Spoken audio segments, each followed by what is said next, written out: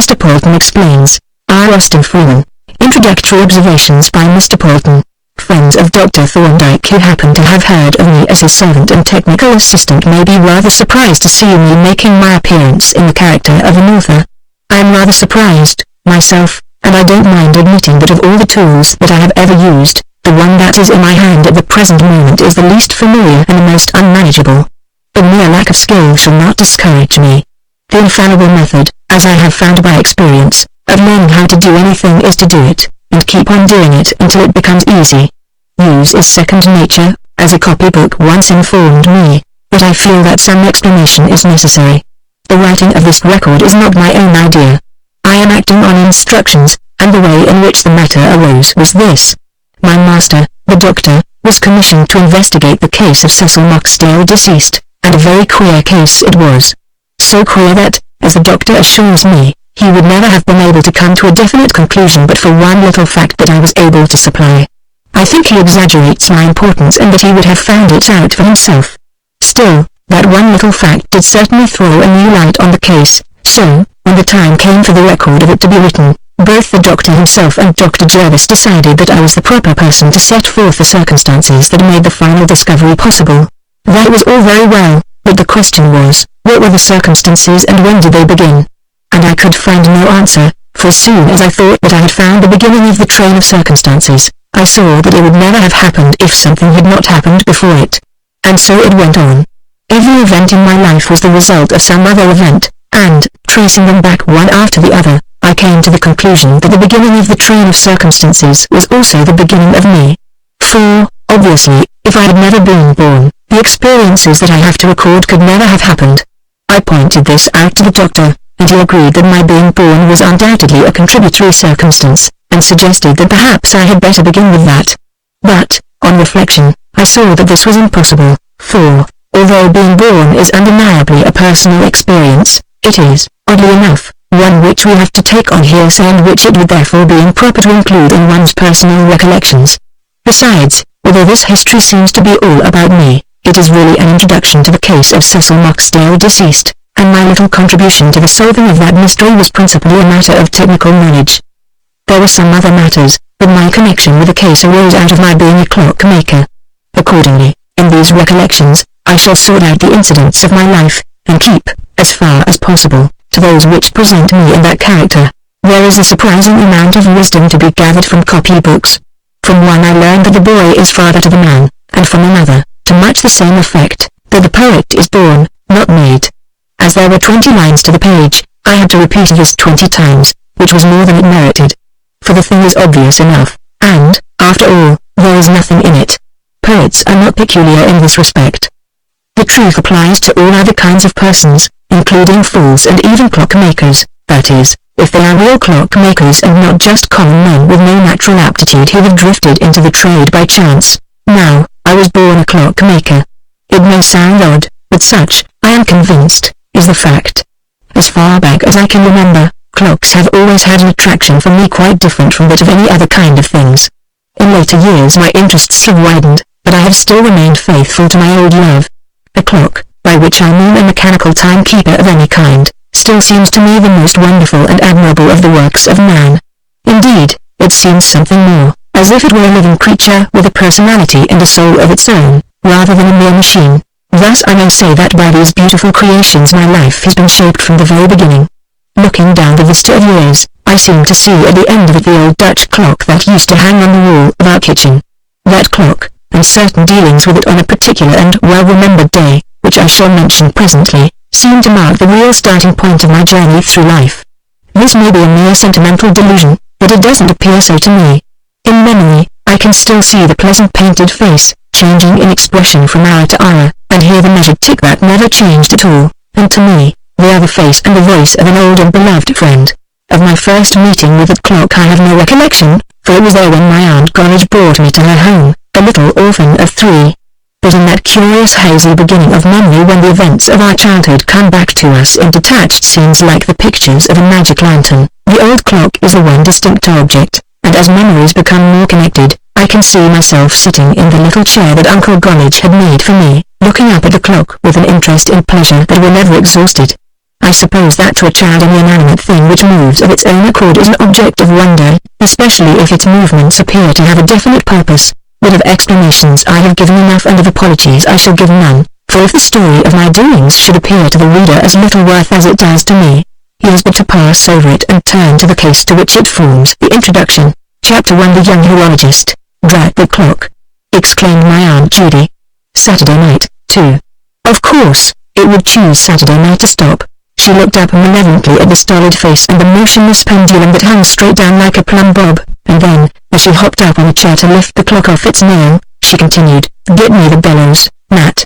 I extricated myself with some difficulty from the little armchair, for dear Uncle Gollage had overlooked the fact that boys grow and chairs do not, so that it was now a rather tight fit with a tendency to become, like a snail's shell, a permanent attachment.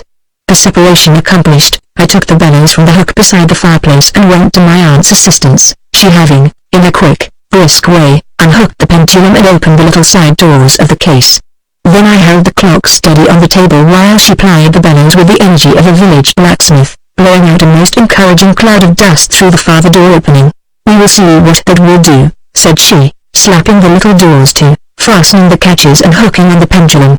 Once more she sprang up on the chair, replaced the dock on its nail, gave the pendulum a persuasive pat, and descended. "What is the time by your watch, Dad?" she asked. Old Mr. Gollage paused in the story that he was telling and looked at her with mild reproach. A great storyteller was old Mr. Gollage. He had been a ship's carpenter, but Aunt Judy had a way of treating his interminable yarns as mere negligible sounds like the ticking of a clock or the dripping of a leaky tap, and she now repeated her question, whereupon the old gentleman, having contributed to a large spittoon at his side, stuck his pipe in his mouth and hauled a bloated silver watch from the depths of his pocket as if he were hoisting out cargo from the lower hold. "Watch seems to say," he announced, after looking at it with slight surprise, "as it's 6:15. 6!" shrieked Aunt Judy. "Why, I heard the church clock strike 7 a full half hour ago." "Then," said the old gentleman, "'twould seem to be about 3 bells, say 7:30. Watch must have stopped." He confirmed the diagnosis by applying it to his ear, and then, having fished up from another pocket an old-fashioned bronze, crank-shaped key, opened the front glass of the watch, which had the winding hole in the dial like a clock, inserted the key and proceeded to wind as if he were playing a little barrel organ. 7:30, you say," said he, transferring the key to the center square preparatory to setting the hands. Aunt Judy looked up at the clock, which was still sluggishly wagging its pendulum but uttering no tick, and shook her head impatiently. "It's no use guessing," said she. "We shall want to know the time in the morning. If you put on your slipper, Nat, you can run round and have a look at Mr. Abraham's clock. It isn't far to go." The necessity for putting on my slipper arose from a blister on my heel which had kept me a bootless prisoner in the house. I began cautiously to insinuate my foot into the slipper and had nearly completed the operation when Aunt Judy suddenly interposed. "Listen," said she, and as we all froze into immobility, the silence was broken by the church clock striking 8.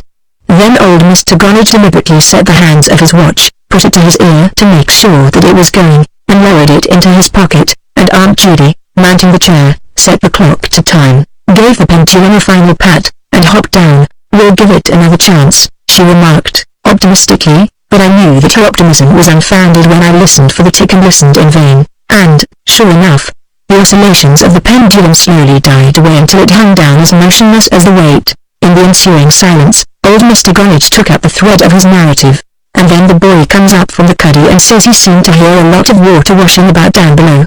So the mate he tells me for to sound the well, which I did, and, of course, I found there was a foot or two of water in it. There always was. The grill basket, that ship was.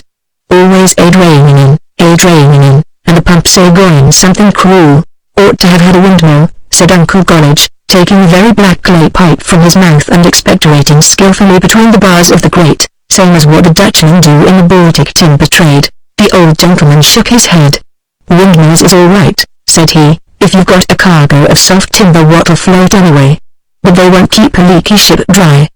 Besides, now, Nat," said Aunt Judy, hooking the Dutch oven on the bar of the grate, "bring your chair over and keep an eye on the black pudding, and you, Sam, just mind where you're spitting." Uncle Sam, who rather plumed himself on his marksmanship, replied with a scornful grunt. I rose to my feet, the chair rising with me, and took up my station opposite the Dutch oven, the back flap of which I lifted to make an interested inspection of the slices of black pudding, longitudinal sections, as the doctor would say, which were already beginning to perspire greasily, in the heat. Meanwhile, Aunt Judy whisked about the kitchen, also the general sitting room, busily making ready for the morrow, and old Mr. Gollage droned on tirelessly like the book that goes on forever. Of the morrow's doings I must say a few words, since they formed a milestone marking the first stage of my earthly pilgrimage.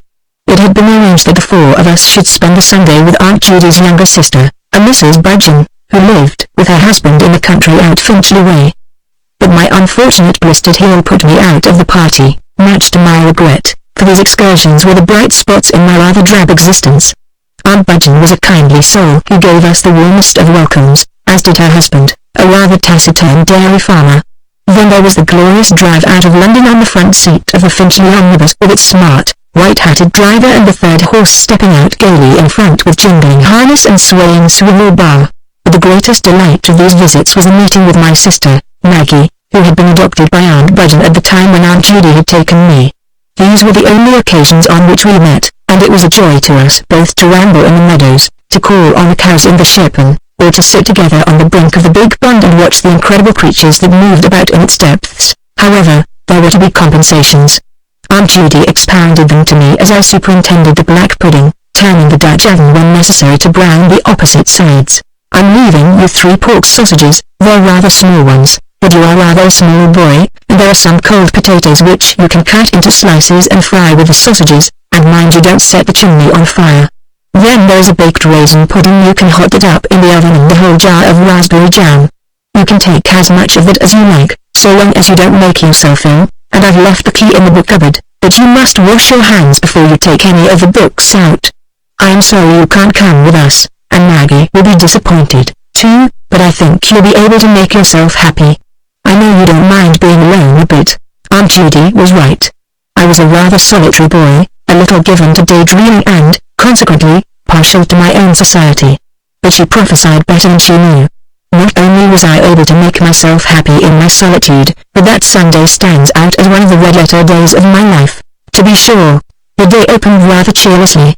As I stood on the doorstep with my single boot and bandaged foot, watching the departure, I was sensible of a pang of keen disappointment and of something approaching loneliness. I followed the receding figures wistfully with my eyes as they walked away down the street in their holiday attire, Aunt Judy gorgeous in her silk dress and gaily flowered bonnet and the 2 men in stiff black broadcloth and tall hats, to which old Mr. Gollage's fine, silver-topped malacca gave an added glory. At the corner Aunt Judy paused to wave her hand to me, then she followed the other 2 and was lost to view. I turned back sadly into the house, which, when I had shut the door, seemed dark and gloomy, and made my way to the kitchen. In view of the early start to catch the omnibus, I had volunteered to wash up the breakfast things, and I now proceeded to get this job off my hands, but as I dabbled at the big bowl in the scullery sink, my thoughts still followed the holiday makers. I saw them mounting the omnibus. It started from St. Martin's Church, and visualized its pea green body with the blessed word Finchley in big gold letters. I saw the driver gather up the reins and the conductor spring up to the monkey board, and then away the omnibus rattled, and my thoughts went on ahead to the sweet countryside and to Maggie, waiting for me at the stile, and waiting in vain. That was the most grievous part of the affair, and it wrung my heart to think of it. Indeed, if it had not been beneath the dignity of a young man of 9 to shed tears, I think I should have wept. When I had finished with the crockery, put the plates in the rack and hung the cups on their hooks, I tidied up the sink and then drifted through into the kitchen, where I looked about me vaguely, still feeling rather miserable and unsettled.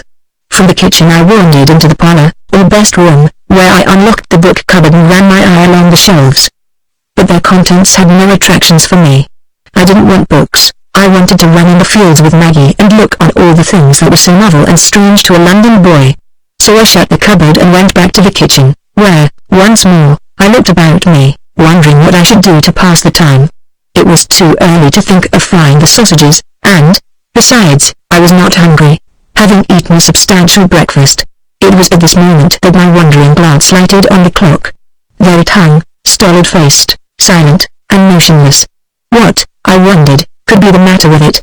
Often enough before had it stopped, but Aunt Judy's treatment with the bellows had always set it ticking again. Now the bellows seemed to have lost their magic and the clock would have to have something different done to it. But what? Could it be just a matter of old age? clocks, I realized, grow old like men, and, thinking of old Mr. Gollage, I realized also that old age is not a condition that can be cured. But I was loath to accept this view and to believe that it had stopped short, never to go again, like grandfather's clock in the song. I drew up a high chair, and, mounting it, looked up earnestly at the familiar face. It was a pleasant old clock, comely and even beautiful in its homely way, reflecting the simple, honest outlook of the Black Forest peasants who had made it. The wooden dial painted white with a circle of fine bold owl figures, chapters they call them in the trade, a bunch of roses painted on the arch above the dial, and each of the 4 corner spaces, or spandrels, decorated with a sprig of flowers, all done quite skillfully and with the unerring good taste of the primitive artist. From inspection I proceeded to experiment.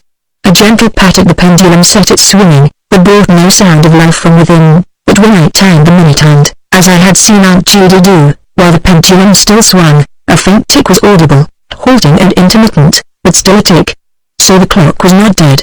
Then I tried a gentle pull at the chain which bore the weight, whereupon the tick became quite loud and regular, and went on for some seconds after I ceased to pull, when it once more died away. But now I had a clue to the mystery. The weight was not heavy enough to keep the clock going, but since the weight had not changed, the trouble must be something inside the clock, obstructing its movements.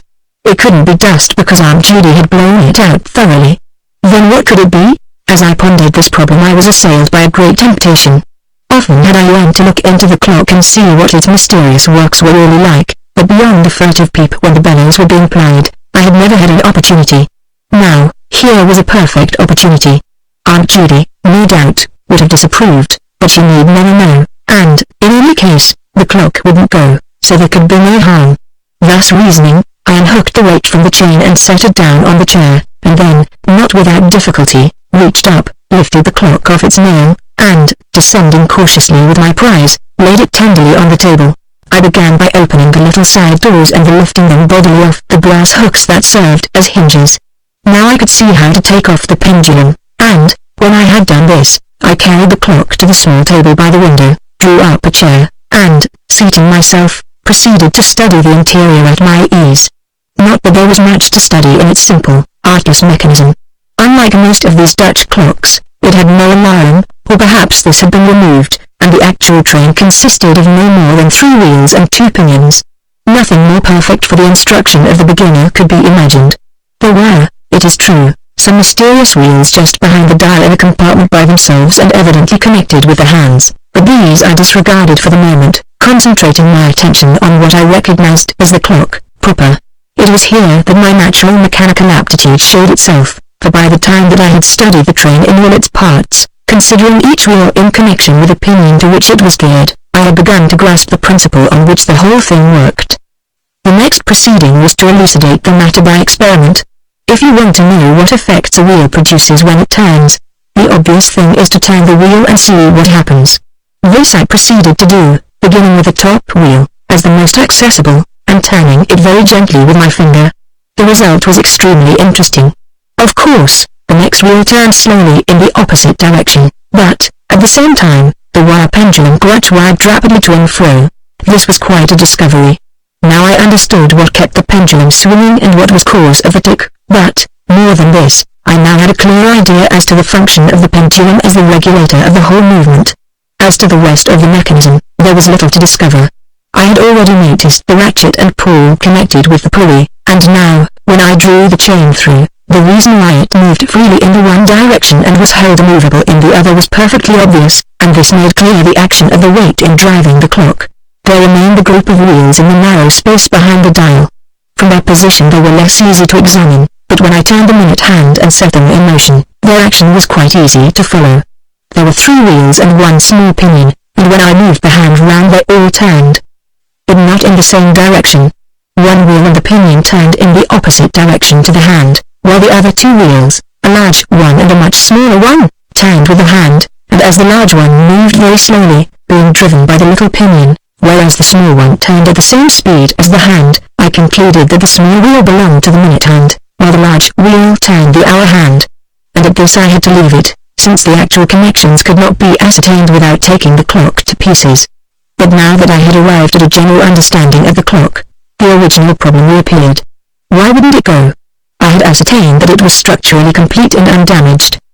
But yet when it was started it refused to tick and the pendulum did nothing but wag passively and presently ceased to do even that. When it had stopped on previous occasions, the bellows had set it going again. Evidently, then, the cause of the stoppage had been dust. Could it be that dust had at last accumulated beyond the powers of the bellows? The appearance of the inside of the clock, and my own fingers, lent support to this view. Wheels and case alike presented a dry griminess that seemed unfavorable to easy running. Perhaps the clock simply wanted cleaning. Reflecting on this, and on the difficulty of getting at the wheels in the narrow space, it suddenly occurred to me that my toothbrush would be the very thing for the purpose. Instantly, I hopped off to my little bedroom and was back in a few moments with this invaluable instrument in my hand. Pausing only to make up the fire, which was nearly out, I fell to work on the clock, scrubbing wheels and pinions and whatever the brush would reach, with visible benefit to everything, excepting the brush. When the worst of the grime had been removed, I blew out the dislodged dust with the bellows and began to consider how I should test the results of my efforts. There was no need to hang the clock on its nail, and, indeed, I was not disposed to part with it so soon, but it must be fixed up somehow so that the weight and the pendulum could hang free. Eventually, I solved the problem by drawing the small table towards the large one, leaving a space of about 9 inches between them, and bridging the space with a couple of narrow strips of wood from a broken-up packing case. On this bridge I seated the clock, with its chain and the rehung pendulum hanging down between the strips. Then I hooked on the weight and set the pendulum swinging. The result was disappointing, but yet my labor had not been all in vain. Start of itself the clock would not, but a slight pull at the chain elicited the longed-for tick, and thereafter for a full minute it continued and I could see the scape wheel turning. But there was no enthusiasm. The pendulum swung in a dead-alive fashion, its excursions growing visibly shorter, until, at length, the ticking stopped and the wheel ceased to turn. It was very discouraging. As I watched the pendulum and saw its movements slowly die away, I was sensible of a pang of keen disappointment. But still I felt that I had begun to understand the trouble and perhaps I might, by taking thought, hit upon some further remedy. I got up from my chair and wandered restlessly round the room, earnestly cogitating the problem. Something in the clock was resisting the pull of the weight. Now, what could it be? Why had the wheels become more difficult to turn? So delightfully absorbed was I in seeking the solution of this mystery that all else had faded out of my mind. Gone was all my depression and loneliness. The Finchley omnibus was forgotten, Aunt Budgeon was as if she had never been, the green meadows and the pond, and even dear Maggie, had passed clean out of my consciousness. The clock filled the field of my mental vision and the only thing in the world that mattered was the question, what was hindering the movement of its wheels? Suddenly, in my peregrinations I received an illuminating hint. Stowed away in the corner was Aunt Judy's sewing machine. Now sewing machines and clocks are not very much alike, but they both have wheels, and it was known to me that Aunt Judy had a little oil can with which she used to anoint the machine. Why did she do that?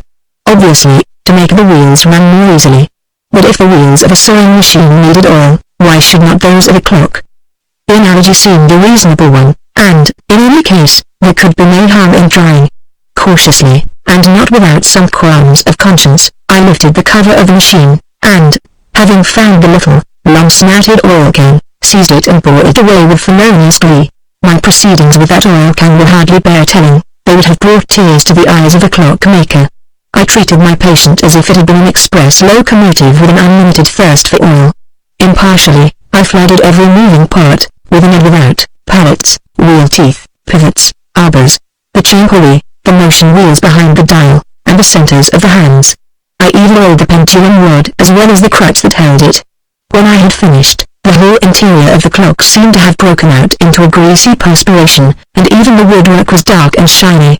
But my thoroughness had one advantage: if I oiled all the wrong places, I oiled the right ones as well. At length, when there was not a dry spot left anywhere, I put down the oil can, and in trembling hope proceeded to make a fresh trial, and even now, after all these years, I can hardly record the incident without emotion.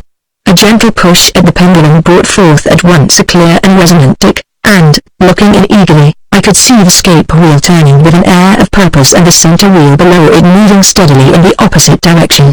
And it was no flash in the pan this time.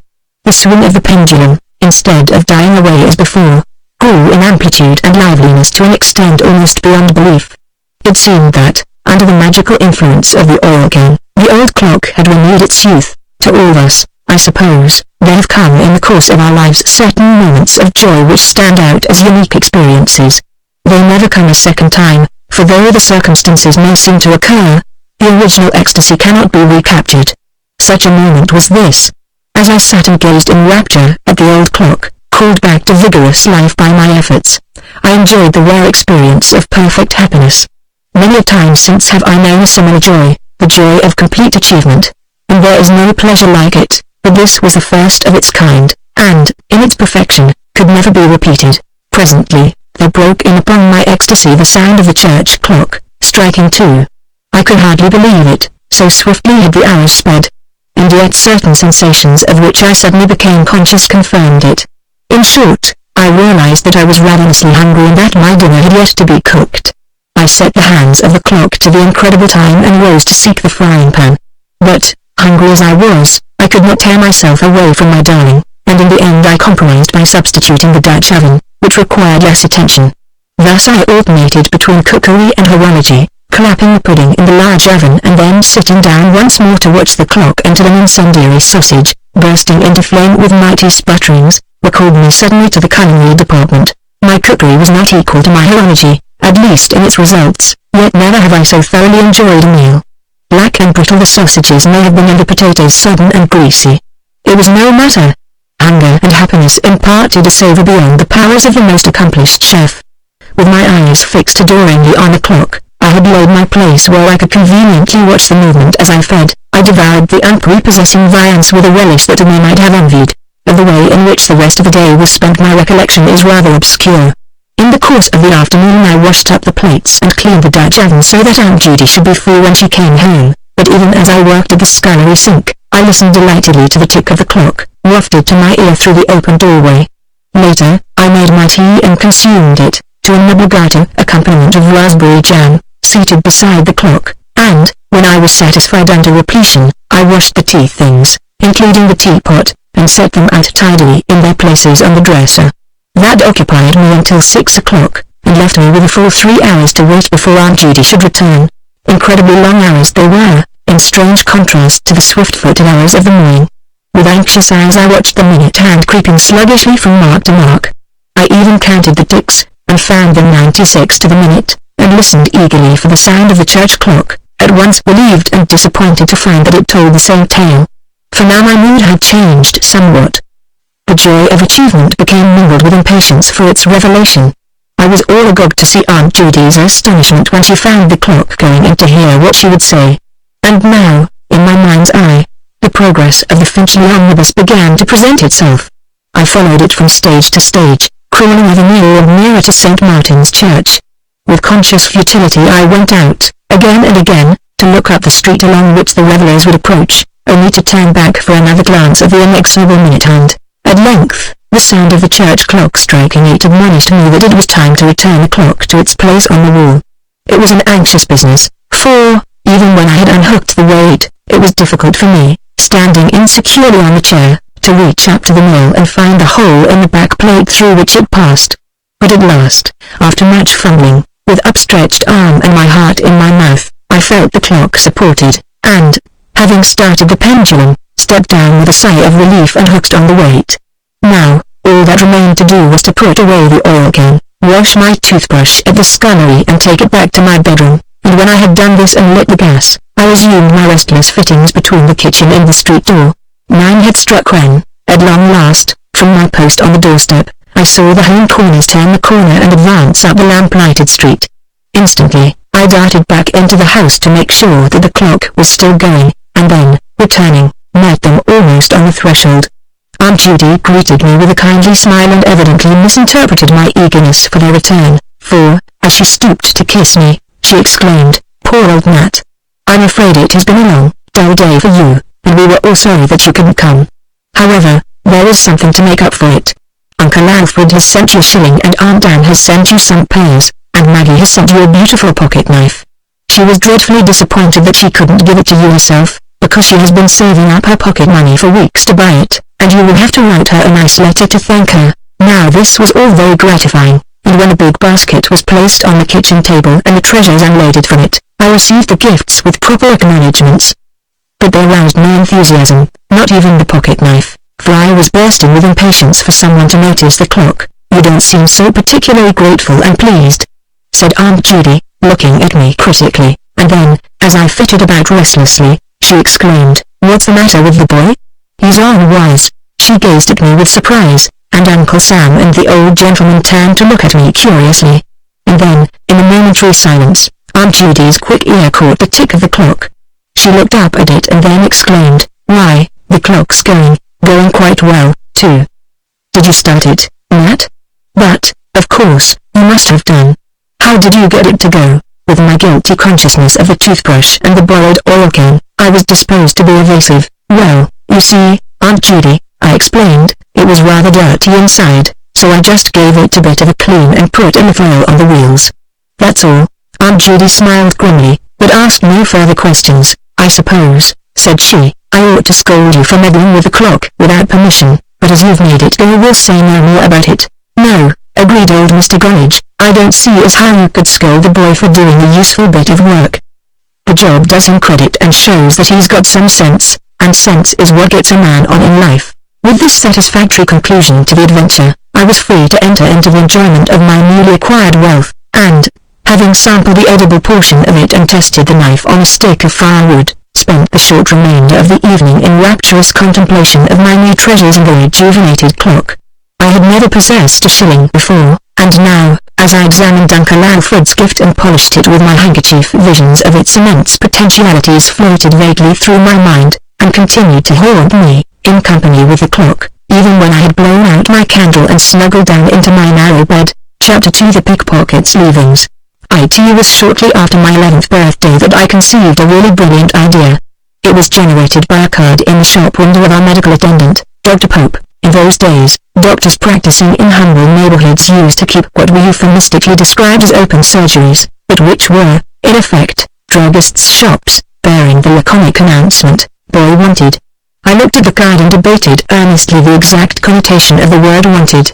It was known to me that some of my schoolfellows contrived to pick up certain pecuniary trifles by delivering newspapers before school hours or doing small jobs in the evenings. Was it possible that the boy wanted by Dr. Pope might thus combine remunerative with scholastic industry? There would be no harm in inquiring. I entered, and, finding the doctor secretly compounding medicine in a sort of hiding place at the end of the counter, proceeded to state my case without preamble. The doctor put his head round the corner and surveyed me somewhat disparagingly. "You're a very small boy," he remarked. "Yes, sir," I admitted, "but I am very strong for my size." He didn't appear much impressed by this, but proceeded to inquire, "Did Mrs. Gunnidge tell you to apply?" "No, sir," I replied, "it's my own idea.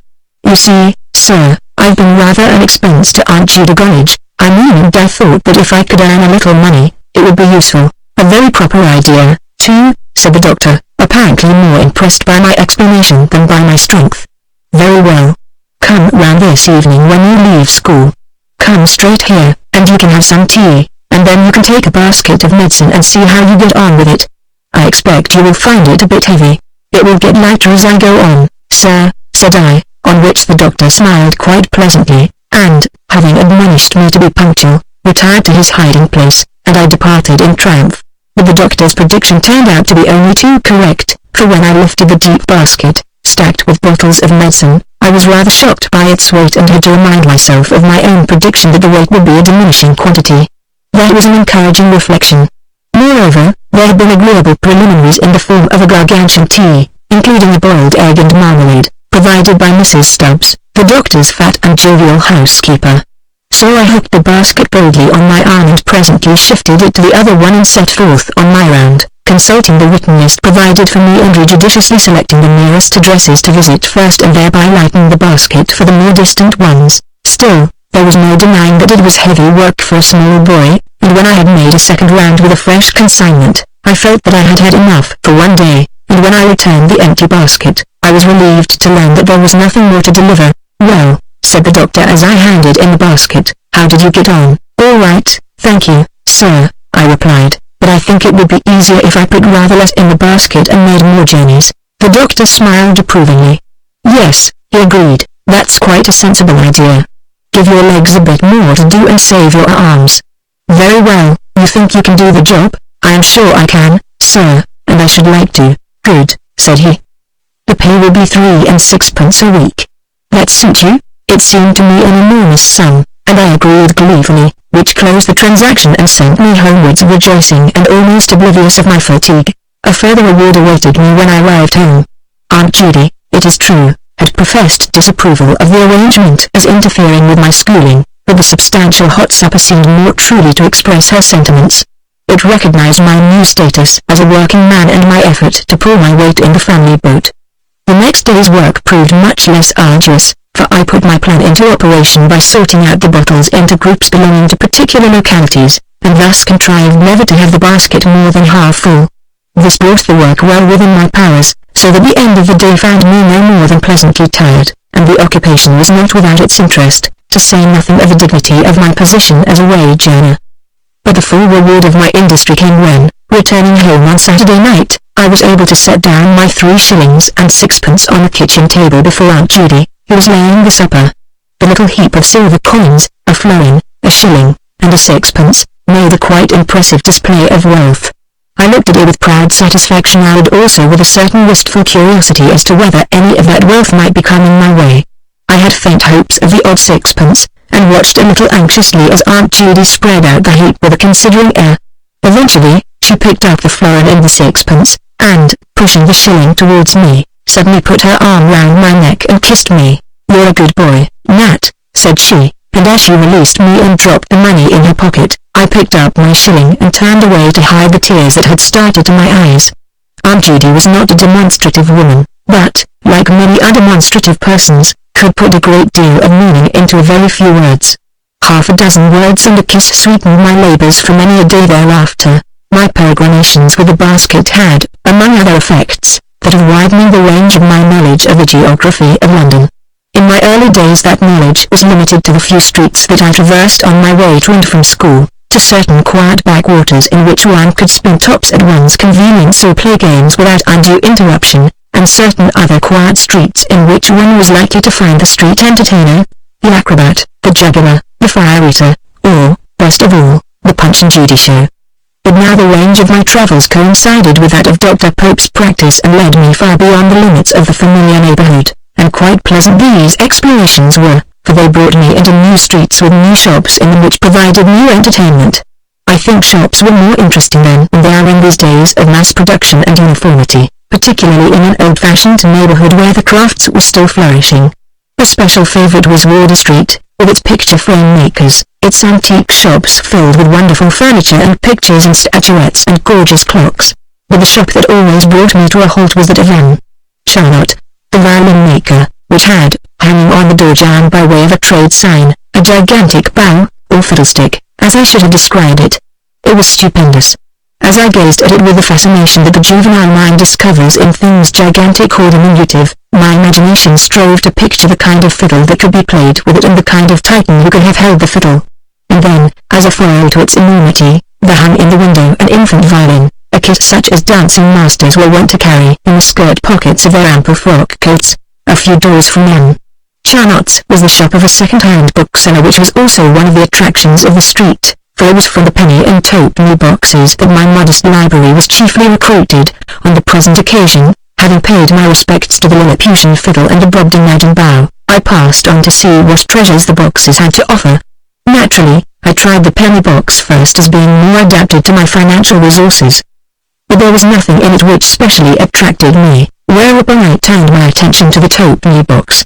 Now, if I were disposed to moralize, I might take this opportunity to reflect on the momentous consequences which may emerge from the most insignificant antecedents. From my casual routing about in the twopenny box started a train of events which profoundly influenced my life in 2 respects, and in one so vitally that, but for the twopenny box, this story could never have been written.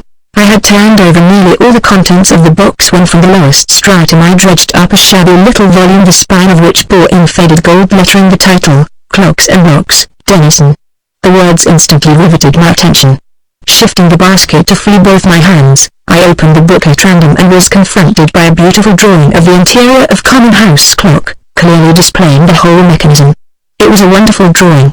With fascinated eyes I pored over it, comparing it rapidly with the well-remembered Dutch clock at home and noting new and unfamiliar features. Then I turned over the leaves and discovered other drawings of movements and escapements on which I gazed in rapture. I had never supposed that there was such a book in the world. Suddenly I was assailed by a horrible doubt. Had I got tuppence? Here was the chance of a lifetime. Should I have to let it slip? Putting the basket down on the ground, I searched feverishly through my pockets, but search as I might even in the most unlikely pockets, the product amounted to no more than a single penny. It was an awful predicament. I had set my heart on that book, and the loss of it was a misfortune that I shuddered to contemplate. Yet there was the grievous fact. The price of the book was 2 pence and I had only a penny. Revolving this appalling situation, I thought of a possible way out of the difficulty. Leaving my basket on the pavement, a most reprehensible thing to do, but no one wants to steal medicine, and there were only 3 bottles left. I stepped into the shop with the book in my hand and deferentially approached the bookseller, a stuffy-looking elderly man. "I want to buy this book, sir," I explained, timorously, "but it is 2 pence, and I have only got a penny. Will you keep it for me if I leave the penny as a deposit?" "I hope you will, sir. I very much want to have the book." He looked at me curiously, and, taking the little volume from me, glanced at the title and then turned over the leaves. "Clocks, eh?" said he. "Know anything about clocks?" "Not much, sir," I replied, "but I should like to learn some more." "Well," said he, "you'll know all about them when you have read the book, but it is stiffish reading for a boy." He handed it back to me, and I laid my penny on it and put it down on the counter. "I will try to call for it this evening, sir," said I, "and pay the other penny, and you'll take great care of it, sir, won't you?" My earnestness seemed to amuse him, but his smile was a kindly and approving smile. "You can take it away with you," said he, "and then you will make sure of it." Tears of joy and gratitude rose to my eyes, so that I had nearly taken up the penny as well as the book. I thanked him shyly but warmly and, picking up the precious volume, went out with it in my hand. But even now I paused to take another look at my treasure before resuming charge of the neglected basket. At length I bestowed the book in my pocket, and, returning to my proper business, took up the basket and was about to sort out the remaining 3 bottles when I made a most surprising discovery. At the bottom of the basket, beside the bottles, lay a leather wallet. I gazed at it in astonishment. Of course, it was not mine, and I had not put it there, nor, I was certain, had it been there when I went into the shop.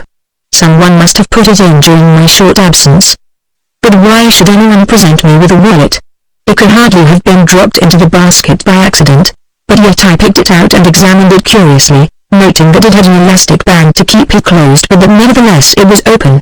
Then I ventured to inspect the inside, but, beyond a few stamps and a quantity of papers, it seemed to contain nothing of interest to me.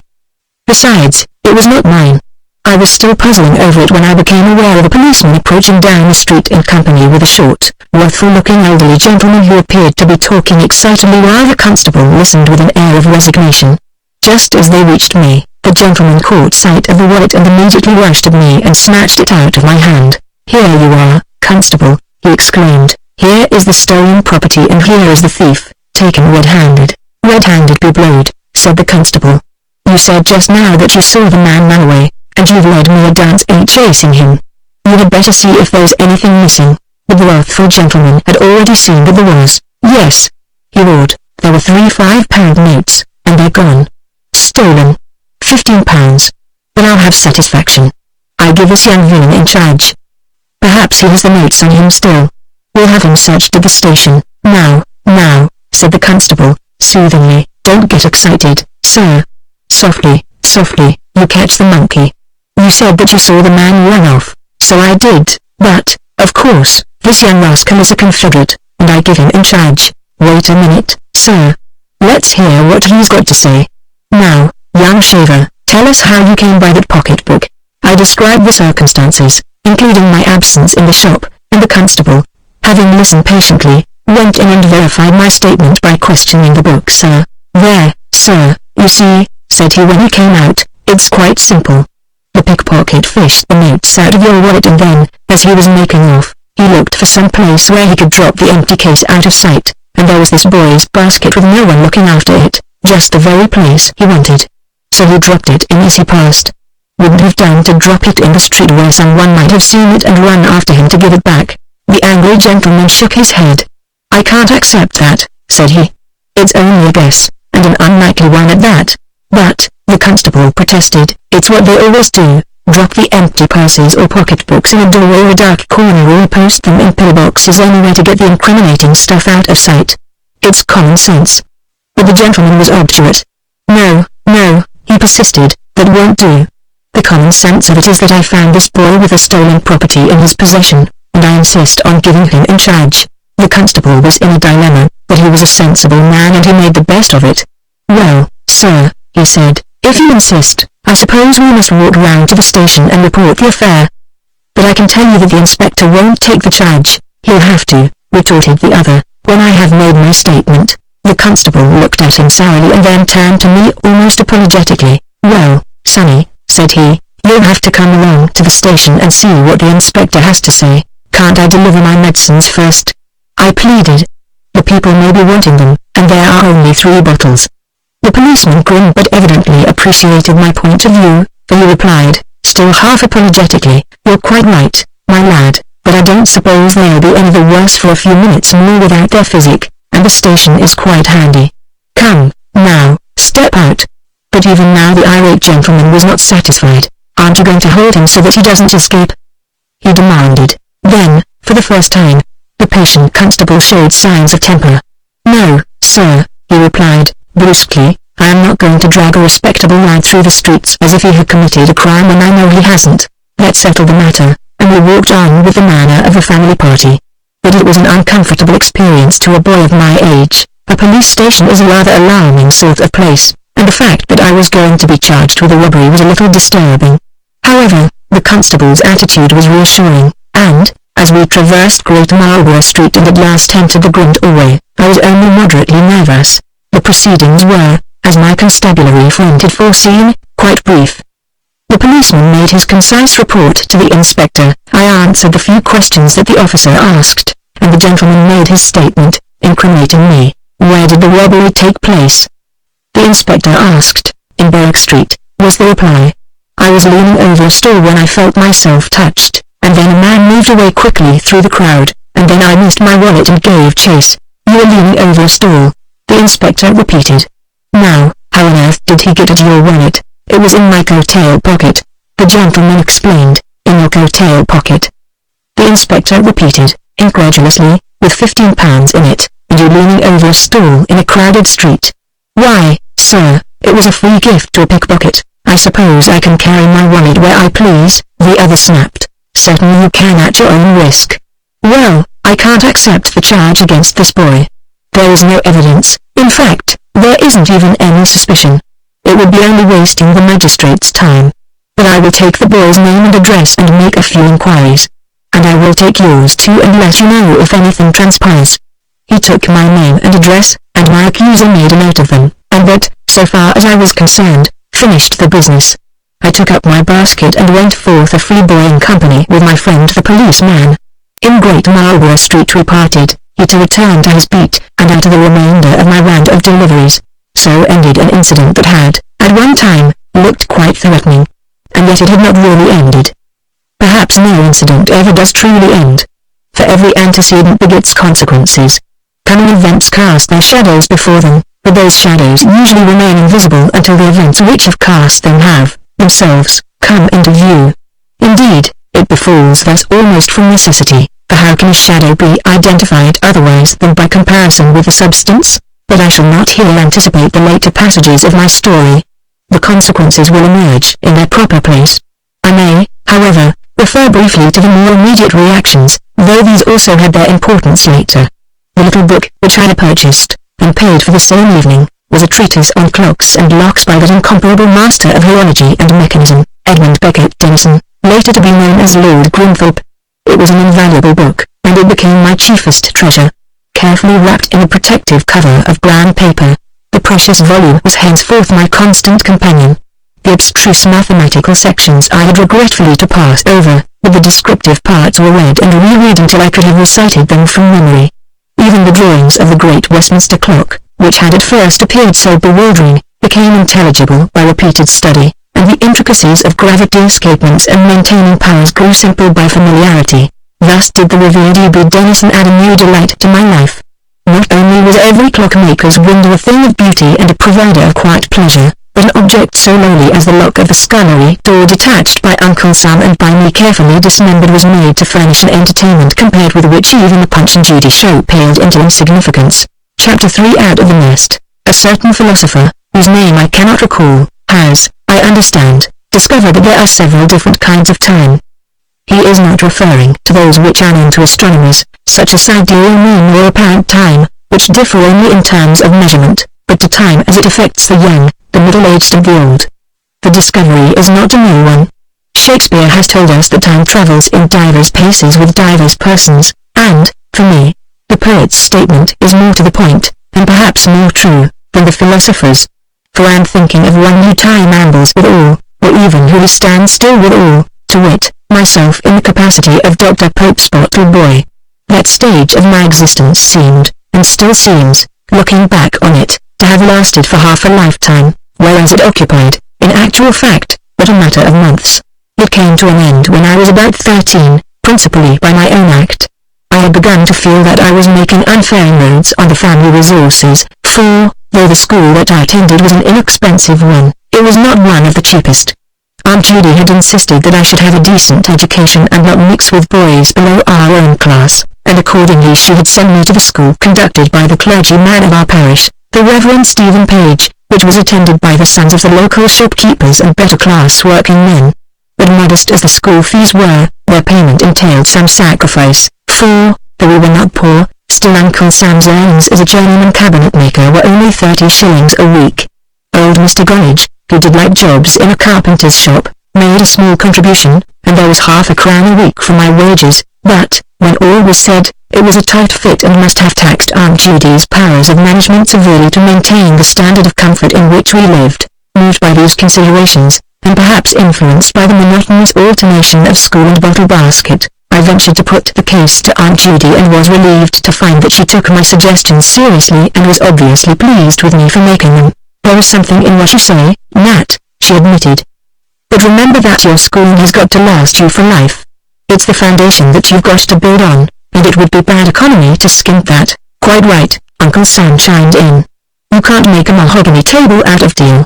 Save on the material at the start and you spoil the job. Still, I urged, a penny saved is a penny earned, at which Aunt Judy laughed and gave me a playful pat on the head. You are a queer, old-fashioned boy, Nat, said she, but perhaps you are none the worse for that.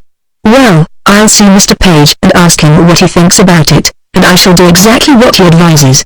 Will that satisfy you? I agreed readily enough, having the profoundest respect and admiration for my schoolmaster. For the Reverend Stephen Page, though he disdained not to teach the sons of working men, was a distinguished man in his way. He was a master of arts, though of what arts I never discovered in the senior wrangler. That is what was stated on the school prospectus, so it must have been true, but I could never understand it, for a less quarrelsome or contentious man you could not imagine. At any rate, he was a most unmistakable gentleman, and, if he had taught us nothing else, his example of good manners, courtesy and kindliness would have been a liberal education in itself. I was present at the interview, and very satisfactory I found it. Aunt Judy stated the problem and Mr. Page listened sympathetically. Then he pronounced judgment in terms that rather surprised me as coming from a schoolmaster. Education and schooling, Mrs. Gollage, are not quite the same thing. When a boy leaves school to learn a trade, he is not ending his education. Some might say that he is only beginning it. At any rate, the knowledge and skill by which he will earn his living and maintain his family when he has won, and be a useful member of society, is the really indispensable knowledge. Our young friend has a good groundwork of what simple folk call book learning, and, if he wants to increase it, there are books from which he can learn. Meanwhile, I don't think that he is too young to begin the serious business of life. That question, then, was settled, and the next one was how the beginning was to be made. As a temporary measure, while we were looking about, Uncle Sam managed to plant me on his employer, Mr. Weeby, as workshop boy at a salary of 5 shillings a week. So it came about that I made my final round with the bottles, handed in the basket for the last time, drew my wages and, on the following morning, set forth in company with Uncle Sam en route for Mr. Weeby's workshop in Broad Street. There was only one occupant when we arrived, a round-shouldered, beetle-browed, elderly man with rolled-up shirt sleeves, a linen apron and a square brown paper cap such as workmen commonly wore in those days. He was operating with a very small saw on a piece of wood that was clamped in the bench vise. He looked up as we entered and remarked, "So this is the young shaver, is it? There ain't much of him. He'll have to stand on 6 north of coppers if he's going to work at a bench. Never mind, youngster. You'll be a man before your mother," and with this he returned to his work with intense concentration. I discovered, presently, that he was cutting the pins of a set of dovetails, and Uncle Sam, having provided me with a broom, set me to work at sweeping up the shavings, picking up the little pieces of waste wood and putting them into the large open box in which they were thriftily stored for use in odd jobs. Then he took off his coat, rolled up his sleeves and put on his apron and paper cap, in which costume he seemed to me to be invested with a new dignity, and when he fell to work with a queer-looking, embodied plane on the edge of a slab of mahogany, miraculously producing on it an elegant moulding, I felt that I had never properly appreciated him. Presently the third member of the staff arrived, a young journeyman named Will Foster. He had evidently heard of me, for he saluted me with a friendly grin and a few words of welcome while he was unrobing and getting into working trim. Then he, too, set to work with an air of business on his particular job, the carcass of a small chest of drawers, and I noticed that each of the 3 men was engaged on his own piece of work, independently of the others. And this I learned later was Mr. Beeby's rule, so far as it was practicable. If a man carries his own job right through, he once explained to me, and does it well, he gets all the credit, and if he does it badly, he takes all the blame. It seemed a sensible rule. But that was an age of individualism. I shall not follow in detail my experiences during the few months that I spent in Mr. Beeby's workshop. My service there was but an interlude between school and my real start in life. But it was a useful interlude, and I have never regretted it. As I was not an apprentice, I received no formal instruction. But little was needed when I had the opportunity of watching 3 highly expert craftsmen and following their methods from the preliminary sketch to the finished work, and I did, in fact, get a good many useful tips besides the necessary instruction in my actual duties. As to these, they gradually extended as time went on from mere sweeping, cleaning and tidying to more technical activities, but, from the first, the glue pots were definitely assigned to me. Once for all, the whole art and mystery of the preparation and care of glue was imparted to me. Every night I emptied and cleaned the glue pots and put the fresh glue into soak, for Mr. Beeby would have nothing to do with stale glue, and every morning, as soon as I arrived, I set the pots of fresh glue on the workshop stove. Then, by degrees, I began to learn the use of tools, to saw along a pencil line, to handle a chisel and a jack plane, with the aid of an improvised platform to bring my elbows to the bench level, and to use the marking gauge in the tri-square, so that, presently, I became proficient enough to be given small, rough jobs of sawing and planing to save the time of the skilled workman. It was all very interesting, what creative work is not, and I was happy enough in the workshop with its pleasant atmosphere of quiet, unhurried industry. I liked to watch these 3 skillful craftsmen doing difficult things with unconscious ease and a misleading appearance of leisureliness, and I learned that this apparently effortless precision was really the result of habitual concentration. The fact was expounded to me by Mr. Beeby on an appropriate occasion. "You've given yourself the trouble, my lad, of doing that twice over. Now the way to work quickly is to work carefully. Attend to what you are doing and see that you make no mistakes."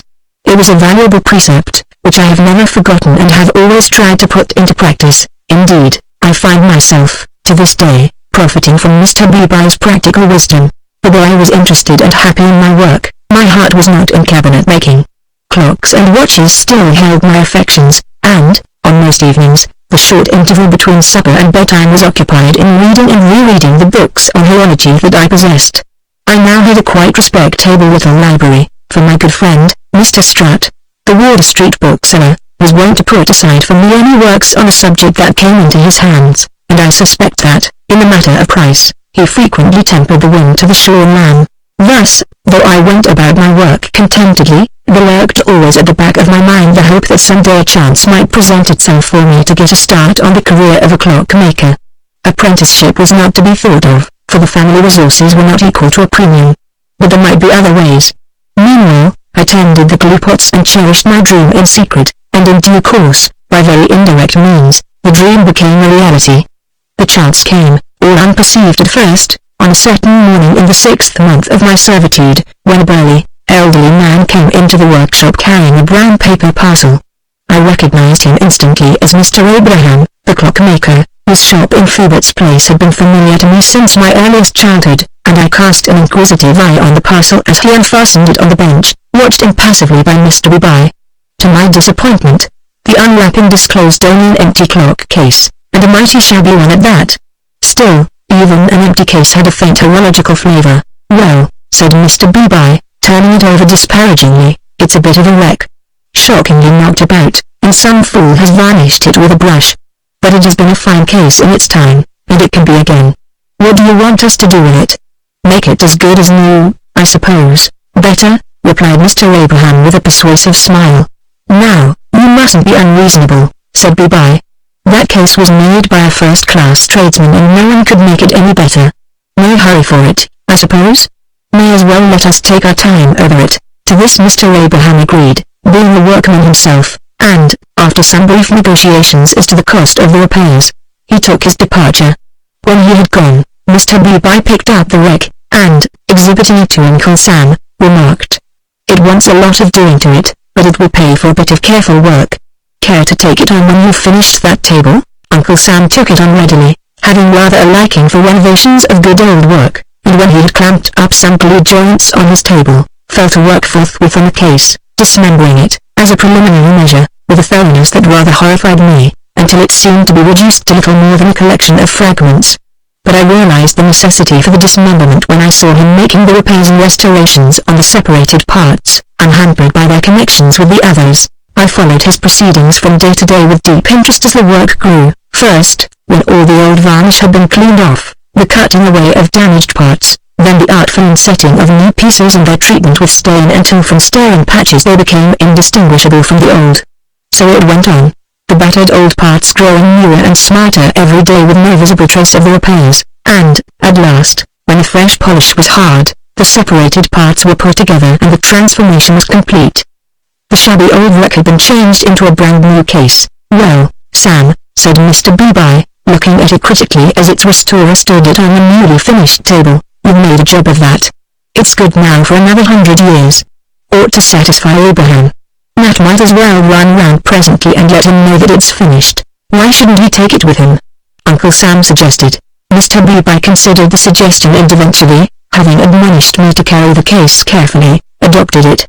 Accordingly, the case was wrapped in 1 or 2 clean dusters and tied up with string, leaving the gilt top handle exposed for convenience of carrying, and I went forth all agog to see how Mr. Abraham would be impressed by Uncle Sam's wizardry. I found the gentleman seated at his counter writing on a card, and, as the inscription was in large Roman capitals, my eye caught at a glance the words, "Smart Youth Wanted." He rounded off the final D and then looked up at me and inquired, "You're Mr. Beeby's apprentice, aren't you?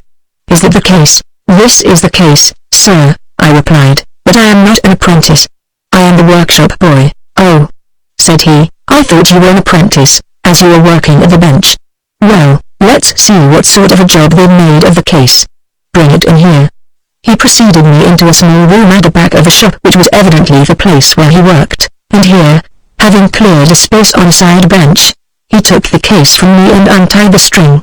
When the removal of the dusters revealed the case in all its magnificence, he regarded it with a chuckle of satisfaction. "It looks a bit different from what it did when you saw it last, sir," I ventured to remark. He seemed a little surprised, for he gave me a quick glance before replying, "You're right, my boy, I wouldn't have believed it possible. But there, every man to his trade, and Mr. Beeby is a master of his. It was my uncle, Mr. Gorridge, that did the repairs, sir," I informed him, bearing in mind Mr. Beeby's rule that the doer of a good job should have the credit. Again Mr. Abraham looked at me, curiously, as he rejoined, "Then your uncle is a proper tradesman and I take my hat off to him." I thanked him for the compliment, the latter part of which was evidently symbolical, as he was bareheaded, and then asked, "Is that the clock that belongs to the case, sir?" And I pointed to a black-head clock with a handsome brass, silver circle dial which stood on a shelf, supported by a movement holder. "You're quite right," he replied. "That's the clock, all clean and bright and ready for fixing. Would you like to see it in its case?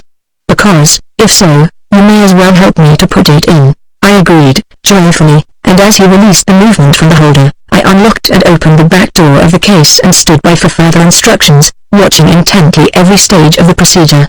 There was not much for me to do beyond studying the case and fetching the screws and the screwdriver, but I was learning how a bracket clock was fixed into its case, and when, at last, the job was finished and the fine old clock stood complete in all its beauty and dignity, I had the feeling of, at least, having been a collaborator in the achievement. It had been a great experience. But all the time, a strong undercurrent of thought had been running at the back of my mind. Smart youth wanted. Was I smart youth?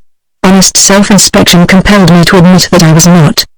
But perhaps the smartness was only a rhetorical flourish, and in any case, it doesn't do to be too modest. Eventually I plucked up courages to ask, "Were you wanting a boy, sir?" "Yes," he replied. "Do you know of one who wants a job? I was wondering, sir, if I should be suitable." "You!" he exclaimed. "But you've got a place. Aren't you satisfied with it?" "Oh, yes, sir, I'm quite satisfied. Mr. Beeby is a very good master. But I've always wanted to get into the clock trade." He looked down at me with a broad smile. "My good boy," said he, "cleaning a clockmaker's window and sweeping a clockmaker's floor won't get you very far in the clock trade." It sounded discouraging, but I was not put off. Experience had taught me that there are boys and boys. As Dr. Pope's bottle boy I had learned nothing and gained nothing but the weekly wage. As Mr. Beeby's workshop boy I had learned the rudiments of cabinet making and was learning more every day. "It would be a start, sir, and I think I could make myself useful," I protested. "I dare say you could," said he. He had seen me working at the bench, and I would be willing to have you. "But what about Mr. Beeby? If you suit him, it wouldn't be right for me to take you away from him." "Of course, I should have to stay with him until he had got another boy. And there is your uncle. Do you think he would let you make the change?" "I don't think he would stand in my way, sir. But I'll ask him." "Very well," said he. "You put it to him, and I'll have a few words with Mr. Beeby when I call to settle up.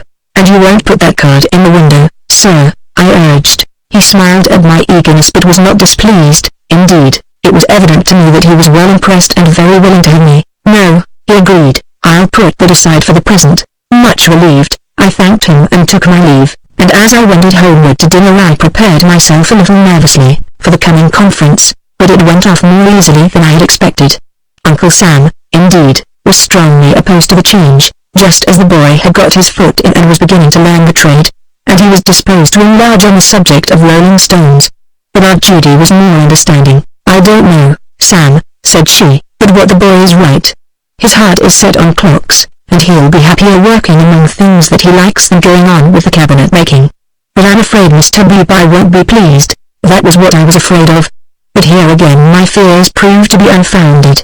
On the principle of grasping the nettle, I attacked him as soon as we returned to the workshop after dinner, and certainly, as he listened to my proposal with his great eyebrows lowered in a frown of surprise, he seemed rather alarming, and I began to look out for squalls. But when I had finished my explanations, he addressed me so kindly and in such a fatherly manner that I was quite taken aback and almost regretful that I had thought of the change. "Well, my son," said he, "I shall be sorry to lose you. If you had stayed with me I would have given you your indentures free, because you have got the makings of a good workman. But if the clock trade is your fancy and you have a chance to get into it, you are wise to take that chance. A tradesman's heart ought to be in his trade. You'll go to Mr. Abraham and I'll give you a good character. And you needn't wait for me. Take the job at once and get a start, but look us up now and again and tell us how you are getting on." I wanted to thank Mr. Beeby, but was too overcome to say much. However, he understood. And now, such is human perversity, I suddenly discovered an unsuspected charm in the workshop and an unwillingness to tear myself away from it, and when knocking off time came and I stowed my little collection of tools in the rush basket to carry away, my eyes filled and I said my last good night in an absurd, tremulous squeak. Nevertheless, I took Mr. Abraham's shop in my homeward route and found it still open, a fact which I noted with slight misgivings as suggestive of rather long hours. As I entered, my prospective employer rose from the little desk at the end of the counter and confronted me with a look of inquiry, whereupon I informed him briefly of the recent developments and explained that I was now a free boy. "Very well," said he, "then I suppose you want the job. It's 5 shillings a week and your team less," he added as an afterthought. "You'd rather run round and have it at home. Will that suit you? Because, if it will, you can come tomorrow morning at 8:30 and I will show you how to take down the shutters." Thus, informally, were my feet set upon the road which I was to tread all the days of my life, a road which was to lead me, through many a stormy passage, to the promised land which is now my secure abiding place. Chapter for the Innocent Accessory. The ancient custom of hanging out a distinctive shop sign still struggles for existence in old-fashioned neighborhoods. In ours there were several examples. A ham and beef merchant proclaimed the nature of his wares by a golden ham dangled above his shop front. A gold beater more appropriately exhibited a golden arm wielding a formidable mallet. Barbers in different streets displayed the phlebotomist's pole with its spiral hint of blood and bandages, and Mr. Abraham announced the horologer's calling by a large clock projecting on a bracket above his shop. They all had their uses, but it seemed to me that Mr. Abraham's was most to the point. For whereas a golden hand could do no more for you than make your mouth water, leaving you to seek satisfaction within, and the barber's offer to let blood was a pure fiction, at least, you hoped that it was, Mr. Abraham's sign did actually make you a free gift of the time of day. Moreover, for advertising purposes the clock was more efficient. Ham and gold leaf supply only occasional needs, but time is a commodity in constant demand. Its sign was a feature of a little street observed by all wayfarers, and thus conferred distinction on the small, antiquated shop that it surmounted. At the door of that shop the tenant was often to be seen, looking up and down the street with placid interest and something of a proprietary air, and so I found him, refreshing himself with a pinch of snuff, when I arrived at 26 minutes past 8 on the morning after my engagement. He received me with unexpected geniality, and, putting away the tortoise-shell snuff-box and glancing up approvingly at the clock, proceeded forthwith to introduce me to the art and mystery of taking down the shutters, including the secret disposal of the padlock. The rest of the daily procedure, the cleaning of the small paned window, the sweeping of the floor, and such dusting as was necessary he indicated in general terms, and, having shown me where the brooms and other cleaning appliances were kept, retired to the little workshop which communicated with the retail part of the premises, seated himself at the bench, fixed his glass in his eye, and began some mysterious operations on a watch. I observed him furtively in the intervals of my work, and when I had finished, I entered the workshop for further instructions, but by that time the watch had dissolved into a little heap of wheels and plates which lay in a wooden bowl covered by a sort of glass dish cover, and that was the last that I saw of it. For it appeared that, when not otherwise engaged, my duty was to sit on the stool behind the counter and mind the shop. In that occupation, varied by an occasional errand, I spent the first day, and mighty dull I found it after the life and activity of Mr. Beeby's establishment, and profoundly was I relieved when, at 8:30, Mr. Abraham instructed me to put up the shutters under his supervision. As I took my way home, yawning as I went, I almost wished myself back at Beeby's. But it was a false alarm. The intolerable dullness of that first day was never repeated. On the following morning I took the precaution to provide myself with a book, but it was not needed, for, while I was cleaning the window, Mr. Abraham went forth, and presently returned with an excessively dirty grandfather clock without its case which he carried into the workshop and at once began to take down, that is, to take to pieces.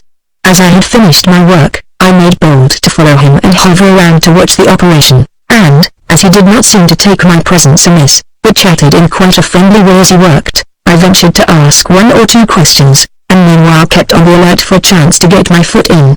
When he had finished the taking down and had put away the dismembered remains of the movement in a drawer, leaving the 2 plates and the dial on the bench, he proceeded to mix up a paste of rotten stone and oil, and then, taking up one of the plates, began to scrub it vigorously with a sort of overgrown toothbrush dipped in the mixture. I watched him attentively for a minute or two, and then decided that my opportunity had come. "Wouldn't it save you time, sir, if I were to clean the other plate?" I asked. He stopped scrubbing and looked at me in surprise. "That's not a bad idea, Nat," he chuckled. "Why shouldn't you?" "Yes, get a brush from the drawer. Watch me and do exactly as I do." Gleefully, I fetched the brush and set to work, following his methods closely and observing him from time to time as the work progressed. He gave an eye to me now and again, but let me carry out the job completely, even to the final polishing and the pegging out of the pivot holes with little pointed sticks known as pegwood. When I had finished, he examined my work critically, testing 1 or 2 of the pivot holes with a clean peg, and finally, as he laid down the plate, informed me that I had made quite a good job of it. That night I went home in a very different frame of mind. No longer did I yearn for Beeby's. I realized that I had had my chance and taken it. I had got my foot in and was now free of the workshop. Other jobs would come my way and they would not all be mere plate cleaning. I should see to that. And I did. Cautiously and by slow degrees I extended my offers of help from plates to wheels and pinions, to the bushing of worn pivot holes and the polishing of pivots on the turns. And each time Mr. Abraham viewed me with fresh surprise, evidently puzzled by my apparent familiarity with the mechanism of clocks, and still more so by my ability to make keys and repair locks, an art of which he knew nothing at all. Thus, the purpose that had been in my mind from the first was working out according to plan. My knowledge of the structure and mechanism of timekeepers was quite considerable. But it was only paper knowledge, book learning. It had to be supplemented by the other kind of knowledge that can be acquired only by working at the bench, before I could hope to become a clockmaker. The ambition to acquire it had drawn me hither from Mr. B.'s, and now the opportunity seemed to be before me. In fact, my way was made unexpectedly easy, for Mr. Abraham's inclinations marched with mine. Excellent workman as he was, skillful, painstaking and scrupulously conscientious, he had no enthusiasm. As Mr. B. would have said, his heart was not in his trade. He did not enjoy his work, though he spared no pains in doing it well. But by nature and temperament he was a dealer, a merchant, rather than a craftsman, and it was his ability as a buyer that accounted for the bulk of his income. Hence he was by no means unwilling for me to take over the more laborious and less remunerative side of the business, in so far as I was able, for thereby he was left with more free time to devote to its more profitable aspects. Exactly how he disposed of this free time I could never quite make out. I got the impression that he had some other interests which he was now free to pursue, having a deputy to carry on the more retail part of the business and attend to simple repairs. But however that may have been, he began occasionally to absent himself from the shop, leaving me in charge, and as time went on and he found that I managed quite well without him, his absences grew more frequent and prolonged until they occurred almost daily, excepting when there were important repairs on hand. It seemed an anomalous arrangement, but there was really nothing against it. He had instructed me in a simple routine of the business, had explained the artless secret price marks on the stock, and ascertained, I think from B.', that I was honest and trustworthy, and if he was able to employ his free time more profitably, there was nothing further to be said. It was on the occasion of one of these absences that an incident occurred which, simple as it appeared to be at the time, was later to develop unexpected consequences. This was one of the days on which Mr. Abraham went down into the land of Clerkenwell to make purchases of material and stock. Experience had taught me that a visit to Clerkenwell meant a day off, and, there being no repairs on hand, I made my arrangements to pass the long, solitary day as agreeably as possible. It happened that I had recently acquired an old lock of which the key was missing, and I decided to pass the time pleasantly in making a key to fit it. Accordingly, I selected from the stock of spare keys that I kept in my cupboard a lever key the pipe of which would fit the drill pin of the lock, but of which the bit was too long to enter, and with this and a small vise and one or two tools, I went out into the shop and prepared to enjoy myself. I had fixed the vise to the counter, taken off the front plate of the lock, it was a good but simple lock with 3 levers, clamped the key in the vise and was beginning to file off the excess length of the bit, preparatory to cutting the steps, when a man entered the shop, and, sauntering up to the counter, fixed an astonished eye on the key. "Governor?" he inquired. I replied that he was not. "Pity," he commented. "I've broke the glass of my watch." "How long will he be?" "I don't think he will be back until the evening. But I can fit you a new glass, can you, though?" said he. "You seem to be a handy sort of bloke for your size." "How old are you?" "Getting on for 14, I replied, holding out my hand for the watch which he had produced from his pocket. "Well, I'm blowed," said he. "Fancy a blooming kid of 14 running a business like this." I rather resented his description of me, but made no remark. Besides, it was probably meant as a compliment, though unfortunately expressed. I glanced at his watch, and, opening the drawer in which watch glasses were kept, selected one of a suitable size, tried it in the bezel after removing the broken pieces, and snapped it in. "Well, I'm sure," he exclaimed as I returned the watch to him.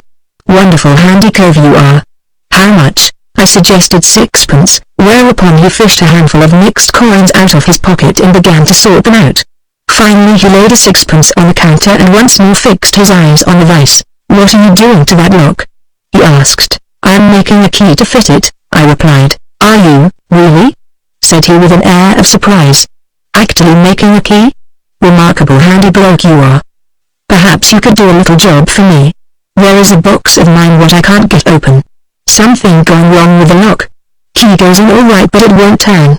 Do you think you could get it to open if I was to bring it along here?" "I don't know until I have seen it," I replied. "But why not take it to a locksmith?" "I don't want a big job made of it," said he. "It's only a matter of touching up the key, I expect." "What time did you say the governor would be back?" "I don't expect him home until closing time." but he wouldn't have anything to do with a locksmith's job. In any case, no matter, said he. Will do for me. I'll just cut round home and fetch that box, and with this he bustled out of the shop and turned away towards Regent Street. His home must have been farther off than he had seemed to suggest, for it was nearly 2 hours later when he reappeared, carrying a brown paper parcel. I happened to see him turn into the street, for I had just received a shop dial from our neighbour, the grocer, and he'd accompanied him to the door, where he paused for a final message. Tell the governor that there isn't much the matter with it, only it stops now and again, which is a nuisance.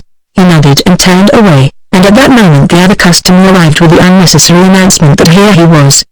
He set the parcel on the counter, and, having untied the string, opened the paper covering just enough to expose the keyhole, by which I was able to see that the box was covered with Morocco leather and that the keyhole guard seemed to be of silver.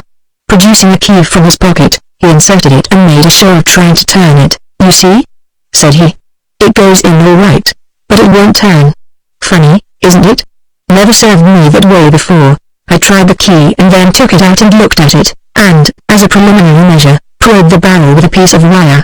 Then, as the barrel was evidently clean, I tried the lock with the same piece of wire. It was a ward lock, and the key was a warded key, but the wards of the lock and those of the key were not the same. So the mystery was solved. It was the wrong key. Well, now, my friend exclaimed, that's very singular. I could have swore it was the same key what I have always used, but I suppose you know. What's to be done? Do you think you can make that key fit? Now, here was a very interesting problem. I had learned from the incomparable Mr. Denison that the wards of a lock are merely obstructions to prevent it from being opened with the wrong key, and that, since the foredge of the bit is the only acting part of such a key, a wrong key can be turned into the right one by simply cutting away the warded part and leaving the foredge intact.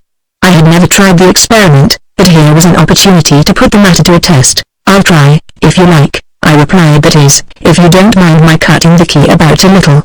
Oh, the key is no good to me if it won't open the lock. I don't care what you do to it. With this, I set to work gleefully, first making a further exploration of the lock with my wire and then carrying the key into the workshop, where there was a fixed vise. There I attacked it with a hacksaw and a file, and soon had the whole of the bit cut away excepting the top and foredge. All agog to see how it worked, I went back to the shop with a small file in my hand in case any further touches should be necessary, and, inserting the key, gave a gentle turn. It was at once evident that there was now no resistance from the wards, but it did not turn freely.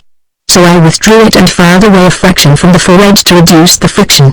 The result was a complete success, for when I reinserted it and made another trial, it turned quite freely and I heard the lock click. My customer was delighted, and so was I. He turned the key backwards and forwards several times and once opened the lid of the box, but only half an inch, just enough to make sure that it cleared the lock. Then he took out the key, put it in his pocket, and proceeded to replace the paper cover and tie the string. Well, said he, you are a regular master craftsman, you are. How much have I got to pay? I suggested that the job was worth a shilling, to which he agreed. But who gets that shilling? He inquired. Mr. Abraham, of course, I replied. It's his shop, so it is, said he. But you have done the job, so here's a bob for yourself, and you've earned it. He laid a couple of shillings on the counter, picked up his parcel and went out, whistling gleefully. Now, all this time, although my attention had been concentrated on the matter in hand, I had been aware of something rather odd that was happening outside the shop. My customer had certainly had no companion when he arrived, for I had seen him enter the street alone. But yet he seemed to have some kind of follower, for hardly had he entered the shop when a man appeared, looking in at the window and seeming to keep a watch on what was going on within. At first he did not attract my attention, for a shop window is intended to be looked in at. But presently he moved off, and then returned for another look, and while I was working at the key in the workshop, I could see him on the opposite side of the street, pretending to look in the shop windows there, but evidently keeping our shop under observation. I did not give him much attention while I was working at my job, but when my customer departed, I went out to the shop door and watched him as he retired down the street. He was still alone. But now, the follower, who had been fidgeting up and down the pavement opposite, and looking in at shop windows, turned and walked away down the street, slowly and idly at first, but gradually increasing his pace as he went, until he turned the corner quite quickly. It was very queer, and, my curiosity being now fairly aroused, I darted out of the shop and ran down the street, where, when I came to the corner, I could see my customer striding quickly along King Street, while the follower was legging it after him as hard as he could go. What the end of it was I never saw, for the man with the parcel disappeared round the corner of Argyle Place before the follower could come up with him. It was certainly a very odd affair. What could be the relations of these two men? The follower could not have been a secret watcher, for there he was, plainly in view of the other. I turned it over in my mind as I walked back to the shop, and as I entered the transaction in the daybook, key repaired, 1/ and dropped the 2 shillings into the till, having some doubt as to my title to the bob for myself. But its presence was detected by Mr. Abraham when we compared the till with the daybook, and it was, after a brief discussion, restored to me, even when I was making a tentative exploration of the shop dial and restoring the vanished oil to its dry bearings and pallets. I still puzzled over this mystery until, at last, I had to dismiss it as insoluble. But it was not insoluble, though the solution was not to appear for many weeks. Nor, when my customer disappeared round the corner, was he lost to me forever. In fact, he revisited our premises less than a fortnight after our first meeting, shambling into the shop just before dinner time and greeting me as before with the inquiry, "Governor?" "No," I replied, "he has just been called out on business, but he will be back in a few minutes." He had, in fact, walked round, according to his custom about this time, to inspect the window of the cook's shop in Carnaby Street. "Is there anything that I can do?" "Don't think so," said he. "Something has gone wrong with my watch. Won't go. I expect it is a jobs for the governor." He brought out from his pocket a large gold watch, which he passed across the counter to me. I noted that it was not the watch to which I had fitted the glass and that it had a small bruise on the edge. Then I stuck my eyeglass in my eye, and having opened, first the case and then the dome, took a glance at the part of the movement that was visible. That glance showed me that the balanced half pivot was broken, which accounted sufficiently for the watch's failure to go. But it showed me something else, something that thrilled me to the marrow. This was no ordinary watch. It was fitted with that curious contrivance that English watchmakers call a tourbillon, a circular revolving carriage on which the escapement is mounted, the purpose being the avoidance or position errors. Now, I had never seen a tourbillon before, though I had read of them as curiosities of advanced watch construction, and I was delighted with this experience, and the more so when I read on the movement the signature of the inventor of this mechanism, Breguet, Paris. So absorbed was I with this mechanical wonder that I forgot the existence of the customer until he, somewhat brusquely, drew my attention to it. I apologized and briefly stated what was the matter with the watch. "That don't mean nothing to me," he complained. "I want to know if there's much wrong with it, and what it will cost to put it right." I was trying to frame a discreet answer when the arrival of Mr. Abraham relieved me of the necessity. I handed him the watch and my eyeglass and stood by to hear his verdict. "Fine watch," he commented. "French make. Seems to have been dropped. One pivot broken, probably some others. Can't tell until I have taken it down. I suppose you want it repaired." "Not if it is going to be an expensive job," said the owner. "I don't want it for use. I got a silver one. What does for me? I bought this one cheap, and I wish I hadn't now. Gave a cove a flyer for it." "Then you got it very cheap," said Mr. Abraham. "Suppose I did, but I'd like to get my money back all the same. That's all I ask. Care to give me a flyer for it?" Mr. Abraham's eyes glistened. All the immemorial Semitic passion for a bargain shone in them. And well it might. Even I could tell that the price asked was but a fraction of the real value. It was a tremendous temptation for Mr. Abraham, but, rather to my surprise, he resisted it. Wistfully, he looked at the watch, and especially at the hallmark, or its French equivalent, for nearly a minute. Then, with a visible pang of regret, he closed the case and pushed the watch across the counter. "I don't deal in second-hand watches," said he. "Gore!" exclaimed our customer, "it ain't second-hand for you. Do the little repairs what are necessary, and it's a new watch. Don't be a mug, mister. It's the chance of a lifetime." But Mr. Abraham shook his head and gave the watch a further push. "Look here," the other exclaimed, excitedly, "the thing's no good to me. I'll take £4.10. That's giving it away, that is." "Gore! You ain't going to refuse that." "Well, say £4. 4 blooming guineas. Why, the case alone is worth more than double that." Mr. Abraham broke out into a cold sweat. It was a frightful temptation, for what the man said was literally true. But even this Mr. Abraham resisted, and eventually the owner of this priceless timepiece, realizing that the deal was off, sulkily put it in his pocket and slouched out without another word. "Why didn't you buy it, sir?" I asked. It was a beautiful watch, so it was, he agreed, and a splendid case 22-carat gold, but it was too cheap. I would have given him twice what he asked if I had known how he came by it. You don't think he stole it, sir, do you? I asked. I suspect someone did, he replied, but whether this gent was the thief or only the receiver is not my affair. It wasn't mine either, but as I recalled my former transaction with this gent I was inclined to form a more definite opinion, and thereupon I decided to keep my own counsel as to the details of that former transaction. But circumstances compelled me to revise that decision when the matter was reopened by someone who took a less impersonal view than that of Mr. Abraham. That someone was a tall, military-looking man who strode into our shop one evening about 6 weeks after the watch incident. He made no secret of his business, for, as he stepped up to the counter, he produced a card from his pocket and introduced himself with the statement. You are Mr. David Abraham, I think.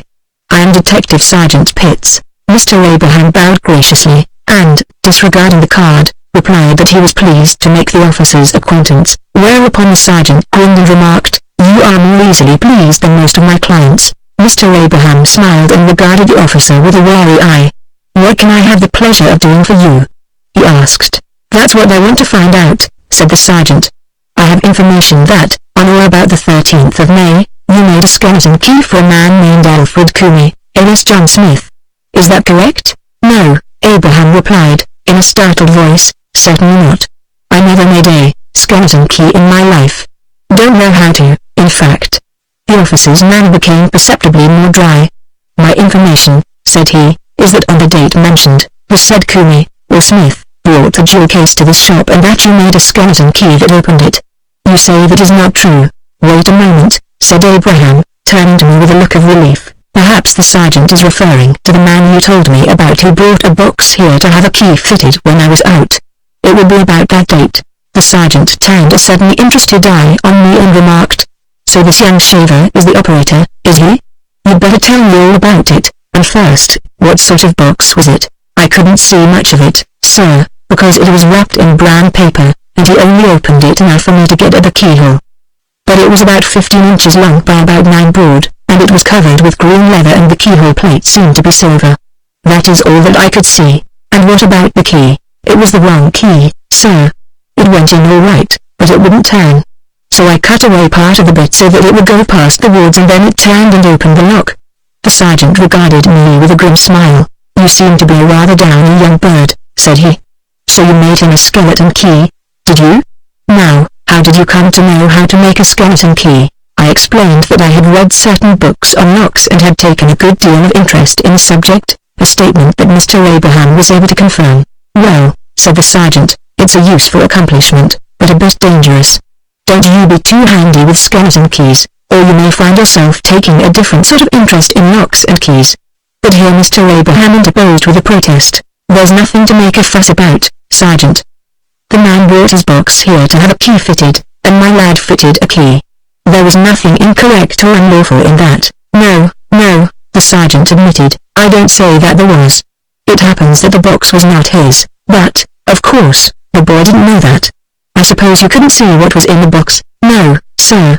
He only opened it about half an inch, just to see that it would open. The sergeant nodded. And as to this man, Cooney, do you think you would recognize him if you saw him again? Yes, sir, I am sure I should.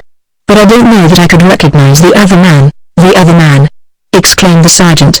What other man? The man who was waiting outside, and here I described the curious proceedings in Mr. Cooney's satellite and so much of his appearance as I could remember. Ha! Said the sergeant, that would be the footman who gave Cooney the jewel case. Followed him here to make sure that he didn't nip off with it. Well, you'd know Cooney again, at any rate. What about you, Mr. Abraham? I couldn't recognize him, of course. I never saw him. You saw him later, you know, sir, when he came in with the watch, I reminded him. But you never told me. Abraham began, with a bewildered stare at me, but the sergeant broke in, brusquely. What's this about a watch, Mr. Abraham? You didn't mention that. Better not hold anything back, you know. I am not holding anything back, Abraham protested. I didn't know it was the same man, and here he proceeded to describe the affair in detail and quite correctly, while the sergeant took down the particulars in a large, funereal notebook. So you didn't feel inclined to invest, said he with a sly smile.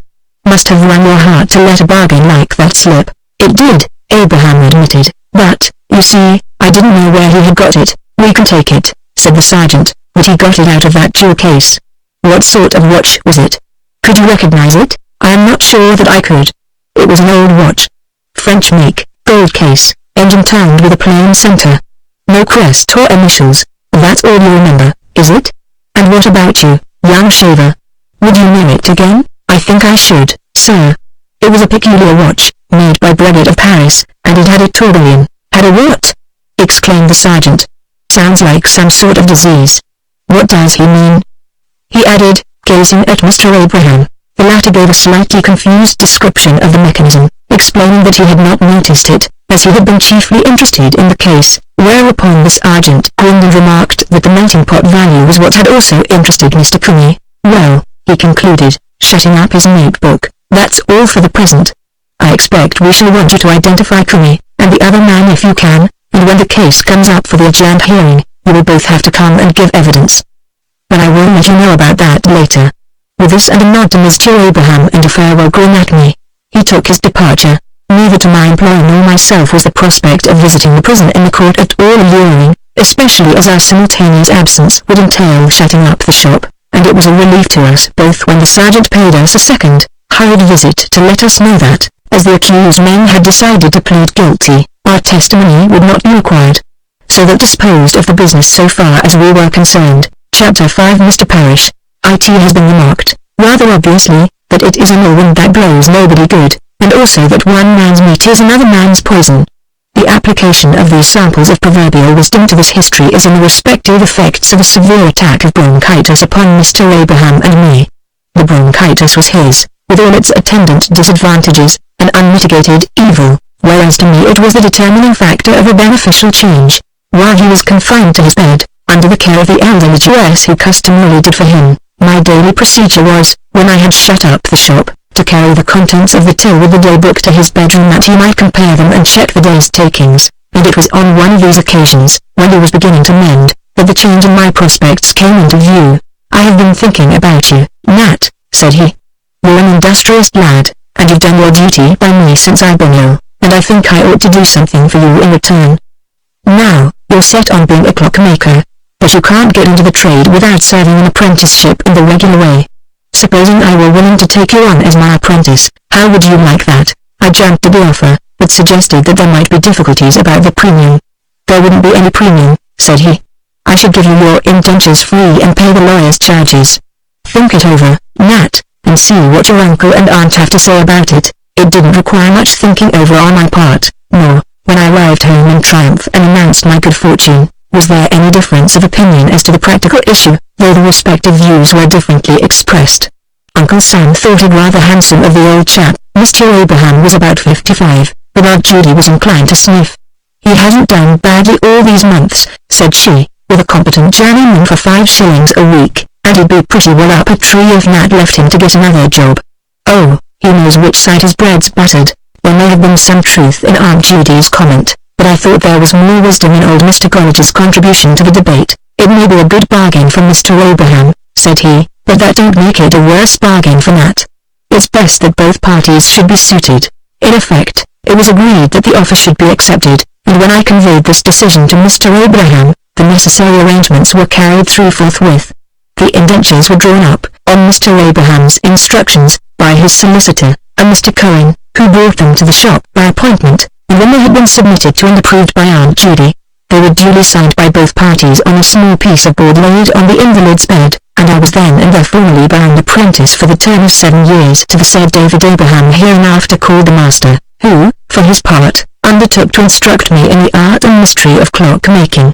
I need not recite the terms of the indenture in detail, but I think Aunt Judy found them unexpectedly liberal. To my surprise, I was to be given board and lodging. I was to receive 5 shillings a week for the first year, and my wages were to increase by half a crown annually, so that in my last year one should be receiving the full wage of a junior journeyman, or improver. These were great advantages, for henceforth not only would Aunt Judy be relieved of the cost of maintaining me, but she would now have an additional room to dispose of profitably. But beyond these material benefits there were others that I appreciated even more.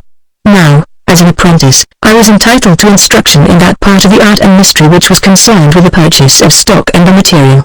It is true that, At the time, I did not fully realize the glorious possibilities contained in this provision. Only when, a week or so later, Mr. Abraham, hereinafter called the master, was sufficiently recovered to descend to the shop, did they begin to dawn on me. "We seem to be getting short of material," said he after an exploratory browse round the workshop. "I am not well enough to go out yet, so you'll have to run down to Clerkenwell and get the stuff. We'd better draw up a list of what we want." We made out the list together, and then the master gave me the addresses of the various dealers with full directions as to the route, adding, as I prepared to set forth, "Don't be any longer than you can help, Nat. I'm still feeling a bit shaky." The truth of the latter statement was so evident that I felt morally compelled to curtail my explorations to the utmost that was possible. But it was a severe trial, for as I hurried along Clerkenwell Road I found myself in a veritable Tom Tiddler's ground. By sheer force of will, I had to drag myself past those amazing shop windows that displayed better and more precious than gold and silver all the wonders of the clockmaker's art. I hardly dared to look at them. But even the hasty glance that I stole as I hurried past gave me an indelible picture of those unbelievable treasures that I can recall to this day. I see them now, though the years have made familiar the subjects of that first, ecstatic, impression. The entrancing tools and gauges, bench drills and wood cutters, the lovely little watchmaker's lathe, fairer to me than the rose of Sharon or the lily of the valley, the polishing heads with their buffs and brushes, the assembled movements, and the noble regulator with its quicksilver pendulum, dealing with seconds as common clocks do with hours. I felt that I could have spent eternity in that blessed street. However, my actual business, though it was but with dealers and sundries, gave me the opportunity for more leisured observations. Besides Clerkenwell Road, it carried me to St. John's Gate and Clerkenwell Green, from which, at last, I tore myself away and set forth at top speed towards Holborn to catch the omnibus for Regent Circus, now, by the way, called Oxford Circus. But all the way, as my carriage rumbled sleepily westward, the vision of those Aladdin caves floated before my eyes and haunted me until I entered the little shop and dismissed my master to his easy chair in the sitting room. Then I unpacked my parcels, distributed their contents in the proper receptacles, put away the precious price lists that I had collected for future study, and set about the ordinary business of the day. I do not propose to follow in detail the course of my life as Mr. Abraham's apprentice. There would, indeed, be little enough to record, for the days and the months slipped by unreckoned, spent with placid contentment in the work which was a pleasure to do and a satisfaction when done. But apart from the fact that there would be so little to tell, the mere circumstances of my life are not the actual subject of this history. Its purpose is, as I have explained, to trace the antecedents of certain events which occurred many years later when I was able to put my finger on the one crucial fact that was necessary to disclose the nature and authorship of a very singular crime.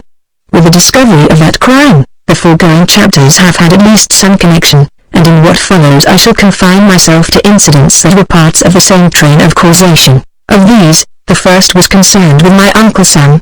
By birth he was a Kentish man, and he had served his time in a small workshop at Maidstone, conducted by a certain James Wright. When his apprenticeship had come to an end, he had migrated to London, but he had always kept in touch with his old master and paid him occasional visits. Now, about the end of my third year, Mr. Wright, who was getting too old to carry on alone, had offered to take him into partnership, and the offer being obviously advantageous, Uncle Sam had accepted and forthwith made preparations for the move. It was a severe blow to me, and I think also to Aunt Judy. For though I had taken up my abode with Mr. Abraham, hardly an evening had passed which did not see me seated in the familiar kitchen, but not in my original chair, facing the old Dutch clock and listening to old Mr. Golliger's interminable yarns. That kitchen had still been my home as it had been since my infancy. I had still been a member, not only of the family, but of the household, absent, like Uncle Sam, only during working hours. But henceforth I should have no home, for Mr. Abraham's house was a mere lodging, no family circle, and, worst of all, no Aunt Judy. It was a dismal prospect. With a sinking heart I watched the preparations for the departure and counted the days as they slid past, all too quickly, and when the last of the sands had run out and I stood on the platform with my eyes fixed on the receding train, from the window of which Aunt Judy's arm protruded, waving her damp handkerchief, I felt as might have felt some unknown man following with despairing gaze the hull of his ship sinking below the horizon. As the train disappeared round a curve, I turned away and could have blubbered aloud, but I was now a young man of 16, and a railway station is not a suitable place for the display of the emotions. But in the days that followed, my condition was very desolate and lonely, and yet, As I can now see, viewing events with a retrospective eye, this shattering misfortune was for my ultimate good. Indeed, it yielded certain immediate benefits.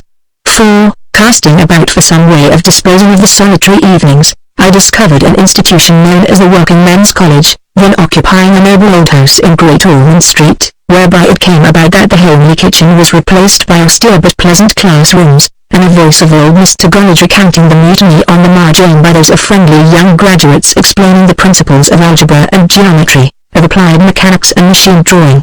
The next incident, trivial as it would appear in the telling, had an even more profound effect in the shaping of my destiny. Indeed, but for that trifling occurrence, this history could never have been written. So I proceed without further apologies. On a certain morning at the beginning of the 4th year of my apprenticeship, my master and I were in the shop together reviewing the stock when a rather irate-looking elderly gentleman entered, and, fixing a truculent eye on Mr. Abraham, demanded, "Do you know anything about equatorial clocks?" Now, I suspect that Mr. Abraham had never heard of an equatorial clock, all his experience having been in the ordinary trade. But it would never do to say so. Accordingly he temporized, "Well, sir, they don't, naturally, come my way very often. Were you wanting to purchase one?" "No, I wasn't, but I've got one that needs some slight repair or adjustment. I am a maker of philosophical instruments and I have had an equatorial sent to me for overhaul. But the clock won't budge, won't start at all. Now, clocks are not philosophical instruments and I don't pretend to know anything about them. Can you come round and see what's the matter with the thing?" This was, for me, a rather disturbing question. For our visitor was none other than the gentleman who had accused me of having stolen his pocketbook. I had recognized him at the first glance as he entered, and had retired discreetly into the background lest he should recognize me. But now I foresaw that I should be dragged forth into the light of day. And so it befell. "I am afraid," Mr. Abraham said, apologetically, "that I can't leave my business just at the moment.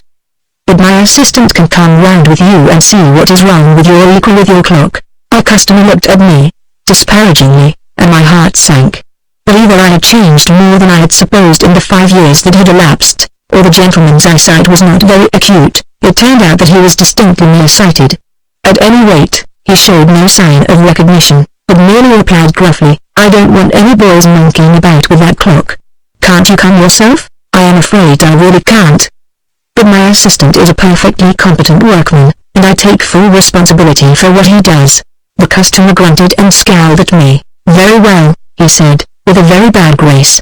"I hope he's better than he looks. Can you come with me now?" I replied that I could, and, having collected from the workshop the few tools that I was likely to want, I went forth with him, keeping slightly in the rear and as far as possible out of his field of view. But, to my relief, he took no notice of me, trudging on doggedly and looking straight before him. We had not far to go, for, when we had passed halfway down a quiet street in the neighborhood of Oxford Market, he halted at a door distinguished by a brass plate bearing the inscription, "W. Parrish, Philosophical Instrument Maker," and, inserting a latch-key, admitted himself and me. Still ignoring my existence, he walked down a long passage ending in what looked like a garden door but which, when he opened it, proved to be the entrance to a large workshop in which were a lathe and several fitted benches, but, at the moment, no human occupants other than ourselves. "There," said he, addressing me for the first time, but still not looking at me, "that's the clock. Just have a look at it, and mind you don't do any damage. I've got a letter to write, but I'll be back in a few minutes." With this he took himself off, much to my satisfaction, and I proceeded forthwith to make a preliminary inspection. The patient was a rather large telescope mounted on a cast-iron equatorial stand.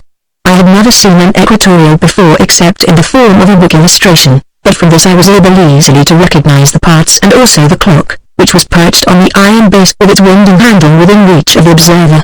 This handle I tried, but found it fully weaned. It was a spring-driven clock, fitted with governor balls and a fly, or fan, and I then proceeded to take off the loose wooden case so as to expose the movement.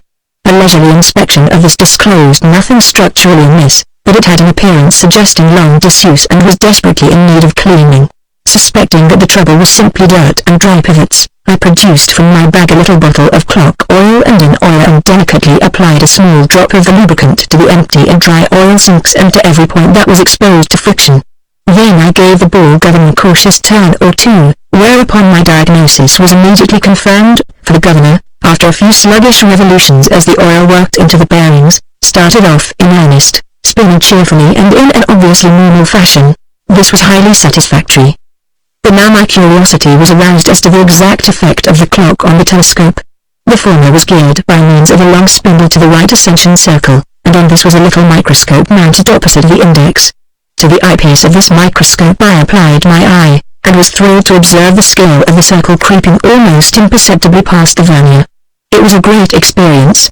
I had read of these things in the optical textbooks, but here was this delightful mechanism made real and active before my very eyes.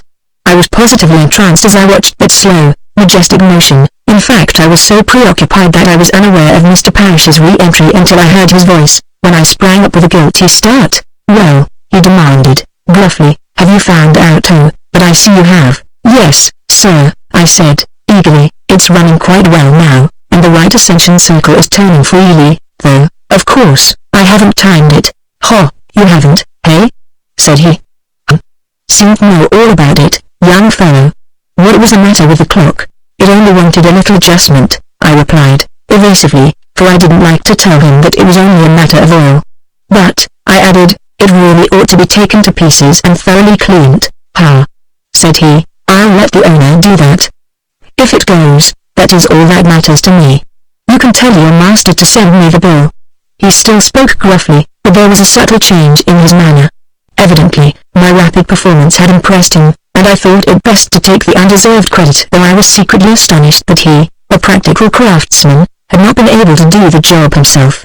But I had impressed him more than I realized at the time.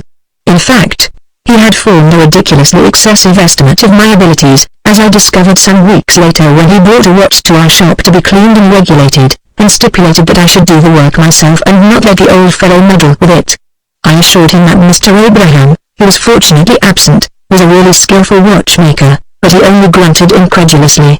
"I want the job done properly," he insisted, "and I want you to do it yourself." Evidently Mr. Abraham's evasions in the matter of equatorial clocks had been noted and had made an unfavorable impression. It was unreasonable, but Mr. Parrish was an unreasonable man and, like most unreasonable beliefs, it was unshakable. Nor did he make any secret of his opinion when, on subsequent occasions during the next few months, he brought in various little repairs and renovations and sometimes interviewed my principal. For Mr. Parrish had no false delicacy nor very much of any other kind. But Mr. Abraham took no offense. He knew, as Aunt Judy had observed, which side his bread was buttered, and as he was coming more and more to rely on me, he was willing enough that my merits should be recognized. So, through those months, my relations with Mr. Parrish continued to grow closer and my future to shape itself invisibly. Little did I guess at the kind of grist that the mills of God were grinding. Chapter 6 Fickle Fortune. The best laid plans of mice and men gang after ugly.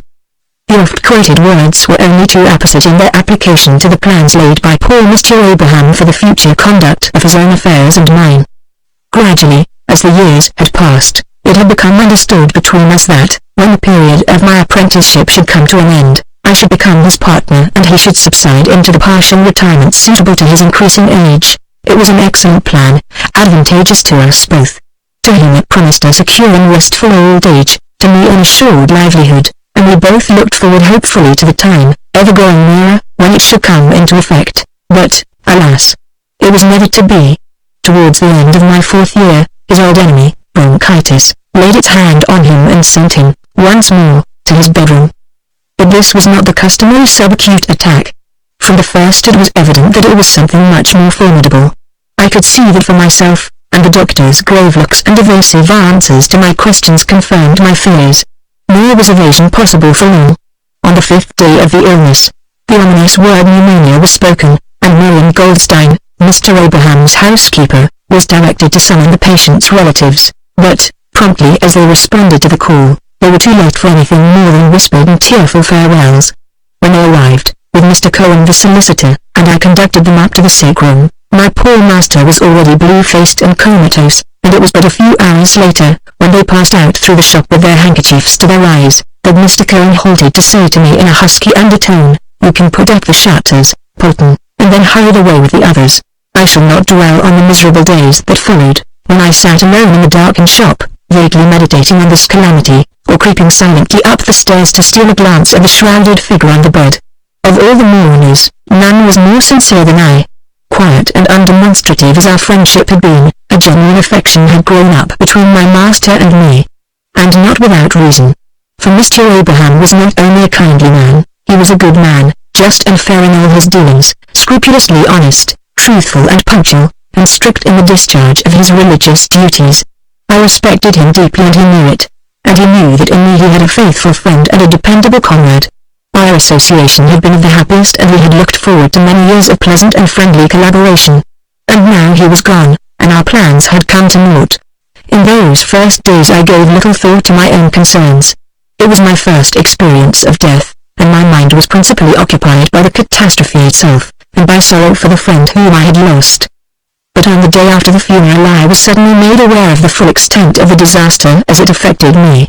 The bearer sympathetic enough of the ill tidings was Mr. Cohen, who had called to give me my instructions. "This is a bad lookout for you, Polton," said he. "Mr. Abraham ought to have made some provision on your behalf, and I think he meant to. But it was all so sudden. It doesn't do to put off making your will or drafting a new one." "Then, how do I stand, sir?" I asked. "The position is that your apprenticeship is dissolved by your master's death, and I, as the executor, have to sell the business as a going concern, according to the provisions of the will, which was made before you were apprenticed. Of course, I shall keep you on, if you are willing, to run the business until it is sold. Perhaps the purchaser may agree to take over your indentures or employ you as assistant. Meanwhile, I will pay you £1 a week. Will that suit you?" I agreed, gladly enough, and only hoped that the purchaser might not make too prompt an appearance. But in this I was disappointed, for, at the end of the third week, Mr. Cohen notified me that the business was sold, and on the following day brought the new tenant to the premises, a rather uffish middle-aged man who smelt strongly of beer and bore the name of Stokes. "I have explained matters to Mr. Stokes," said Mr. Cohen, "and have asked him if he would care to take over your indentures, but I am sorry to say that he is not prepared to. However, I leave you to talk the matter over with him. Perhaps you can persuade him to change his mind. Meanwhile, here are your wages up to the end of the week, and I wish you good luck." With this he departed, and I proceeded, forthwith, to try my powers of persuasion on Mr. Stokes. "It would pay you to take me on, sir," I urged. "You'd get a very cheap assistant. For, though I am only an apprentice, I have a good knowledge of the trade. I could do all the repairs quite competently. I can take a watch down and clean it. In fact, Mr. Abraham used to give me all the watches to clean. I thought that would impress him, but it didn't. It merely amused him. My good lad," he chuckled, "you are all behind the times. We don't take watches down, nowadays, to clean 'em. We just take off the dial, wind 'em up, wrap 'em in a rag soaked in benzene, and put 'em in a tin box and let 'em clean themselves." I gazed at him in horror. "That doesn't seem a very good way, sir," I protested. "Mr. Abraham always took a watch down to clean it." "Ha!" Mr. Stokes replied with a broad grin, "Of course he would. That's how they used to do at the Chaldies when he was serving his time. Hey? Haw haw. No, my lad. My wife and I can run this business. You'll have to look elsewhere for a billet. And about my bedroom, sir. Could you arrange to let me keep it for the present? I don't mean for nothing, of course. You can have it for £0.50 a week until you have found another place. Will that do?" I thanked him and accepted his offer, and that concluded our business, except that I spent an hour or two showing him where the various things were kept, and in stowing my tools and other possessions in my bedroom. Then I addressed myself to the problem of finding a new employer, and that very afternoon I betook myself to Clerkenwell and began a round of all the dealers and clockmakers to whom I was known. It was the first of many a weary pilgrimage, and its experiences were to be repeated in them all. No one wanted a half-finished apprentice. My Clerkenwell friends were all master craftsmen and they employed only experienced journeymen, and the smaller tradesmen to whom the dealers referred me were mostly able to conduct their modest establishments without assistance. It was a miserable experience which, even now, I look back on with discomfort. Every morning I set out, with dwindling hope, to search unfamiliar streets for clockmakers' shops or to answer obviously inapplicable advertisements in the trade journals, and every evening I wended not homewards, for I had no home but to the hospitable common room of the Working Men's College, where, for a few pence, I could get a large cup of tea and slab of buttered toast to supplement the scanty scraps of food that I had allowed myself during the day's wanderings. but presently even this was beyond my means, and I must needs, for economy, buy myself a half-quartern household loaf to devour in my cheerless bedroom to the accompaniment of a draught from the water jug. In truth, my condition was becoming desperate. My tiny savings, little more than a matter of shillings, were fast running out in spite of an economy in food which kept me barely above the starvation level. For I had to reserve the rent for my bedroom, that I might not be shelterless as well as famished, so long as any fraction of my little hoard remained. But as I counted the pitiful collection of shillings and sixpences at the bottom of my money box, soon they needed no counting. I saw that even this was coming to an end and that I was faced by sheer destitution. Now and again the idea of applying for help to Aunt Judy or to Mr. Beebe drifted through my mind, but either from pride or obstinacy or some more respectable motive, I always put it away from me. I suppose that, in the end, I should have had to pocket my pride, or whatever it was, and make the appeal, but it was ordained otherwise. My capital had come down to 4 shillings and 6pence, which included the rent for my bedroom due in 5 days' time, when I took a last survey of my position. The end seemed to be fairly in sight. In 5 days I should be penniless and starving, without even a night's shelter. I had sought work in every likely and unlikely place and failed ever to come within sight of it. Was there anything more to be done? Any possibility of employment that I had overlooked? As I posed the question again and again, I could find no answer but a hopeless negative. And then, suddenly, I thought of Mr. Parrish. He at least knew that I was a workman. Was it possible that he might find me something to do? It was but a forlorn hope, for he was not a clockmaker, and of his trade I knew nothing. Nevertheless, no sooner had the idea occurred to me than I proceeded to give effect to it. Having smartened myself up as well as I could, I set forth for Oxford Market as briskly as if I had a regular appointment, and having the good luck to find him at home, put my case to him as persuasively as I was able in a few words.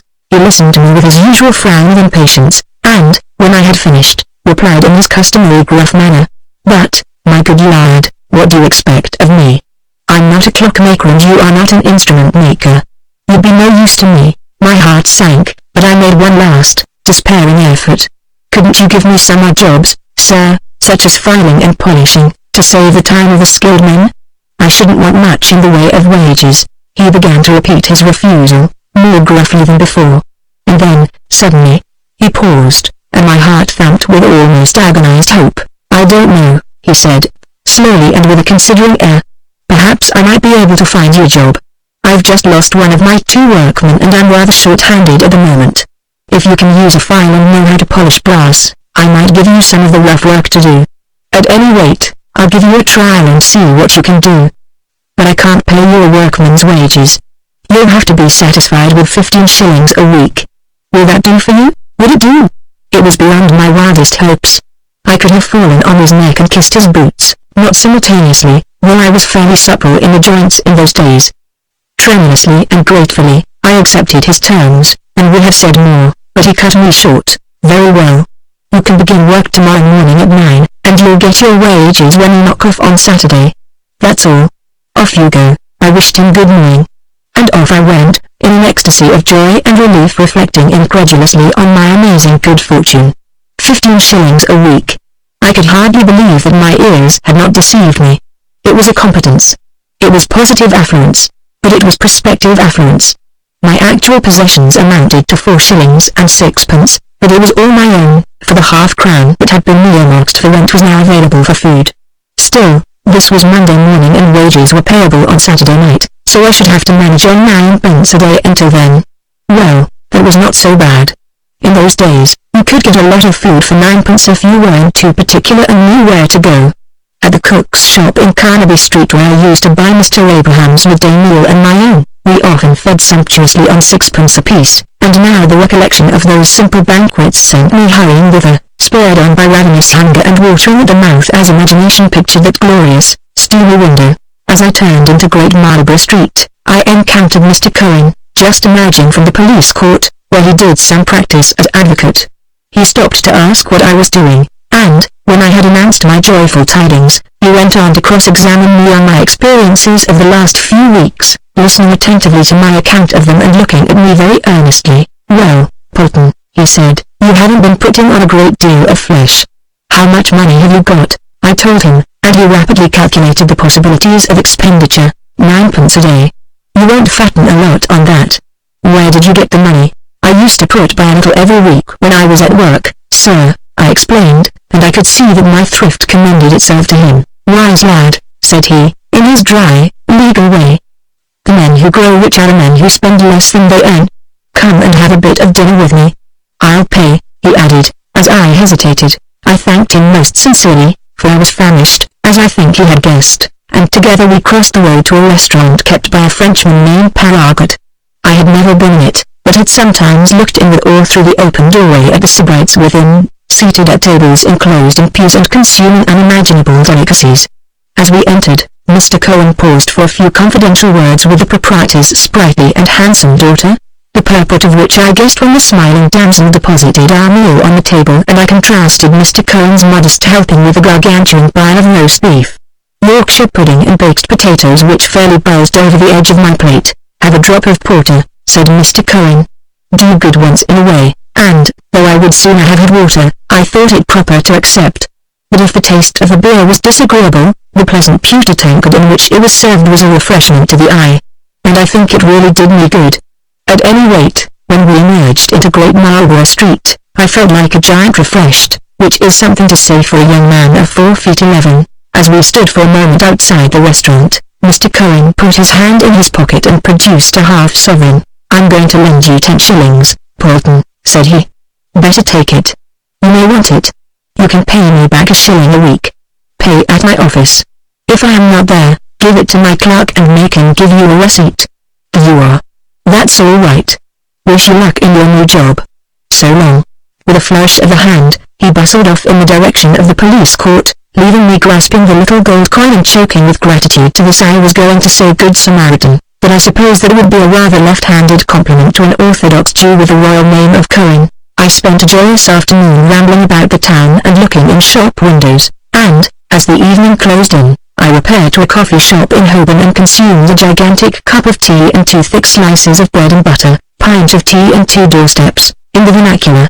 Then I turned homeward, if I may use the expression in connection with a hired bedroom, resolving to get a long night's rest so as to be fresh for the beginning of my new labors in the morning. Chapter 7 introduces a key and a calendar. When I entered the workshop which was to be the scene of my labors for the next few months, I found in it 2 other occupants, an elderly workman who was engaged at a lathe and a youth of about my own age who was filing up some brass object that was fixed in a vise. They both stopped work when I appeared, and looked at me with evident curiosity, and both greeted me in their respective ways, the workman with a dry good morning, and the other with a most peculiar grin. "You're the new hand, I suppose," the former suggested, adding, "I don't know what sort of a hand you are." "Can you file flat?" I replied that I could, whereupon he produced a rough plate of brass and handed it to me. "There," said he, "that casting has got to be filed smooth and true and then it's got to be polished. Let's see what you can do with it." Evidently, he had no extravagant expectations as to my skill, for he watched me critically as I put my tool bag on the bench and selected a suitable file from my collection, but I could see that he viewed the bag with approval, and every few minutes he left his work to see how I was getting on. Apparently, the results of his observations were reassuring, for his visits gradually became less frequent, and finally he left me to finish the job alone. During that first day I saw Mr. Parrish only once, for he did his own work in a small private workshop, which was always kept locked in his absence, as it contained a very precious dividing machine, with which he engraved the graduations on the scales of measuring instruments such as theodolites and sextants. This, with some delicate finishing and adjusting, was his province in the business, the larger, constructive work being done by his workmen. But on this occasion he came into the main workshop just before knocking off time to hear the report on my abilities. "Well, Kennett," he demanded in his gruff way, "how has your new hand got on? Any good?" Mr. Kennett regarded me, appraisingly, and after a brief consideration, replied, "Yes, I think he'll do." It was not extravagant praise, but Mr. Kennett was a man of few words. That laconic verdict established me as a permanent member of the staff.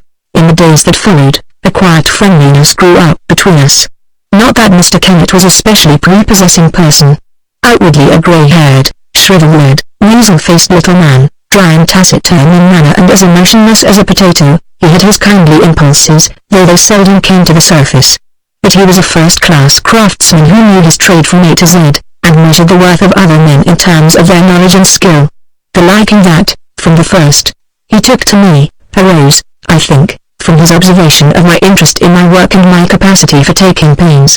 At any rate, in his undemonstrative way, he made me aware of his friendly sentiments, principally by letting me into the mysteries and secrets of the trade and giving me various useful tips from the storehouse of his experience.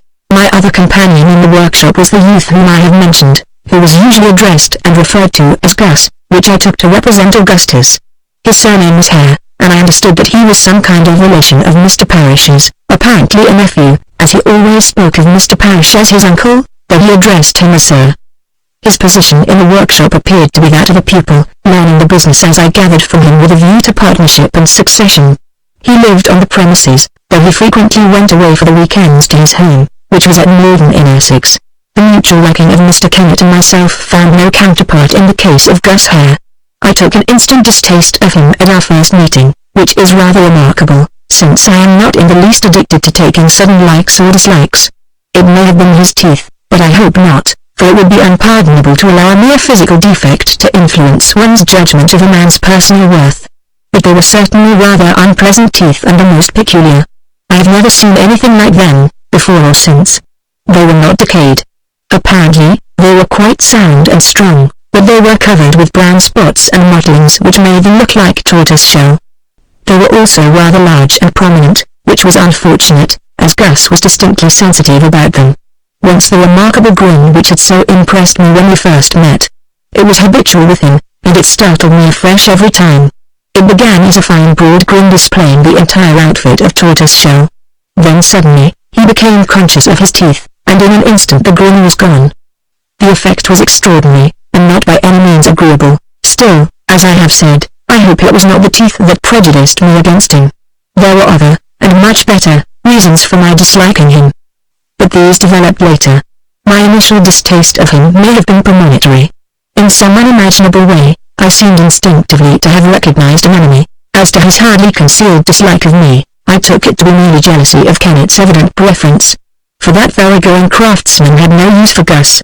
The lad was lazy, inattentive, and a superlatively bad workman, faults enough to damn him in Kennett's eyes. But there were other matters, which will transpire in their proper place. In these early days I was haunted by constant anxiety as to the security of my position. There was really not enough for me to do. Mr. Parrish was getting on in years and some of his methods were rather obsolete. Newer firms with more up-to-date plant were attracting orders that would formerly have come to him, so that his business was not what it had been. But even of the work that was being done I could, at first, take but a small share.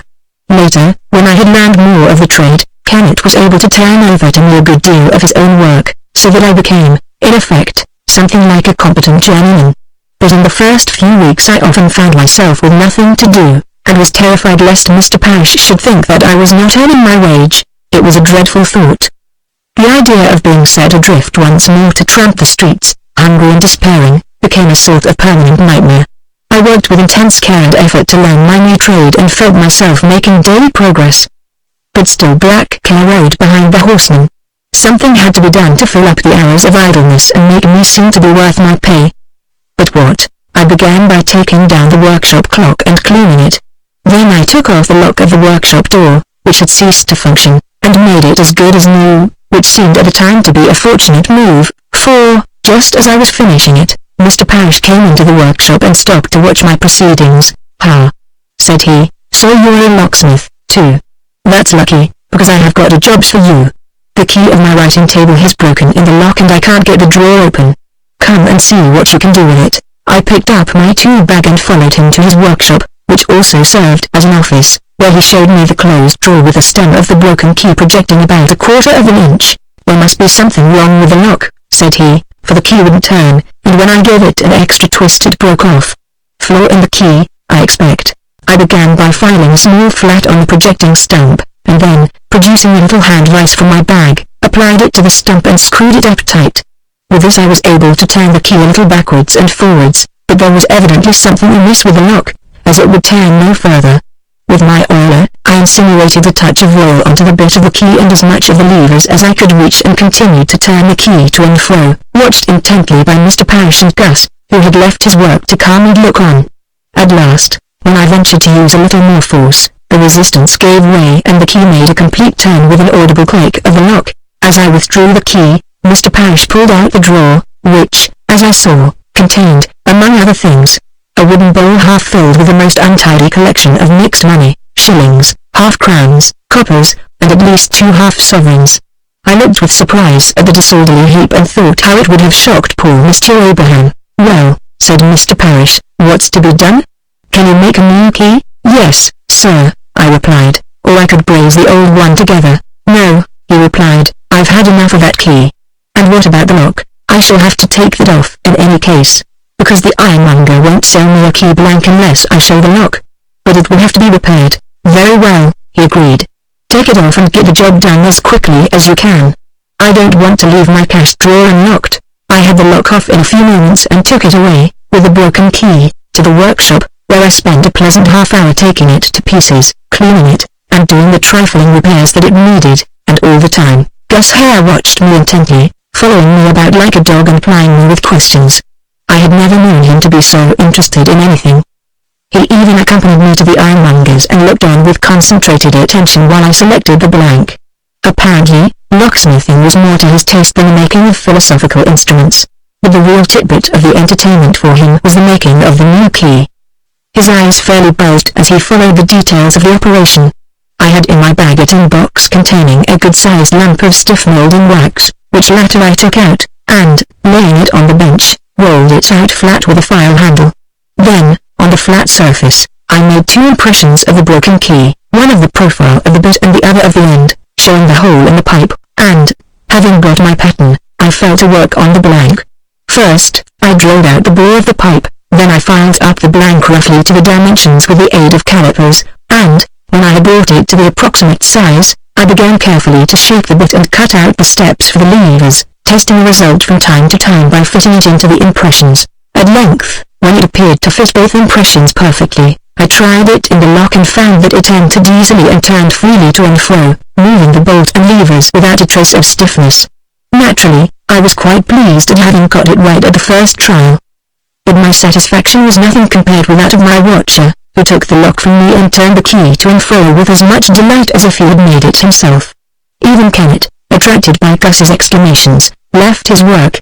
He was making a reflecting level, just a simple mirror with a hole through it, mounted in a suspension frame, to come and see what it was all about. But Gus's curiosity seemed now to be satisfied, for, when I took the lock and the new key to Mr. Parrish's workroom, he did not accompany me. Apparently, he was not interested in the mere fixing of the lock, whereas Mr. Parrish watched that operation with evident relief.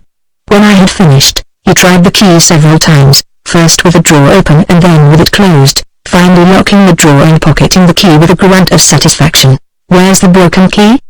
he demanded as I prepared to depart. "I'd better have that." I ran back to the workshop, where I found Gus back at his vise, industriously filing something, and Kennett still busy with his level. The latter looked round at me as I released the key from the hand vise, and I explained that I had forgotten to give the broken key to Mr. Parrish. He nodded and still watched me as I retired with it in my hand to return it to its owner, and when I came back to the workshop he put down his level and strolled across to my bench, apparently to inspect the slab of wax. I, also, inspected it, and saw at once that it was smaller than when I had left it, and I had no doubt that the ingenious Gus had pinched a portion of it for the purpose of making some private experiments. But I made no remark, and, having obliterated the key impressions with my thumb, I peeled the wax off the bench, squeezed it up into a lump, and put it into my bag. Whereupon Kennett went back to his level without a word. But my suspicions of Master Biss's depredations were confirmed a few days later when, Kennett and I happening to be alone in the workshop, he came close to me and asked, in a low tone, "Did you miss any of that wax of yours the other day?" "Yes, I did, and I'm afraid I suspected that Gus had helped himself to a bit." "You were right," said Kennett. "He cut a piece off and pocketed it. But before he cut it off, he made 2 impressions of the key on it. I saw him. He thought I didn't, because my back was turned to him. But I was working on that level, and I was able to watch him in a mirror. I didn't much like this, and said so." "More don't I," said Kennett. "I haven't said anything about it, because it ain't my concern. But it may be yours. So you keep a lookout. And remember that I saw him do it." With this and a significant nod he went back to the lathe and resumed his work. The hardly veiled hint that it might be my concern was not very comfortable to reflect on. But there was nothing to be done beyond keeping my tool bag locked and the key in my pocket, which I was careful to do, and as the weeks passed, and nothing unusual happened, the affair gradually faded out of my mind. Meanwhile, conditions were steadily improving. I had now learned to use the lathe and even to cut a quite respectable screw, and, as my proficiency increased, and with it my value as a workman, I began to feel my position more secure. And even when there was nothing for me to do in the workshop, Mr. Parrish found me odd jobs about the house, repairing locks, cleaning his watch, and attending to the various clocks, so that I was still earning my modest wage. In this way I came by a piece of work which interested me immensely at the time and which had such curious consequences later that I venture to describe it in some detail. It was connected with a long case, or grandfather clock, which stood in Mr. Parrish's workroom a few feet from his writing table. I suspect that it had not been cleaned within the memory of man, and, naturally, there came a time when dirt and dry pivots brought it to a standstill. Even then, a touch of oil would probably have kept it going for a month or two, but I made no such suggestion. I agreed emphatically with Mr. Parrish's pronouncement that the clock needed a thorough overhaul, and while you've got it to pieces, he continued, perhaps you could manage to fit it with a calendar attachment. Do you think that would be possible? I pointed out that it had a date disc, but he dismissed it with contempt. Too small. Want a microscope to see it? No, I mean a proper calendar with the day of the week and the day of the month in good bold characters that I can read when I am sitting at the table. Can you do that? I suggested that the striking work would be rather in the way, but he interrupted, never mind the striking work. I never use it. I hate a jangling noise in my room. Take it off if it's in the way. But I should like a calendar if you could manage it. Of course, there was no difficulty. A modification of the ordinary watch calendar movement would have answered. But when I described it, he raised objections. How long does it take to change? He asked. About half an hour, I should think. It changes during the night. That's no use, said he. The date changes in an instant, on the stroke of midnight. A minute to 12 is, say, Monday, a minute after 12 is Tuesday? That ought to be possible. You make a clock strike at the right moment, why couldn't you do the same with a calendar? It must be possible. It probably was. But no calendar movement known to me would do it. I should have to invent one on an entirely different principle if my powers were equal to the task.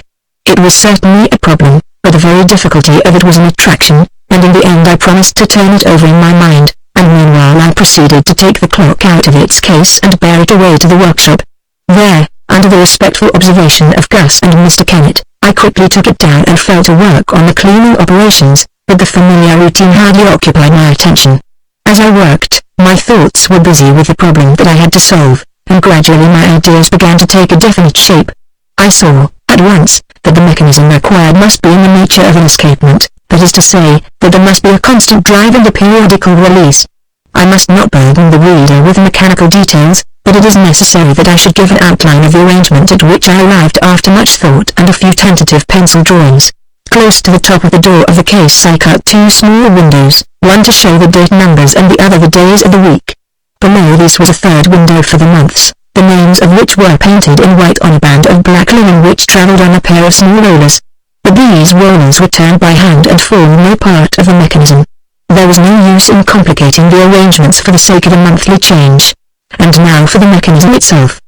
The names of the days were painted in white on a black drum, a roller, 3 inches in diameter, and the date numbers were painted on an endless black ribbon which was carried by another drum of the same thickness but narrower. This drum had at each edge 7 little pins, or pegs, and the ribbon had, along each edge, a series of small eyelet holes which fitted loosely on the pins, so that, as the drum turned, it carried the ribbon along for exactly the right distance. Both drums were fixed friction-tight on a long spindle, which also carried at its middle a star wheel with 7 long, slender teeth, and at its end a ratchet pulley over which ran a cord carrying the small driving weight. Thus the calendar movement had its own driving power and made no demands on it of the clock. So much for the calendar itself, and now for its connection with the clock. The mechanism took off from the hour wheel which carries the hour hand and makes a complete turn in 12 hours, and which, in this clock, had 40 teeth. Below this, and gearing with it, I fixed another wheel, which had 80 teeth, and consequently turned once in 24 hours. I will call this the day wheel. On this wheel I fixed, friction-tight, so that it could be moved round to adjust it, what clockmakers call a snail, which is a flat disc cut to a spiral shape, so that it looks like the profile of a snail's shell. Connecting the snail with the calendar was a flat, thin steel bar, I actually made it from the blade of a hacksaw, which I will call the pallet bar. It moved on a pivot near its middle and had at its top end a small pin which rested against the edge of the snail and was pressed against it by a very weak spring. At its lower end it had an oblong opening with two small ledges, or pallets, for the teeth of the star wheel to rest on. I hope I have made this fairly clear. And now let us see how it worked. We will take the top end first. As the clock went, it turned the snail round slowly, half as fast as the hour hand, and as the snail turned, it gradually pushed the pin of the pallet bar, which was resting against it, farther and farther from its center, until the end of the spiral was reached. A little further turn and the pin dropped off the end of the spiral, the step, down towards the center.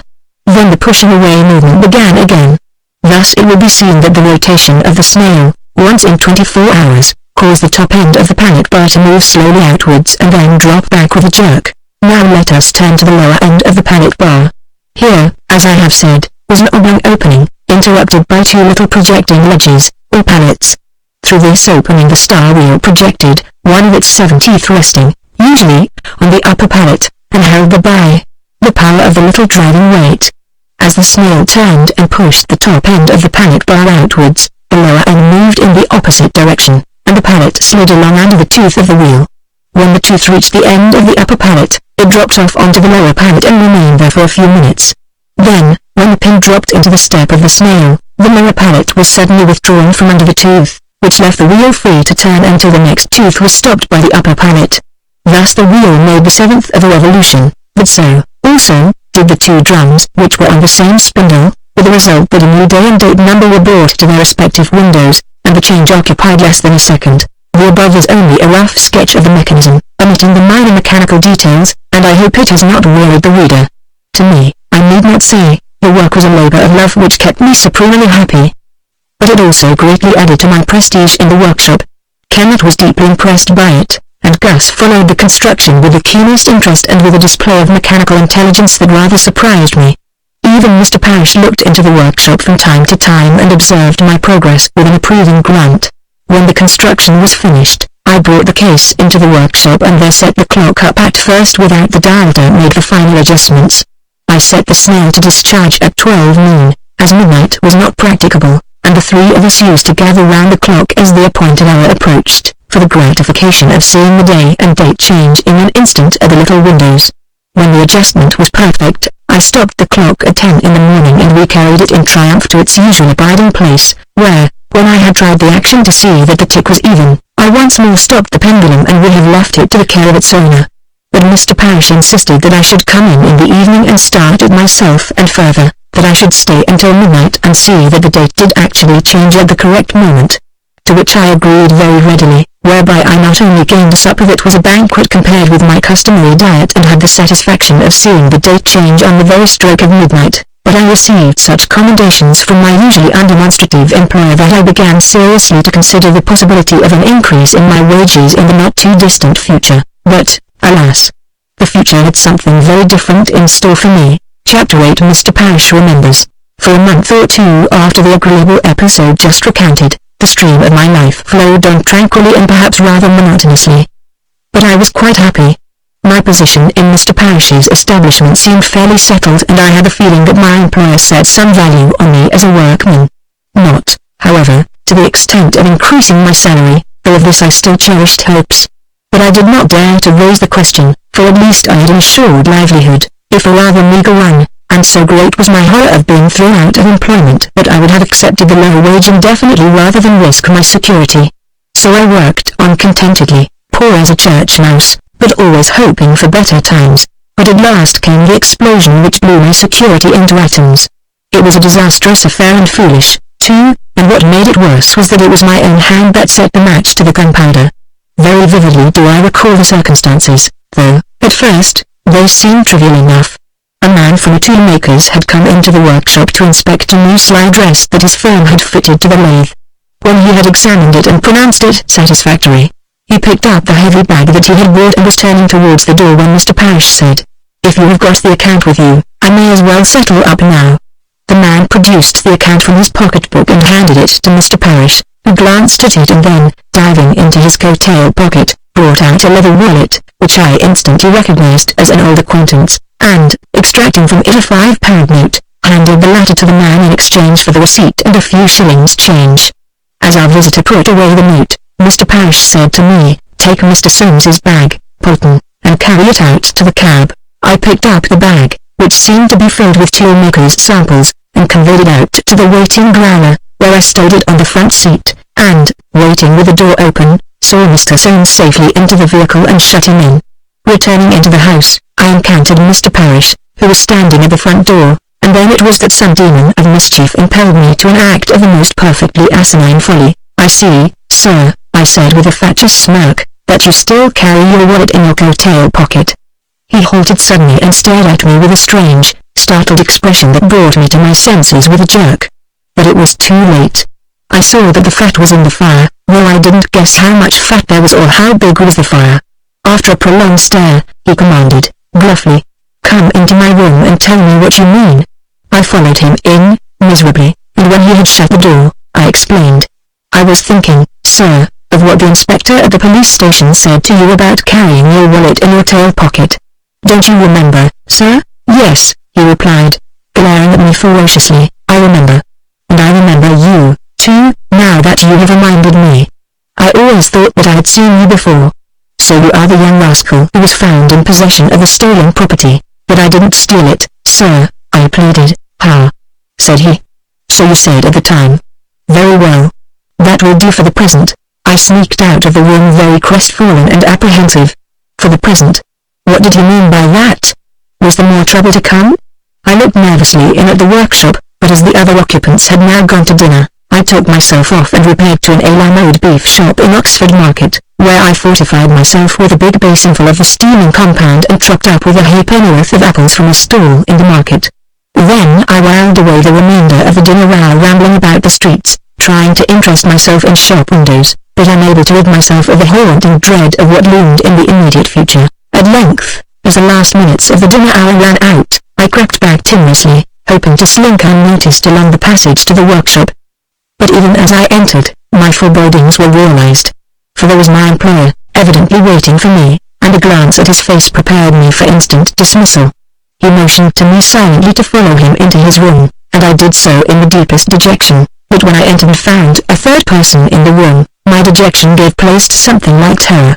For that third person was Detective Sergeant Pitts. He recognized me instantly, for he greeted me dryly by name. Then, characteristically, he came straight to the point. "Mr. Parrish alleges that you have opened his cash drawer with a false key and have, from time to time, taken certain monies from it. Now, before you say anything, I must caution you that anything you may say will be taken down in writing and may be used in evidence against you. So be very careful. Do you wish to say anything?" "Certainly I do," I replied, my indignation almost overcoming my alarm.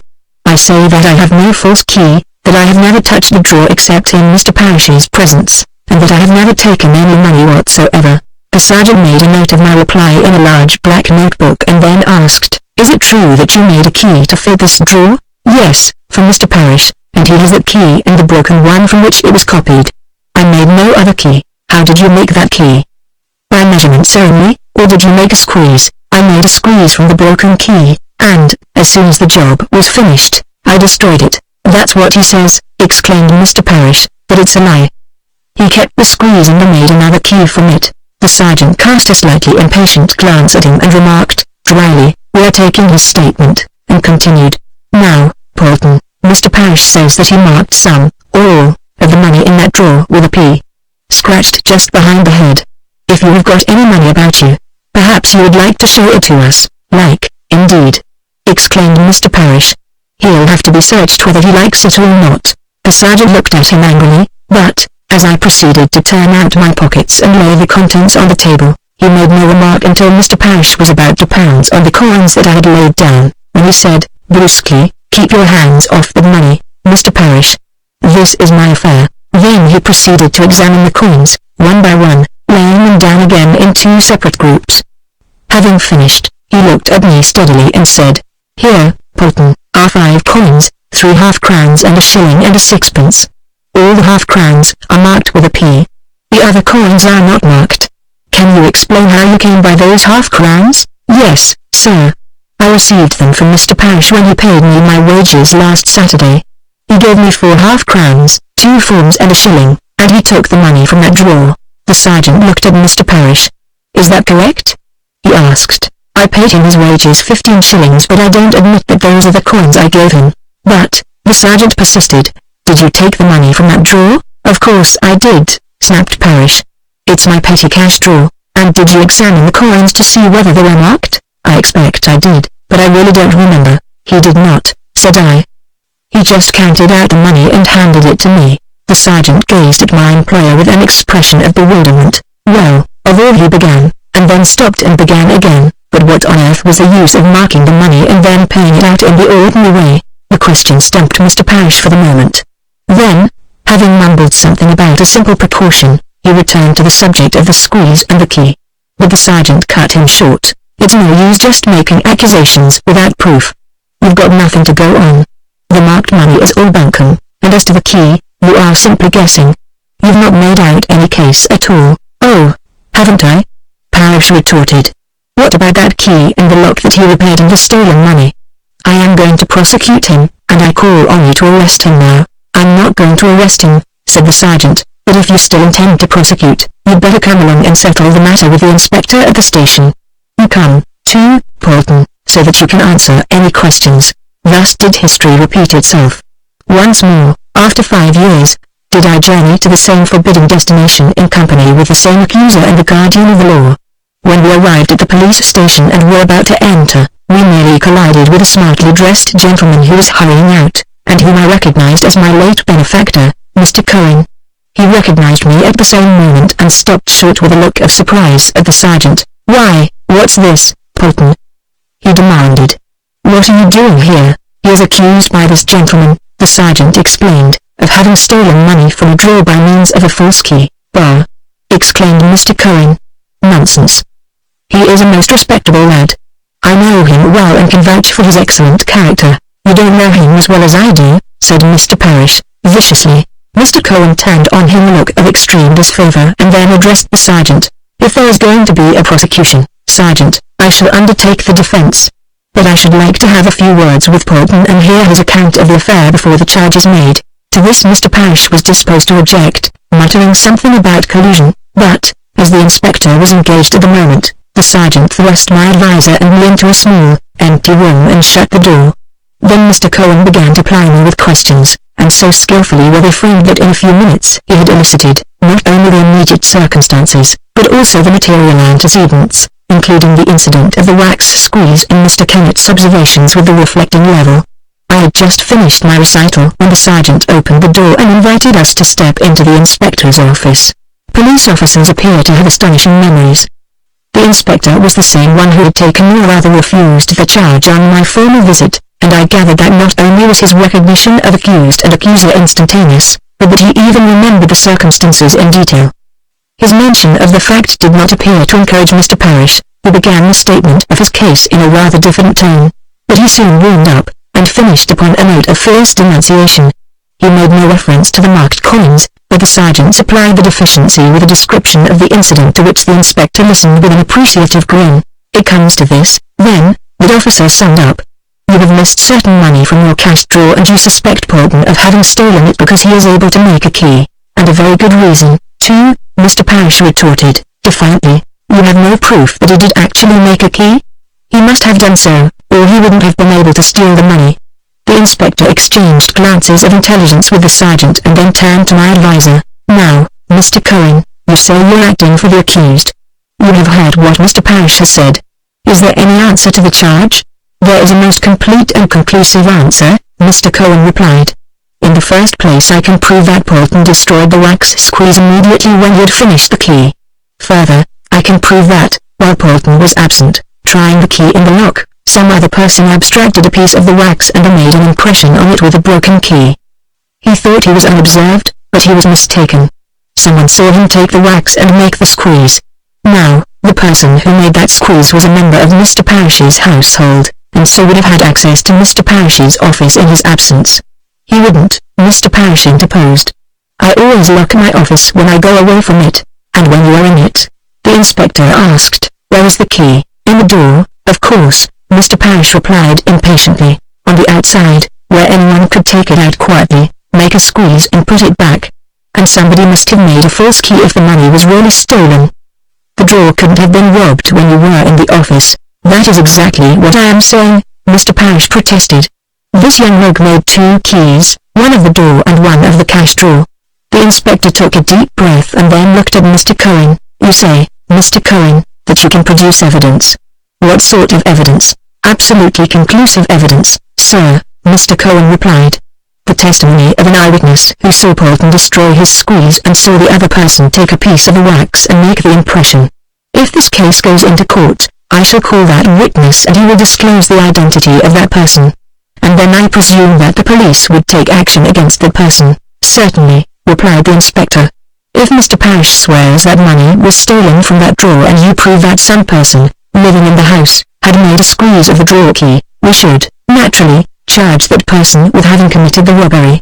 Can you swear, Mr. Parrish, that the money was really stolen and give particulars of the amounts? Well, replied Mr. Parrish, mightily flustered by these new developments, to the best of my belief, but if there is going to be a lot of fuss and scandal, perhaps I had better let the matter drop and say no more about it. That won't do, Mr. Parrish, my champion said, sharply. You have accused a most respectable young man of a serious crime, and you have actually planted marked money on him and pretended that he stole it. Now, you have got, either to support that accusation, which you can't do, because it is false, or withdraw the charge unconditionally and acknowledge your mistake. If you do that, in writing, I am willing to let the matter drop, as you express it. Otherwise, I shall take such measures as may be necessary to establish my client's innocence. The pretty obvious meaning of Mr. Cohen's threat was evidently understood, for my crestfallen accuser turned in dismay to the inspector with a mumbled request for advice, to which the officer replied, briskly, well, what's the difficulty? You've been guessing, and you've guessed wrong.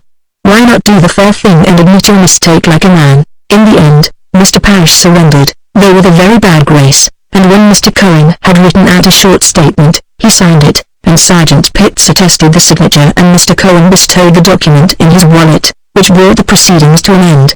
Mr. Parrish departed in dudgeon, and when I had expressed my profound gratitude to Mr. Cohen for his timely help, followed him, in considerably better spirits than when I had arrived.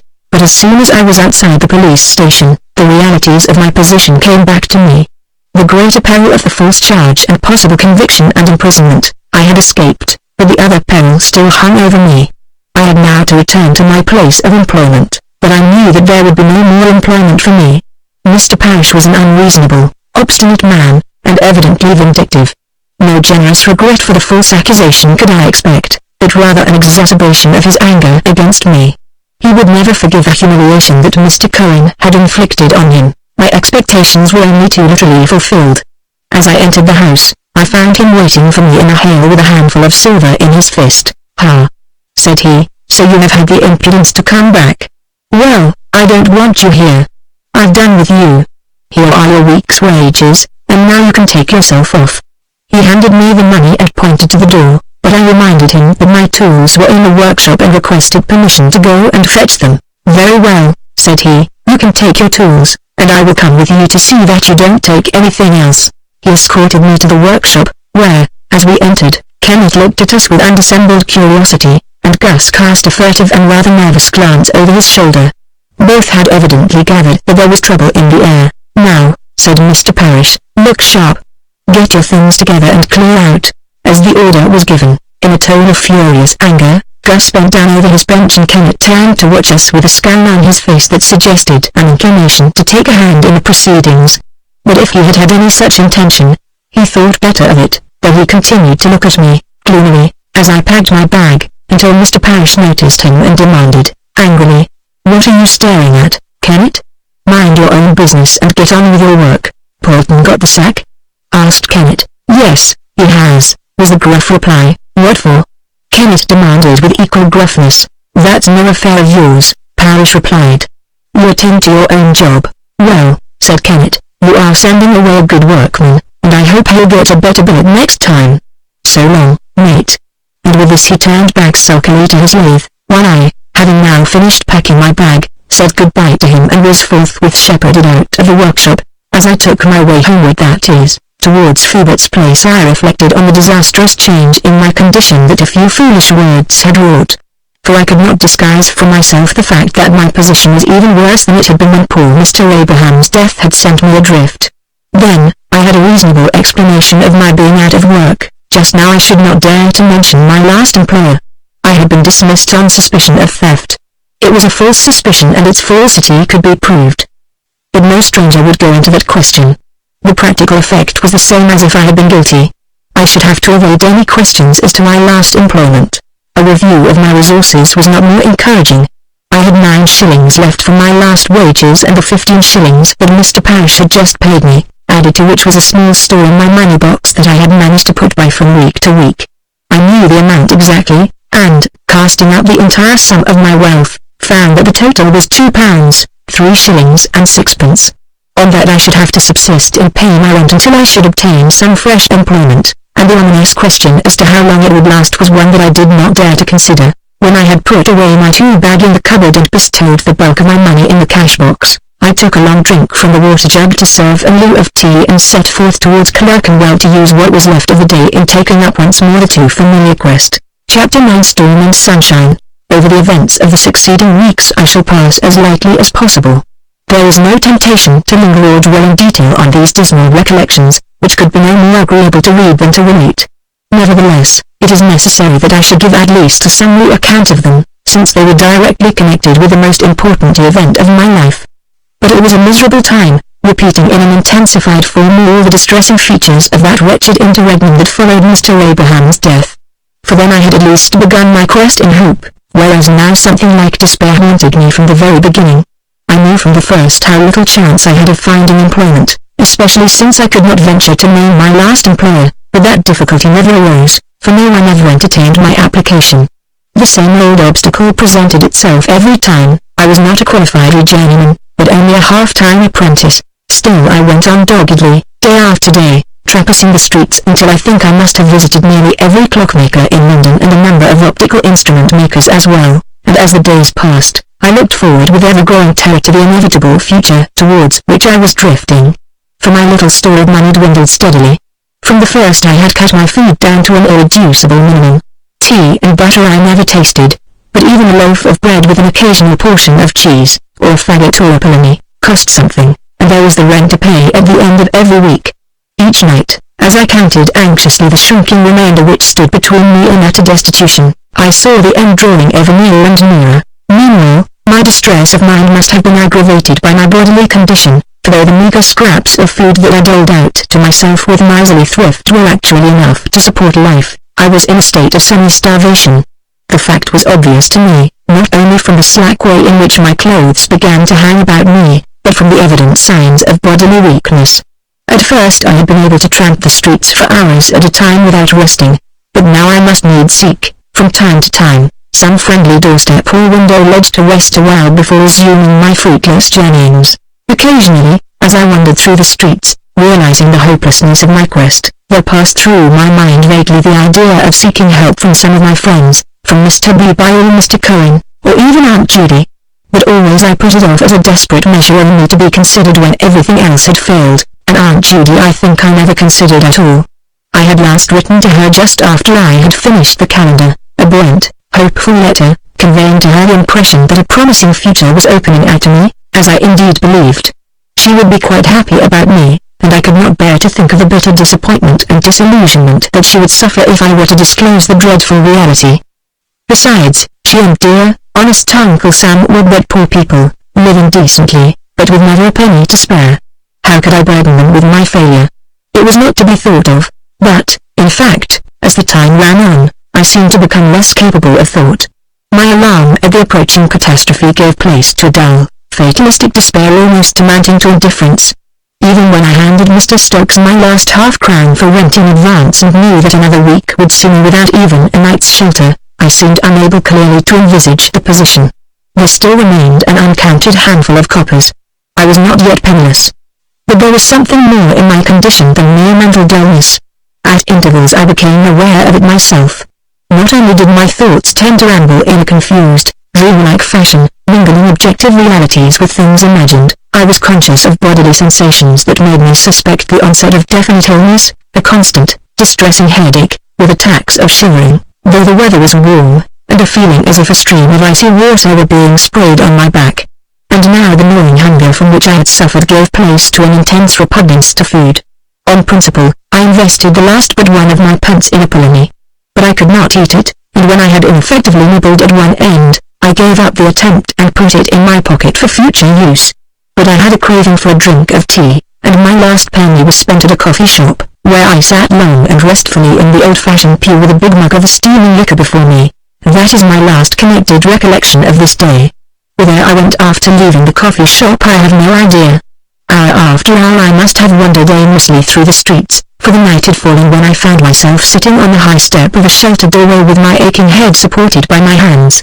A light train was pattering down on the pavement, and no doubt it was to escape this that I had crept into the doorway. But I do not remember. Indeed, my mind must have been in a very confused state, for I seemed to wake up as from a dream or a spell of unconsciousness when a light shone on me and a voice addressed me. "Now, young fellow, you can't sit there. You must move on." I raised my head and received the full glare of the lantern in my face, which caused me instantly to close my eyes. There was a short pause, and then the voice resumed, persuasively, "Come, now, my lad, up you get." With the aid of my hands on the step, I managed to rise a little way, but then sank down again with my back against the door. There was another pause, during which the policeman now faintly visible stooped over me for a closer inspection. Then a second voice interposed. "What's this? He can't be drunk, a kid like that." "No, he isn't," the first officer replied. He grasped my wrist, gently, in a very large hand, and exclaimed, "God! The boy's red hot. Just feel his wrist." The other man did so and brought his lantern to bear on me. Then they both stood up and held a consultation of which I caught only a few stray phrases such as, "Yes, Margaret's is nearest," and, finally, "All right. Run along to the stand and fetch one." Freeman, of course. Here, one of the officers disappeared, and the other, leaning over me, asked in a kindly tone what my name was and where I lived. I managed to answer these questions, the replies to which the officer entered in a book, but the effort finished me, and I dropped forward again with my head in my hands. Presently a cab drew up opposite the doorway, and the two officers lifted me gently and helped me into it, when I saw by the light of its lamps that they were a sergeant and a constable. The latter got in with me and slammed the door with a bang that seemed like the blow of a hammer on my head, and the cab rattled away noisily, the jar of its iron tires on the granite steps shaking me most abominably. Of that journey I have but the haziest recollection. I knew that I huddled in the corner with my teeth chattering, but I must have sunk into a sort of stupor, for I can recall nothing more than a muddled, dream-like consciousness of lights and people, of being lifted about and generally discommoded, of having my clothes taken off, and, finally, of being washed by a white-capped woman with a large sponge, a proceeding that made my teeth chatter worse than ever. Henceforward time ceased to exist for me. I must have lain in a dull, torpid condition with occasional intervals of more definite consciousness. I was dimly aware that I was lying in a bed in a large, light room in which there were other people, and which I recognized as a hospital ward. But mostly my mind was a blank, conscious only of extreme bodily discomfort and a dull headache that never left me a moment of ease. How long I continued in this state, indifferent to, and hardly conscious of my surroundings, but always restless, weary and suffering, I have no idea, excepting from what I was told afterwards. Days and nights passed uncounted and unperceived, and the memory of that period which remains is that of a vague, interminable dream. The awakening came, I think, somewhat suddenly. At any rate, I remember a day when I, myself, was conscious of a change. The headache and the restlessness had gone, and with them the muddled, confused state of mind. I was now clearly aware of what was going on around me, though too listless to take particular notice, lying still with my eyes closed or half-closed, in a state of utter exhaustion, with a sensation of sinking through the bed. Vaguely, the idea that I was dying presented itself, but it merely floated through my mind without arousing any interest. The effort even of thinking was beyond my powers. In the afternoon of this day the physician made his periodical visit. I was aware of droning voices and the tread of many feet as he and the little crowd of students moved on from bed to bed, now passing farther away and now coming nearer. Presently they reached my bed, and I opened my eyes sleepily to look at them. The physician was a short, pink-faced gentleman with upstanding silky white hair and bright blue eyes. At the moment he was examining the chart and case paper and discussing them with a tall, handsome young man whom I recognized as one of the regular disturbers of my peace.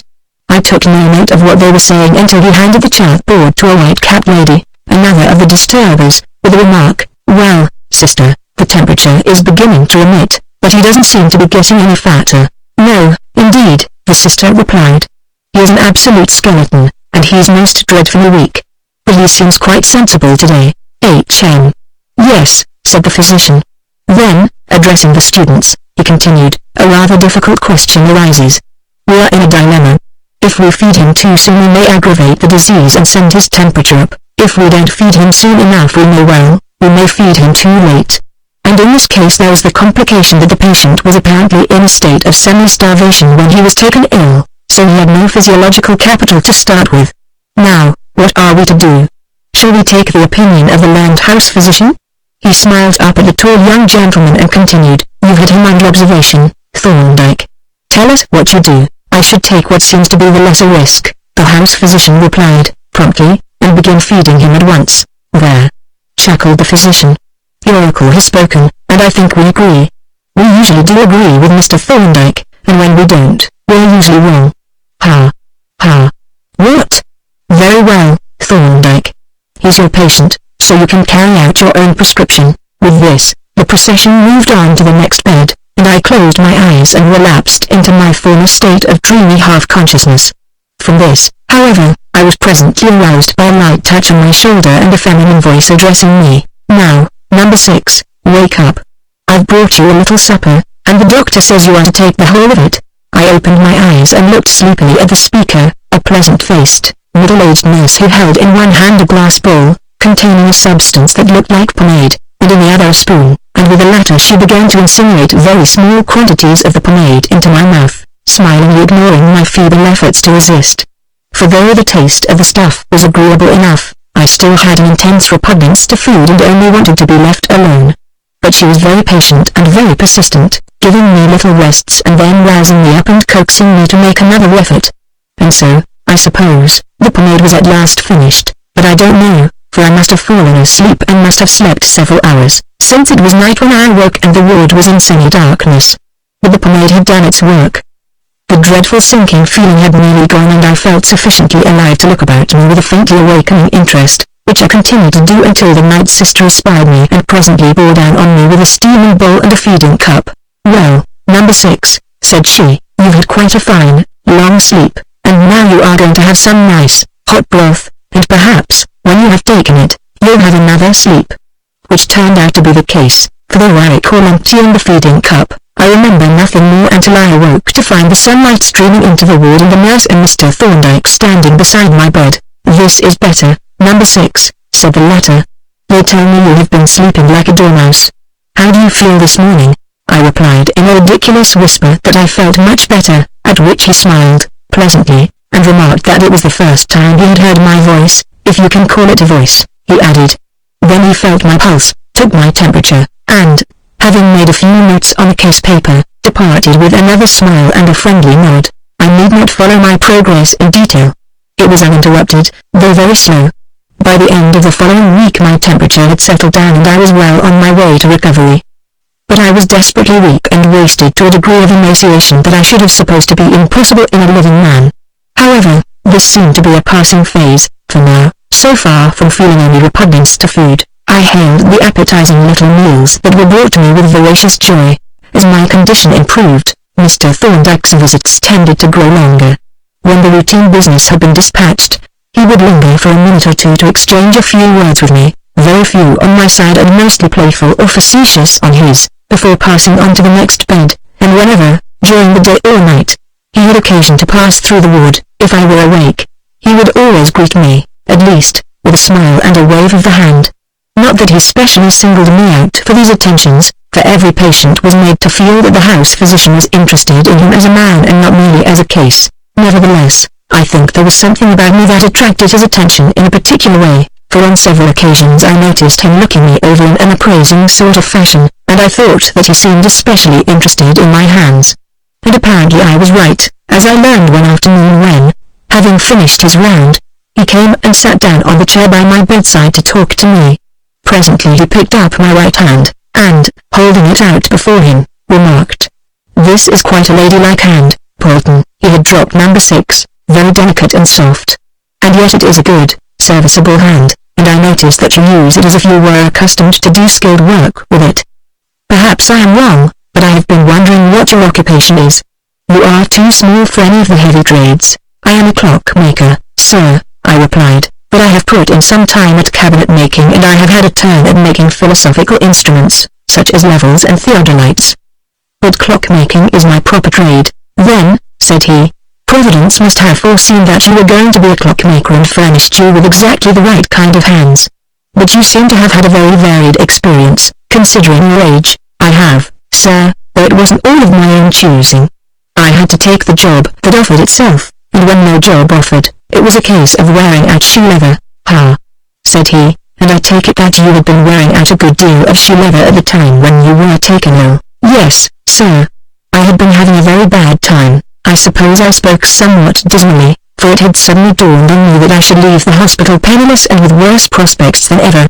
He looked at me thoughtfully, and, after a short pause, asked, "Why were you not able to get work?" I considered the question and found it difficult to answer, and yet I wanted to explain, for something told me that he would understand and sympathize with my difficulties, and we all like to pour our troubles into sympathetic ears. "There were several reasons, sir, but the principal one was that I wasn't able to finish my apprenticeship. But it's rather a long story to tell to a busy gentleman." "I'm not a busy gentleman for the moment," said he with a smile. "I've finished my work for the present, and I shall be a very interested gentleman if you care to tell me the story." "But perhaps you would rather not recall those bad times." "Oh, it isn't that, sir. I should like to tell you if it wouldn't weary you." As he once more assured me of his interest in my adventures and misadventures, I began, shyly and awkwardly, to sketch out the history of my apprenticeship, with scrupulous care to keep it as short as possible. But there was no need. Not only did he listen with lively interest, but when I became unduly sketchy he interposed with questions to elicit fuller details, so that, becoming more at my ease, I told the little story of my life in a consecutive narrative, but still keeping to the more significant incidents. The last, disastrous, episode, however, I related at length, mentioning no names except that of Mr. Cone, as it seemed necessary to be circumstantial in order to make my innocence perfectly clear, and I was glad that I did so, for my listener followed the tragedy of errors with the closest attention. "Well, Polton," he said when I had brought the narrative up to date, "you have had only a short life, but it has been a pretty full one, a little too full, at times. If experience makes men wise, you should be bursting with wisdom. But I do hope you have taken in your full cargo of that kind of experience." He looked at his watch, and, as he rose, remarked that he must be getting back to duty, and having thanked me for my most interesting story, walked quickly but silently out of the ward, leaving me with a curious sense of relief at having unburdened myself of my troubles to a confessor so kindly and sympathetic. That, however, was not the last of our talks, for thenceforward he adopted the habit of making me little visits, sitting on a chair by my bedside and chatting to me quite familiarly without a trace of patronage. It was evident that my story had greatly interested him, for he occasionally put a question that showed a complete recollection of all that I had told him. But more commonly he drew me out on the subject of clocks and watches. He made me explain, with drawings, the construction and mode of working of a gravity escapement and the difference between a chronometer and a lever watch. Again, he was quite curious on the subject of locks and keys and of instruments such as theodolites, of which he had no experience, and though mechanism would seem to be rather outside the province of a doctor, I found him very quick in taking in mechanical ideas and quite keen on acquiring the little items of technical knowledge that I was able to impart. But these talks, so delightful to me, came to a rather sudden end, at least for a time, for one afternoon, just as he was leaving me, he announced, "By the way, Polton, you will be handed over to a new house physician tomorrow. My term of office has come to an end." Then, observing that I looked rather crestfallen, he continued, "However, we shan't lose sight of each other. I'm taking charge of the museum and laboratory for a week or two while the curator is away, and, as the laboratory opens on the garden, where you will be taking the air when you can get about, I shall be able to keep an eye on you." This was some consolation for my loss, and something to look forward to, and it begot in me a sudden eagerness to escape from bed and see what I could do in the way of walking. Apparently, I couldn't do much, for when the sister, in response to my entreaties, wrapped me in a dressing gown, and, with a nurse's aid, helped me to totter to the nearest armchair. I sat down with alacrity, and, at the end of half an hour, was very glad to be conducted back to bed. It was not a very encouraging start, but I soon improved on it. In a few days I was crawling about the ward unassisted, with frequent halts to rest in the armchair, and by degrees the rests grew shorter and less frequent, until I was able to pace up and down the ward quite briskly. And at last came the joyful day when the nurse produced my clothes, which appeared to have been cleaned since I last saw them, and helped me to put them on, and, it being a warm, sunny morning, the sister graciously acceded to my request that I might take a little turn in the garden. That was a red-letter day for me. Even now I recall with pleasure the delightful feeling of novelty with which I took my journey downwards in the lift, swathed in a dressing gown over my clothes and fortified by a light lunch, which I devoured, wolfishly, and the joy with which I greeted the sunlit trees and flower beds as the nurse conducted me along the path and deposited me on a seat. But better still was the sight of a tall figure emerging from the hospital and advancing with long strides along the path. At the sight of him my heart leapt, and I watched him anxiously lest he should take another path and pass without seeing me. My eagerness surprised me a little at the time, and now, looking back, I ask myself how it had come about that Mr. Thorndyke was to me so immeasurably different from all other men. Was it some prophetic sense which made me dimly aware of what was to be? Or could it be that I, an insignificant, ignorant lad, had somehow instinctively divined the intellectual and moral greatness of a man? I cannot tell. In a quiet, undemonstrative way he had been gracious, kindly and sympathetic, but beyond this there had seemed to be a sort of magnetism about him which attracted me, so that to the natural respect and admiration with which I regarded him was unaccountably added an actual personal devotion. Long before he had drawn near, he saw me and came straight to my seat. "Congratulations, Polton," he said, cheerfully, as he sat down beside me. "This looks like the beginning of the end. But we mustn't be impatient, you know. We must take things easily and not try to force the pace." He stayed with me about 5 minutes, chatting pleasantly, but principally in a medical strain, advising me and explaining the dangers and pitfalls of convalescence from a severe and exhausting illness. Then he left me, to go about his business in the laboratory, and I followed him with my eyes as he entered the doorway of a range of low buildings. But in a few moments he reappeared, carrying a walking stick, and, coming up to my seat, handed the stick to me. "Here is a third leg for you, Polton," said he, "a very useful aid when the natural legs are weak and unsteady. You needn't return it. It is an ancient derelict that has been in the laboratory as long as I have known the place." I thanked him, and, as he returned to the laboratory, I rose and took a little walk to try the stick, and very helpful I found it. But even if I had not, I should still have prized the simple ash staff for the sake of the giver, as I have prized it even since. For I have it to this day, and a silver band that I put on it bears the date on which it was given. A few days later Mr. Thorndyke overtook me as I was hobbling along the path with the aid of my third leg. "Why, Polton," he exclaimed, "you are getting quite active and strong. I wonder if you would care to come and have a look at the laboratory." I grasped eagerly at the offer, and we walked together to the building and entered the open doorway left open, I presumed when I was inside, to let out some of the smell. The premises consisted of a laboratory proper, a large room with a single long bench and a great number of shelves occupied by stoppered glass jars of all sizes, mostly filled with a clear liquid in which some very queer-looking objects were suspended. One, I was thrilled to observe, was a human hand. On the lower shelves were ranged great covered earthenware pots which I suspected to be the source of the curious, spirituous odor. Beyond the laboratory was a workroom furnished with a lathe, 2 benches and several racks of tools. When he had shown me round, Mr. Thorndyke seated me in a Windsor armchair close to the bench where he was working at the cutting, staining and mounting of microscopical sections for use in the medical school. When I had been watching him, for some time, he looked round at me with a smile. "I suspect, Polton," said he, "that you are itching to try your hand at section mounting. Now, aren't you?"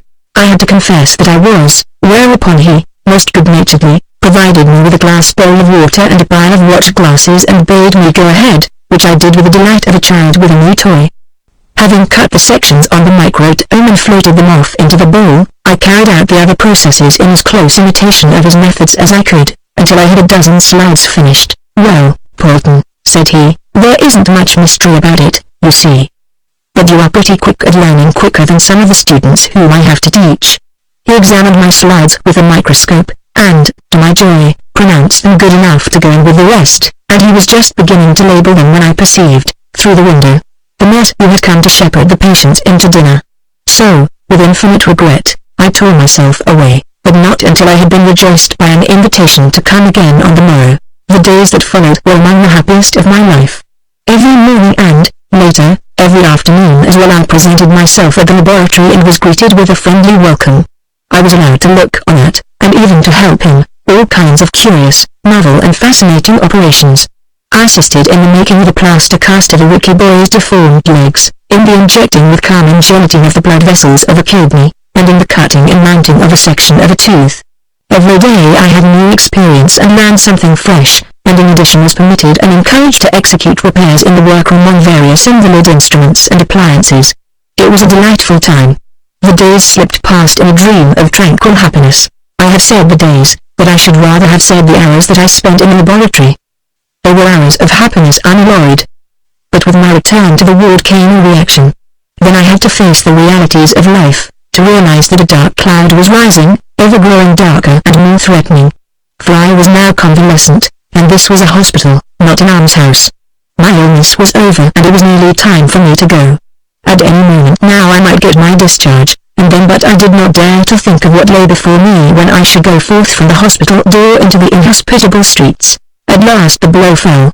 I saw it coming when, instead of sending me out to the garden, the sister bade me stay by my bed when the physician was due to make his visit.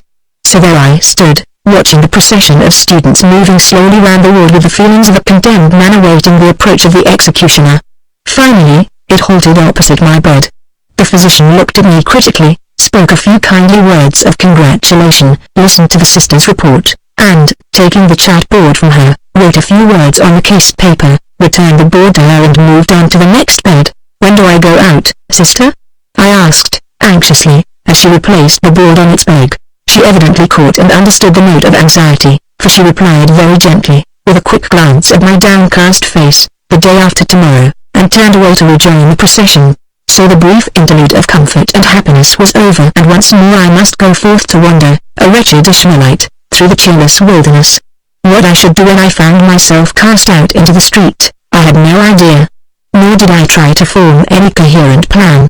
The utter hopelessness of my condition induced a sort of mental paralysis, and I could only roam about the garden, whither I had strayed when sentence had been pronounced, in a state of vague, chaotic misery.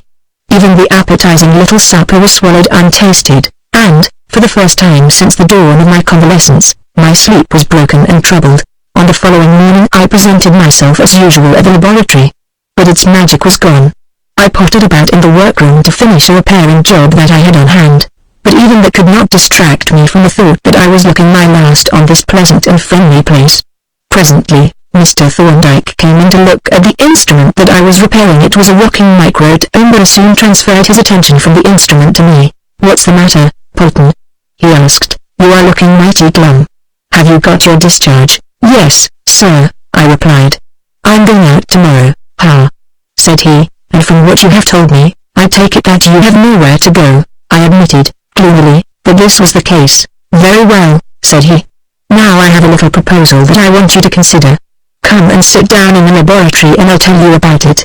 He sat me in a Windsor armchair, and, seating himself on the bench stool, continued, "I am intending to set up in practice, not in an ordinary medical practice, but in that branch of medicine that is connected with the law and is concerned with expert medical and scientific evidence. For the purposes of my practice I shall have to have a laboratory, somewhat like this, with a workshop attached, and I shall want an assistant to help me with the experimental work. That assistant will have to be a skilled mechanic, capable of making any special piece of apparatus that may be required, and generally handy and adaptable. Now, from what you have told me and what I have seen for myself, I judge that you would suit me perfectly. You have a working knowledge of 3 crafts, and I have seen that you are skillful, painstaking and quick to take an idea, so I should like to have you as my assistant. I can't offer much of a salary at first, as I shall be earning nothing, myself, for a time, but I could pay you £1 a week to begin with, and, as I should provide you with food and a good, big bed sitting room, you could rub along until something better turned up. What do you say?" I didn't say anything. I was speechless with emotion, with a sudden revulsion from black despair to almost delirious joy. My eyes filled and a lump seemed to rise in my throat. Mr. Thorndyke evidently saw how it was with me, and, by way of easing the situation, he resumed, There is one other point. Mine will be a bachelor establishment. I will need servants, so that, if you come to me, you would have to render a certain amount of personal and domestic services. You would keep the little household in order and occasionally prepare a meal. In fact, you would be in the position of my servant as well as laboratory assistant. Would you object to that? Would I object? I could have fallen down that instant and kissed his boots.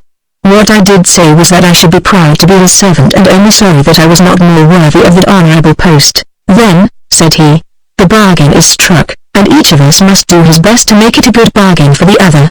He then proceeded to arrange the details of my assumption of office, which included the transfer of 5 shillings to chink in my pocket and pay the cabman, and, when all was settled, I went forth, at his advice, to take a final turn in the garden, which I did with a springy step and at a pace that made the other patients stare.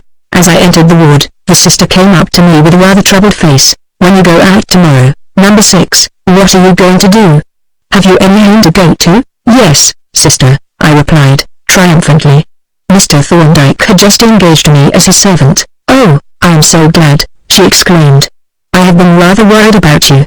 But I am quite happy now, for I know that you will have the very best of masters. She was a wise woman, was that sister. I pass over the brief remainder of my stay in hospital.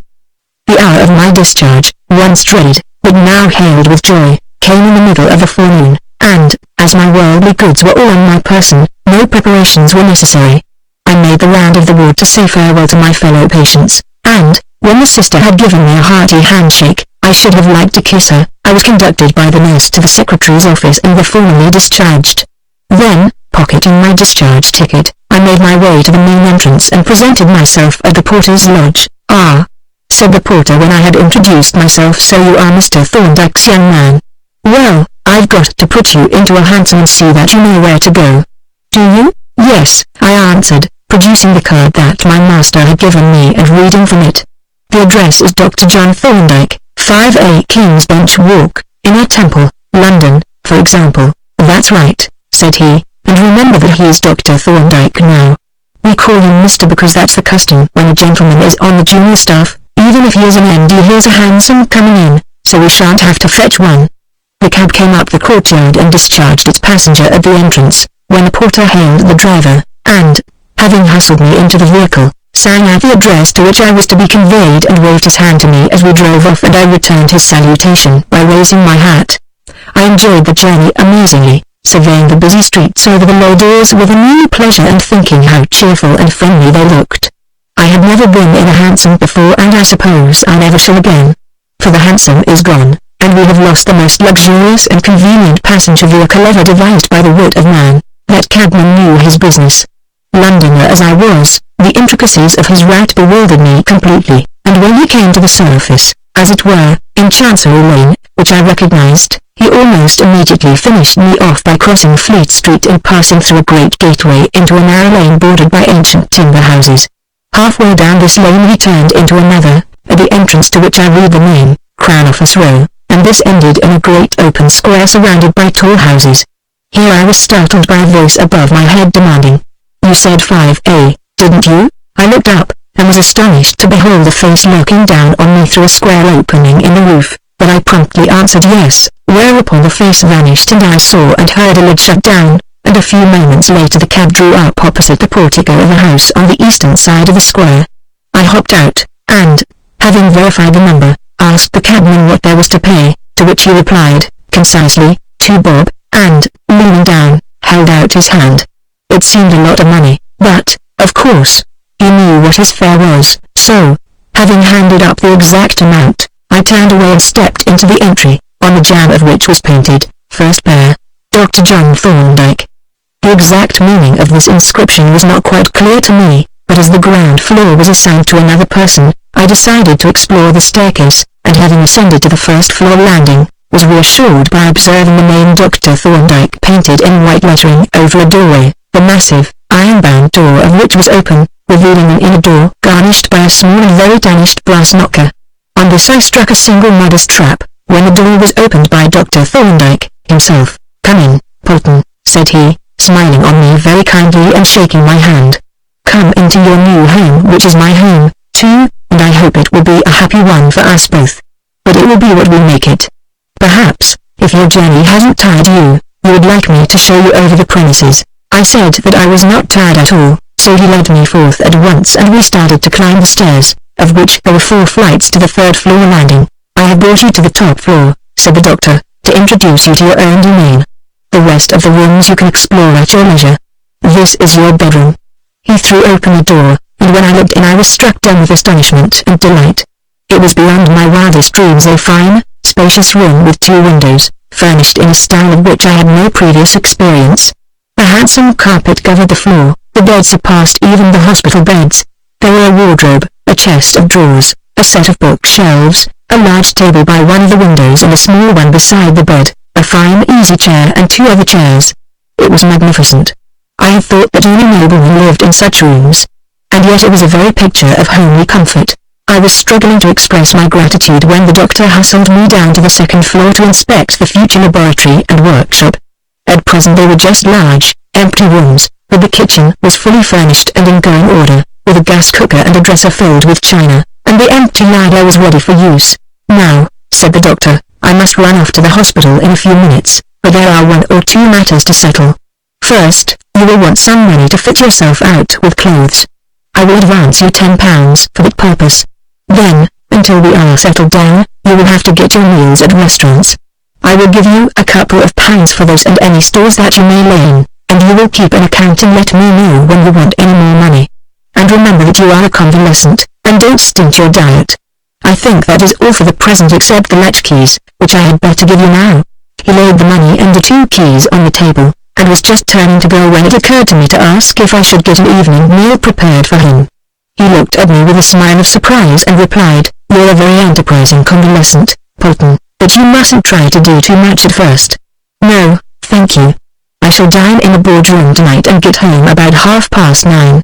When he had gone, I went out, and, having taken a substantial lunch at a restaurant near Temple Bar, proceeded to explore the neighborhood with a view to household stores. Eventually I found in Fetter Lane enough suitable shops to enable me to get the kitchen and the larder provided for a start, and, having made my purchases, hurried home to await the delivery of the goods.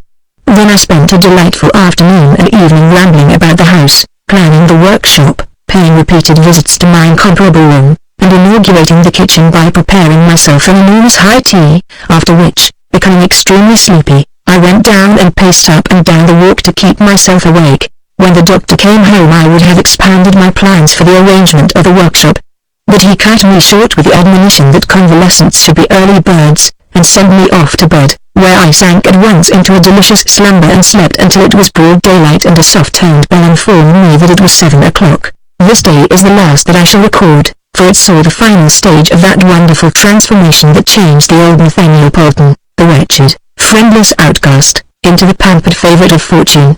When I had given the doctor his breakfast, which he praised, warmly, but begged me to remember in future that he was only one man, and seeing him launched on his way to the hospital, I consumed what he had left on the dish, 1 fried egg and a gammon rasher, and, having tidied up the doctor's bedroom and my own, went forth to wind up the affairs of Polton, the destitute, and inaugurate Polton, the opulent, to ring out the old and ring in the new. First, I visited a gentleman's outfitter's, where I purchased a ready-made suit of a sober and genteel character. I heard the shopman whisper something about medium boy's size, and other garments appropriate to it, including clerical grey socks, a pair of excellent shoes and a soft felt hat. The parcel being a large and heavy one, I bought a strong rug strap with which to carry it, and so was able, with an occasional rest, to convey it to Frubert's place, where I proposed to settle any arrears of rent that Mr. Stokes might claim. However, he claimed none, having left my room when I failed to return. But he had stored my property in an attic, from which he very kindly assisted me to fetch it, so that I had, presently, the satisfaction of seeing all my worldly goods piled up on the counter, the 2 chests that I had made in Mr. Beebe's workshop, my whole collection of clockmaker's tools, and my beloved books, including Mr. Denison's invaluable monograph. When they were all assembled, I went out and chartered a 4-wheeled cab, in which I stowed the new chest, tools, books, and the enormous parcel from the outfitters. Then I bade Mr. Stokes a fond farewell, gave the cabman the address, at which he seemed surprised, and I am afraid that I was a rather shabby little ragamuffin, shut myself in the cab and started for home. Home. I had not known the word since Aunt Judy and Uncle Sam had flitted away out of my ken. But now, as the cab rattled over the stones until it made my teeth chatter, I had before me the vision of that noble room in the temple which was my very own, to have and to hold in perpetuity, and the gracious friend and master whose presence would have turned a hovel into a mansion. As soon as we arrived, I conveyed my goods in relays upstairs, and when I had paid off the cabman, I proceeded to dispose of them. The tools I deposited in the future workshop as the first installment of its furnishing, the books and parcel I carried up to my own apartment. And there the final scene was enacted.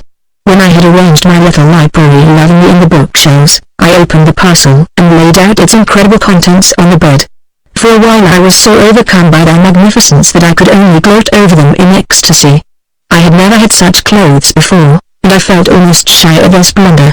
However, they were mine, and I was going to wear them, and so reflecting, I proceeded boldly to divest myself of the threadbare, frayed and faded habiliments that had served me so long until I had stripped to the uttermost rag, and rag is the proper word.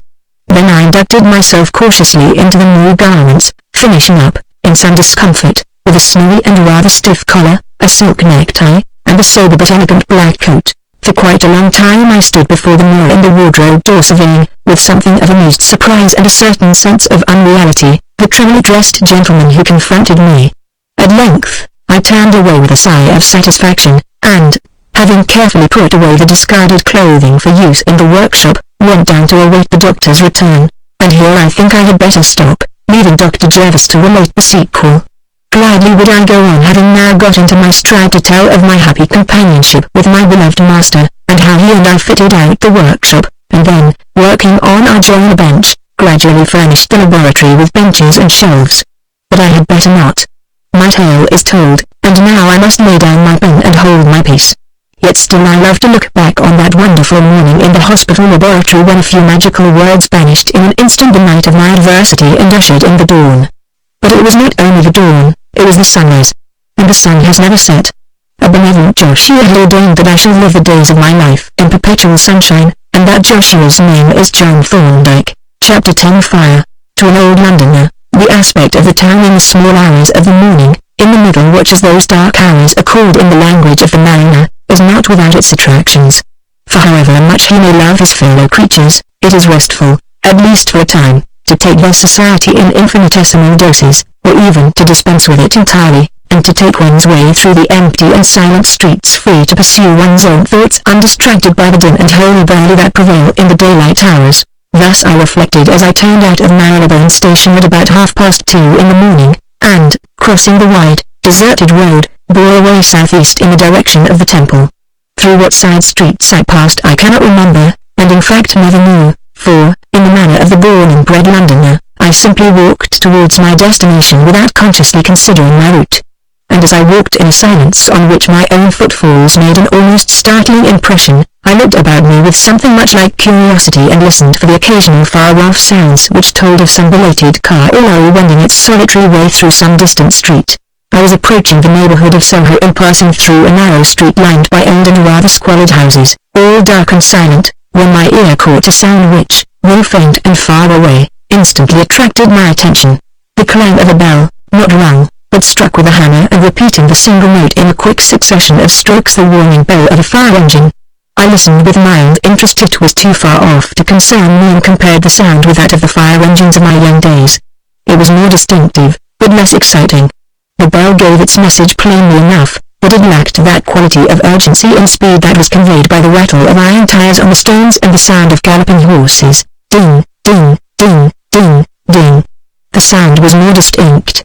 Then the engine must be coming my way, and even as I noted the fact, the clang of another bell rang out from the opposite direction, and suddenly I became aware of a faintly pungent smell in the air. Then, as I turned a corner, I met a thin cloud of smoke that was drifting up the street and noticed a glare in the sky over the housetops, and presently, reaching another corner, came into full view of the burning house, though it was still some distance away, near the farther end of the street. I watched it with some surprise as I walked quickly towards it, for there seemed to be something unusual in its appearance. I had not seen many burning houses, but none that I had seen had looked quite like this one. There was a furious intensity in the way that it flared up that impressed me as abnormal. From the chimneys, flames shot up like the jets from a gas blowpipe, and the windows emitted tongues of fire that looked as if they were being blown out by bellows.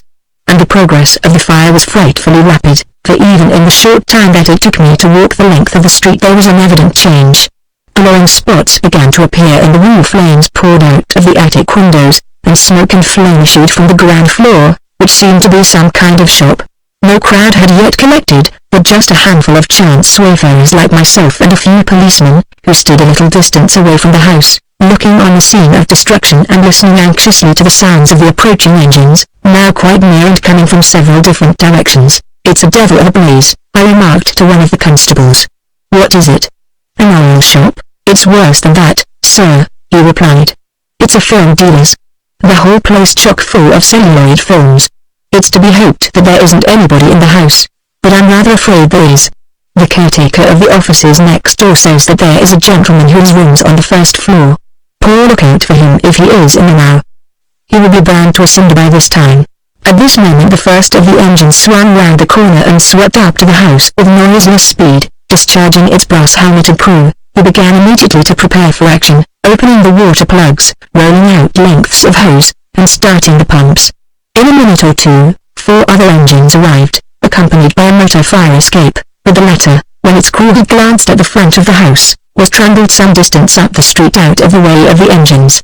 There was obviously no present use for it, nor did there seem to be much left for the engines to do, for, almost at the moment when the first jet of water was directed at the flaming window space, the roof fell in with a crash and a roar, a volume of flame and sparks leapt up into the sky, and through the holes which had once been windows an uninterrupted sheet of fire could be seen from the top of the house to the bottom. Evidently, the roof in its fall had carried away what had been left of the floors, and the house was now no more than an empty shell with a mass of flaming debris at its base. Whether the jets of water that were directed in through the window holes had any effect, or whether the highly inflammable material had by this time all been burnt, I could not judge, but, after the fall of the roof, the fire began almost suddenly to die down, and a good deal of the firemen's attention became occupied by the adjoining house, which had already suffered some injury from the fire and now seemed likely to suffer more from the water. But in this I was not greatly interested, and, as a more spectacular phase of the disaster seemed to have come to an end, I extricated myself from the small crowd that had now collected and resumed my progress towards the temple and the much-desired bed that awaited me there. To a man who has turned in at past 4 o'clock in the morning, competition with a lark is not practicable. It was getting on for 11 when I emerged from my bedroom and descended the stairs towards the breakfast room, becoming agreeably conscious of a subtle aroma which memory associated with bacon and coffee. "I heard you getting up, sir," said Polton with a last, satisfied glance at the breakfast table, "and I heard you come in last night, or rather this morning, so I have cooked an extra rasher." "You did make a night of it, sir." "Yes," I admitted, "it was rather a late business, and what made me still later was a house on fire somewhere near Soho which I stopped for a while to watch. A most tremendous blaze. A policeman told me that it was a celluloid film warehouse, so you can imagine how it flared up." I produced these sights on the news designedly, knowing that it would be of interest, for Polton, the most gentle and humane of men, had an almost morbid love of the horrible and the tragic. As I spoke, his eyes glistened, and he commented with a sort of ghoulish relish, "Celluloid films. And a whole warehouse full of them, too. It must have been a fine sight. I've never seen a house on fire not properly on fire, only just smoke and sparks." "Was there a fire escape?" "Yes, but there was nothing for it to do. The house was like a furnace, with the people inside, sir." "Did they manage to get out in time?" "It's not certain that there was anybody in the house. I heard something about a gentleman who had rooms there, but there was no sign of him. It is not certain that he was there, but if he was, he is there still. We shall know when the firemen and salvagemen are able to examine the ruins." "Ha!" said Polton, "there won't be much of him left." "Where did you say the place was, sir?" "I can't tell you the name of the street, but it was just off Old Compton Street. You will probably see some notice of the fire in the morning paper." Thereupon, Polton turned away as if to go in search of the paper, but at the door he paused and looked back at me. "Speaking of burning houses, sir," said he, "Mr. Stalker called about half an hour ago. I told him how things were, so he said he would probably look in again in an hour's time. If he does, will you see him downstairs or shall I bring him up?" "Oh, bring him up here. We don't make a stranger of Mr. Stalker." "Yes, sir. Perhaps he has come to see you about this very fire. He could hardly have got any particulars yet," said I. "Besides, fire insurance is not in our line of business." "No, sir," Polton admitted. but it may be about the gentleman who had the rooms. A charred body might be in your line if they happened to know that there is one among the ruins. I did not think it very likely, for there had hardly been time to ascertain whether the ruins did or did not contain any human remains. Nevertheless, Polton's guess turned out to be right, for when Stalker, having declined a cup of coffee and then explained, according to his invariable custom, that he happened to be passing this way and thought he might as well just look in, came to the point, it appeared that his visit was concerned with a fire in Soho. But, my dear Stalker, I protested, we don't know anything about fires. I know, he replied with an affable smile. The number of things that you and Thorndyke don't know anything about would fill an encyclopedia. Still, there are some things that you do know. Perhaps you have forgotten that fire at Brattle's oil shop, but I haven't. You spotted something that the fire experts had overlooked. Thorndyke did. I didn't until he pointed it out. I don't care which of you spotted it, said he. I only know that, between you, you saved us £2,000 or £3,000. I remembered the case quite well, and the recollection that it seemed to justify Stalker's attitude. What do you want us to do? I asked. I want you just to keep an eye on the case.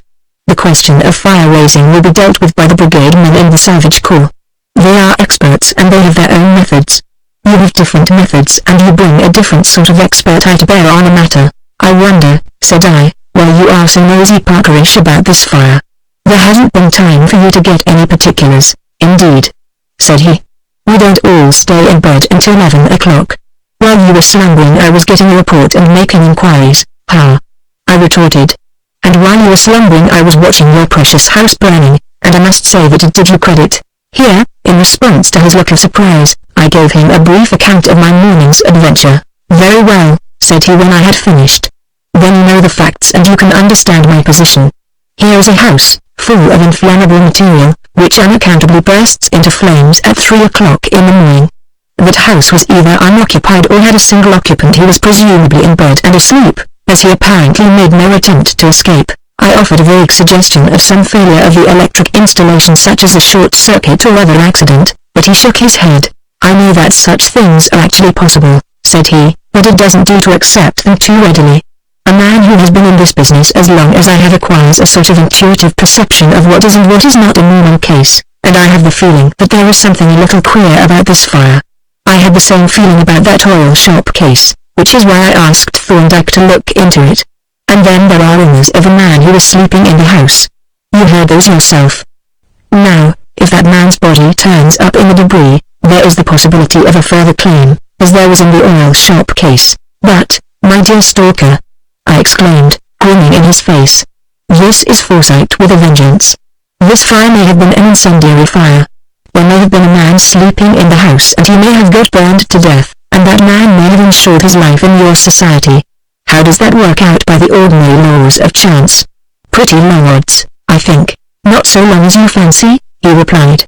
Persons who lose their lives in incendiary fires have a tendency to be insured. The connection between the fire and the death may not be a chance connection. Still, I will admit that, beyond a mere suspicion that there may be something wrong about this fire, I have nothing to go on. I am asking you to watch the case ex abundantia accordingly as you lawyers say.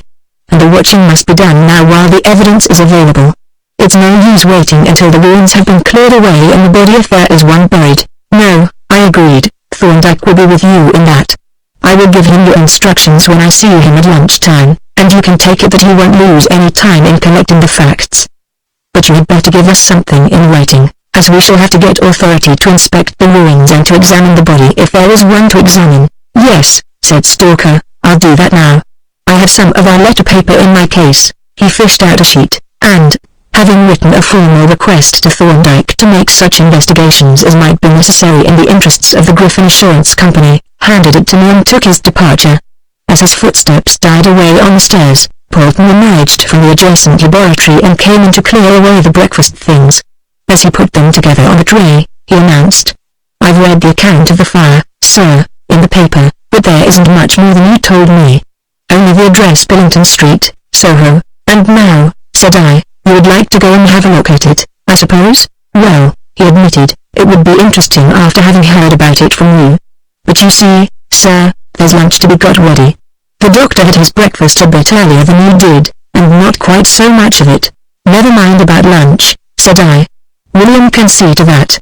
William, I may explain, was a youth who had lately been introduced to assist Polton and relieve him of his domestic duties, and a very capable understudy he had proved. Nevertheless, Polton clung tenaciously to what he considered his privilege of attending personally to the doctor's wants, which, in effect, included mine. You see, Polton, I added by way of overcoming his scruples, one of us ought to go, and I don't want to. But the doctor will want to make an inspection at the earliest possible moment, and he will want to know how soon that will be. At present, the ruins can't have cooled down enough for a detailed inspection to be possible, but you could find out from the man in charge how things are and when we could make our visit. We shall want to see the place before it has been considerably disturbed, and, if there are any human remains, we shall want to know where the mortuary is. On this Polton brightened up considerably.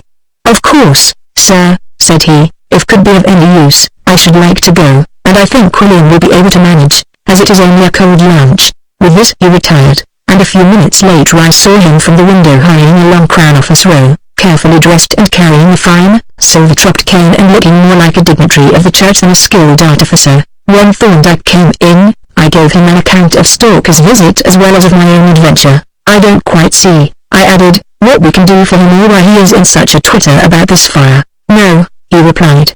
But Stalker is enormously impressed by our 1 or 2 successes and is inclined to overestimate our powers.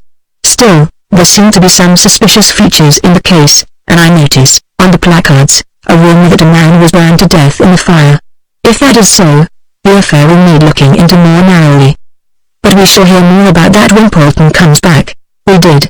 For when, just as we had finished lunch, our deputy returned, he was able to give us all the news up to the latest developments.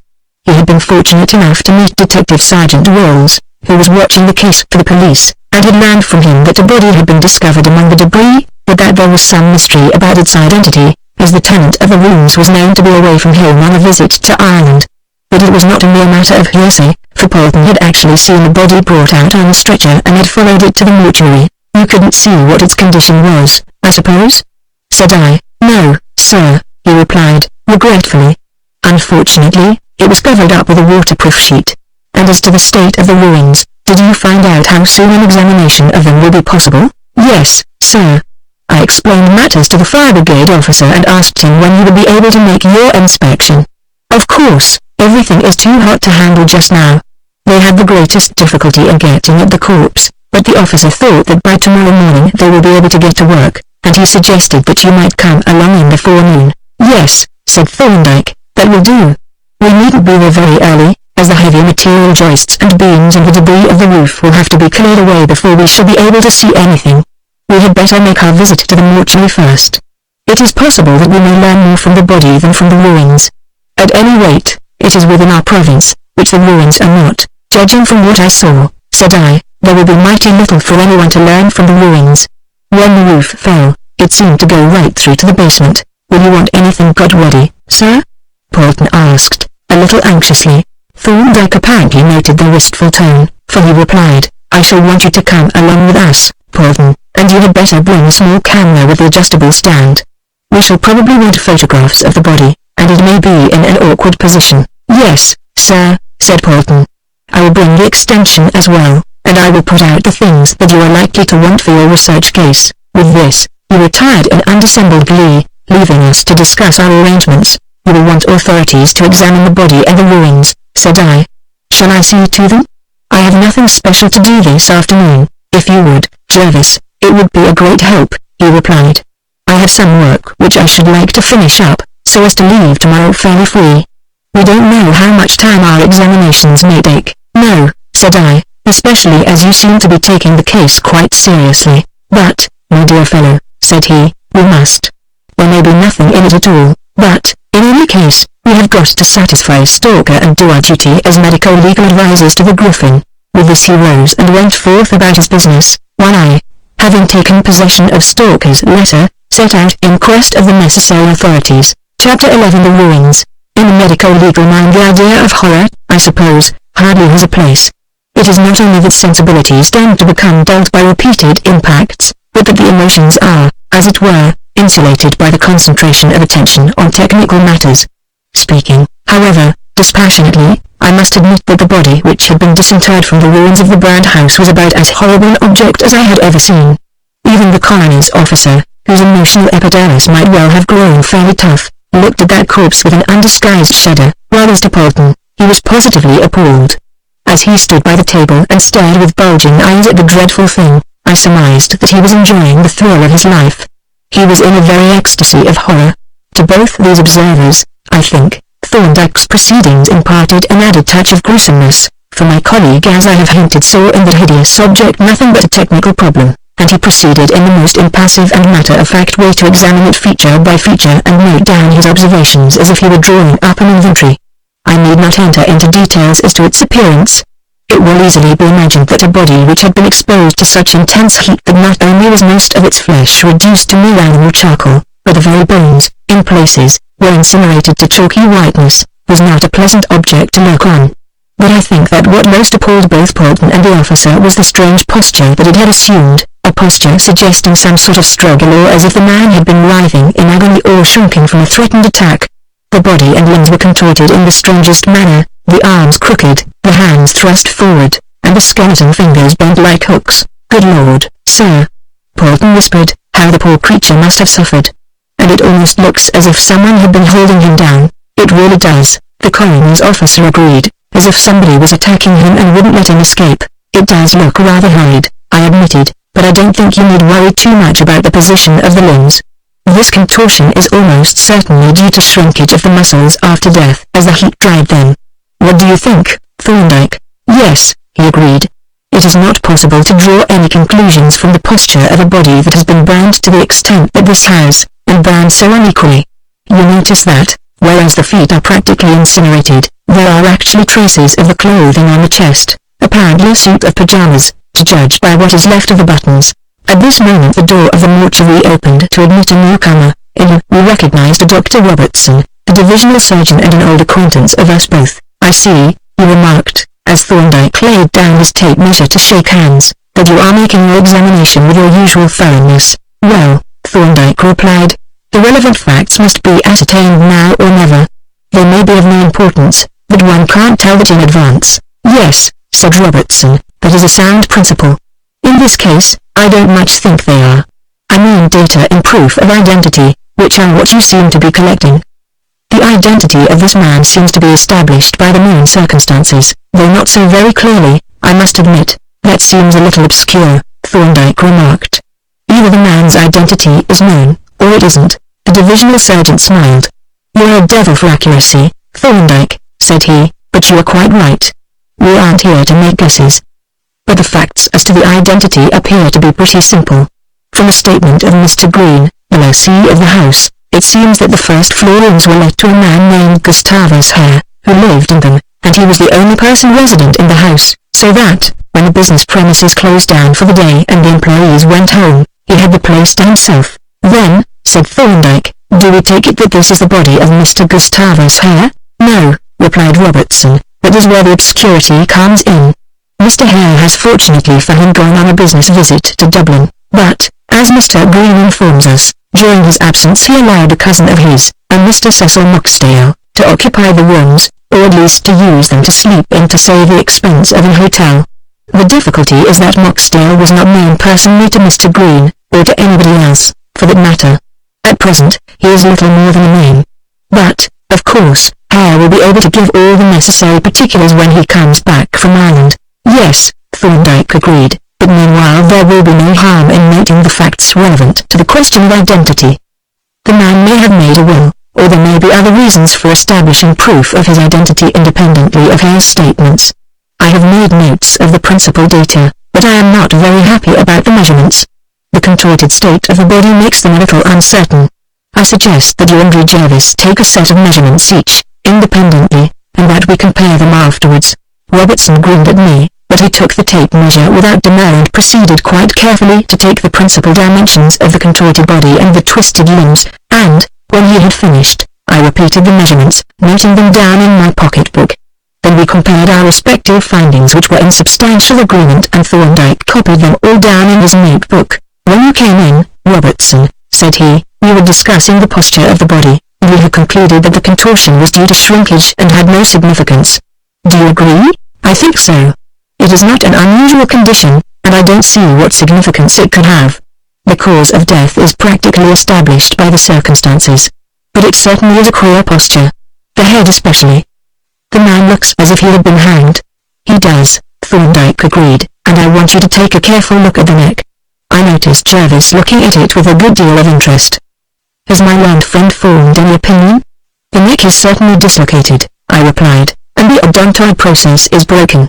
I noted that, but I put it down to the effects of shrinkage of the neck muscles, and possibly to some disturbance when the body was moved. Robertson stooped over the body and examined the exposed neck bones narrowly, testing the head for mobility and finding it quite stiff and rigid. Well, said he, the neck is undoubtedly broken, but I am inclined to agree with Jervis, excepting that, as the neck is perfectly rigid, I don't think that the dislocation could have been produced by the moving of the body.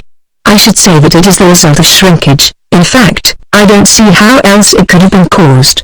Having regard to the circumstances in which the body was found, Thorndyke looked dissatisfied. It always seems to me, said he, that when one is examining a particular fact, it is best to forget the circumstances, to consider the fact without prejudice and without connection with anything else, and then, as a separate proceeding, to relate it to the circumstances. The divisional surgeon chuckled. This, said he, is what the master instills into his pupils. And quite right, too. It is sound doctrine. But still, you know, we must be reasonable. When we find the body of a man among the debris of a house which has been burned out, and the evidence shows that the man was the only occupant of that house, it seems a little pedantic to inquire elaborately whether he may not have died from the effects of manual strangulation or homicidal hanging. My point, Thorndyke rejoined, as a parting shot, is that our function is to ascertain the objective facts, leaving their interpretation to the coroner and his jury. Looking at that odontoid process, I find that the appearance of the fragments where the break took place is more consistent with a fracture having occurred during life than after death and during the subsequent shrinkage. I admit that I do not see how the fracture can have happened in the known or assumed circumstances, and I further admit that the appearances are not at all decisive. I took another careful look at the fractured bone and was disposed to agree with Thorndyke, but I had also to agree with Robertson when he closed the discussion with the remark, well, Thorndyke, you may be right, but in any case the point seems to be of only academic interest. The man was alone in the house, so he couldn't have died from homicide, and I have never heard of anyone committing suicide by dislocating his neck. Nevertheless, he joined us in a very thorough examination of the body for any other traces of injury, of which I need hardly say there were none, and for any distinctive appearances which might help to determine the identity in case the question should arise. I noticed him closely examining the teeth, and as they had already attracted my attention, I asked, what do you make of those teeth? Is that roughening and pitting of the enamel due to the heat, or to some peculiarity of the teeth themselves? Just what I was wondering, he replied. I think it must be the result of the fire, for I don't recognize it as a condition that I have ever seen on living teeth. What do you think, Thorndyke? I am in the same position as yourself, was the reply. I don't recognize the condition. It is not disease, for the teeth are quite sound and strong. On the other hand, I don't quite understand how the pitting could have been produced by the heat. So I have just noted the appearance in case it should have any significance later. Well, said Robertson, if Thorndyke is reduced to an open verdict, I suppose we may follow suit, and with this we returned to the general examination. When we had finished, he helped us to lift the stretcher, on which the body had been left, from the table to the floor to enable Polton to expose the photographs that Thorndyke required as records, and, when these had been taken, our business at the mortuary was finished. I suppose, said Robertson, you are going to have a look at the ruins, now. It seems a trifle off the medico-legal track, but you may possibly pick up some information there. I take it that you are acting for the insurance company? Yes, replied Thorndyke, on instructions. As you say, it seems rather outside our province, as the company appears to be interested only in the house. But they asked me to watch the case, and I am doing so. You are indeed, Robertson exclaimed. All that elaborate examination of the body seems to be completely irrelevant, if the question is only, how did the house catch fire? You carry thoroughness to the verge of fanaticism. Thorndyke smiled. Not fanaticism, said he, merely experience, which bids us gather the rosebuds while we may. The question of today is not necessarily the question of tomorrow. At present we are concerned with the house, for there is a dead body in it. A month hence the body may be the problem, but by then it will be underground. Robertson grinned at me. 'Twas over thus, he chuckled. You can't get a rise out of Thorndyke for the reason, I suppose, that he is always right. Well, I wish you luck in your explorations and hope to meet you both at the inquest." With this, he took his departure, and, as Polton had now got his apparatus packed up, we followed him and made our way to what the papers described as the scene of the conflagration. It was a rather melancholy scene, with a tinge of squalor.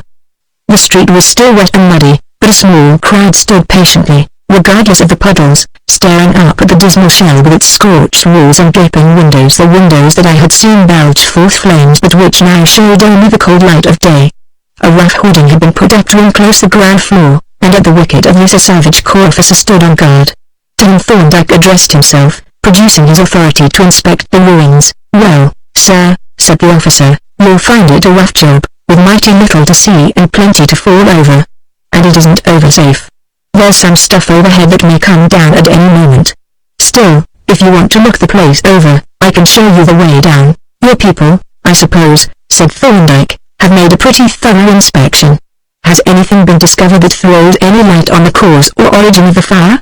The officer shook his head. "No, sir," he replied. "Not a trace. There wouldn't be. The house was burned right out from the ground upwards. It might have been lighted in a dozen places at once and there would be nothing to show it. There isn't even part of the floor left. Do you think it is worthwhile to take the risk of going down? I think I should like to see what it looks like," said Thorndyke, adding, with a glance at me, "but there is no need for you and Polton to risk getting a brick or a chimney pot on your heads." Of course, I refused to be left out of the adventure, while, as to Polton, wild horses would not have held him back. "Very well, gentlemen," said the officer, "you know your own business," and with this he opened the wicket and let us through to the brink of a yawning chasm which had once been the cellars. The remains of the charred beams had been mostly hauled up out of the way, but the floor of the cellars was still hidden by mountainous heaps of bricks, tiles, masses of charred wood and all-pervading white ash, amidst which 3 men in leather, brass-bound helmets were working with forks and shovels and with their thickly gloved hands, removing the larger debris such as bricks, tiles, and fragments of boards and joists, while a couple of large sieves stood ready for the more minute examination of the dust and small residue. We made our way cautiously down the ladder, becoming aware of a very uncomfortable degree of warmth as we descended and noting the steam that still rose from the wet rubbish. One of the men stopped his work to look at us and offer a word of warning. "You'd better be careful where you are treading," said he. "Some of this stuff is still wet underneath, and your boots aren't as thick as mine. You'd do best to stay on the ladder. You can see all there is to see from there, which isn't much. And mind you don't touch the walls with your hands." His advice seemed so reasonable that we adopted it, and seated ourselves on the rungs of the ladder and looked about the dismal cavern as well as we could through the clouds of dust and steam. "I see," said Thorndyke, addressing the shadowy figure nearest to us, "that you have a couple of sieves. Does that mean that you are going to sift all the small stuff?" "Yes," was the reply. "We are going to do this job a bit more thoroughly than usual on account of the dead man who was found here.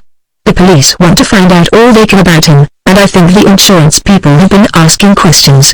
You see, the dead man seems to have been a stranger, and he hasn't been properly identified yet. And I think that the tenant of the house isn't quite satisfied that everything was according to Cocker, and I suppose," said Thorndyke, "that whatever is found will be kept carefully and produced at the inquest." "Yes. Everything that is recovered will be kept for the police to see. The larger stuff will be put into a box by itself, and the smaller things which may be important for purposes of identification are to be sifted out and put into a separate box so that they don't get mixed up with the other things and lost sight of. But our instructions are that nothing is to be thrown away until the police have seen it." "Then," Thorndyke suggested, "I presume that some police officer is watching the case. Do you happen to know who he is?" "We got our instructions from a detective sergeant named Walls. I think that an inspector from Scotland Yard looked in for a few minutes this morning. A very pleasant-spoken gentleman he was. Looked more like a dissenting minister than a police officer." "That sounds rather like Blandy," I remarked, and Thorndyke agreed that the description seemed to fit our old acquaintance.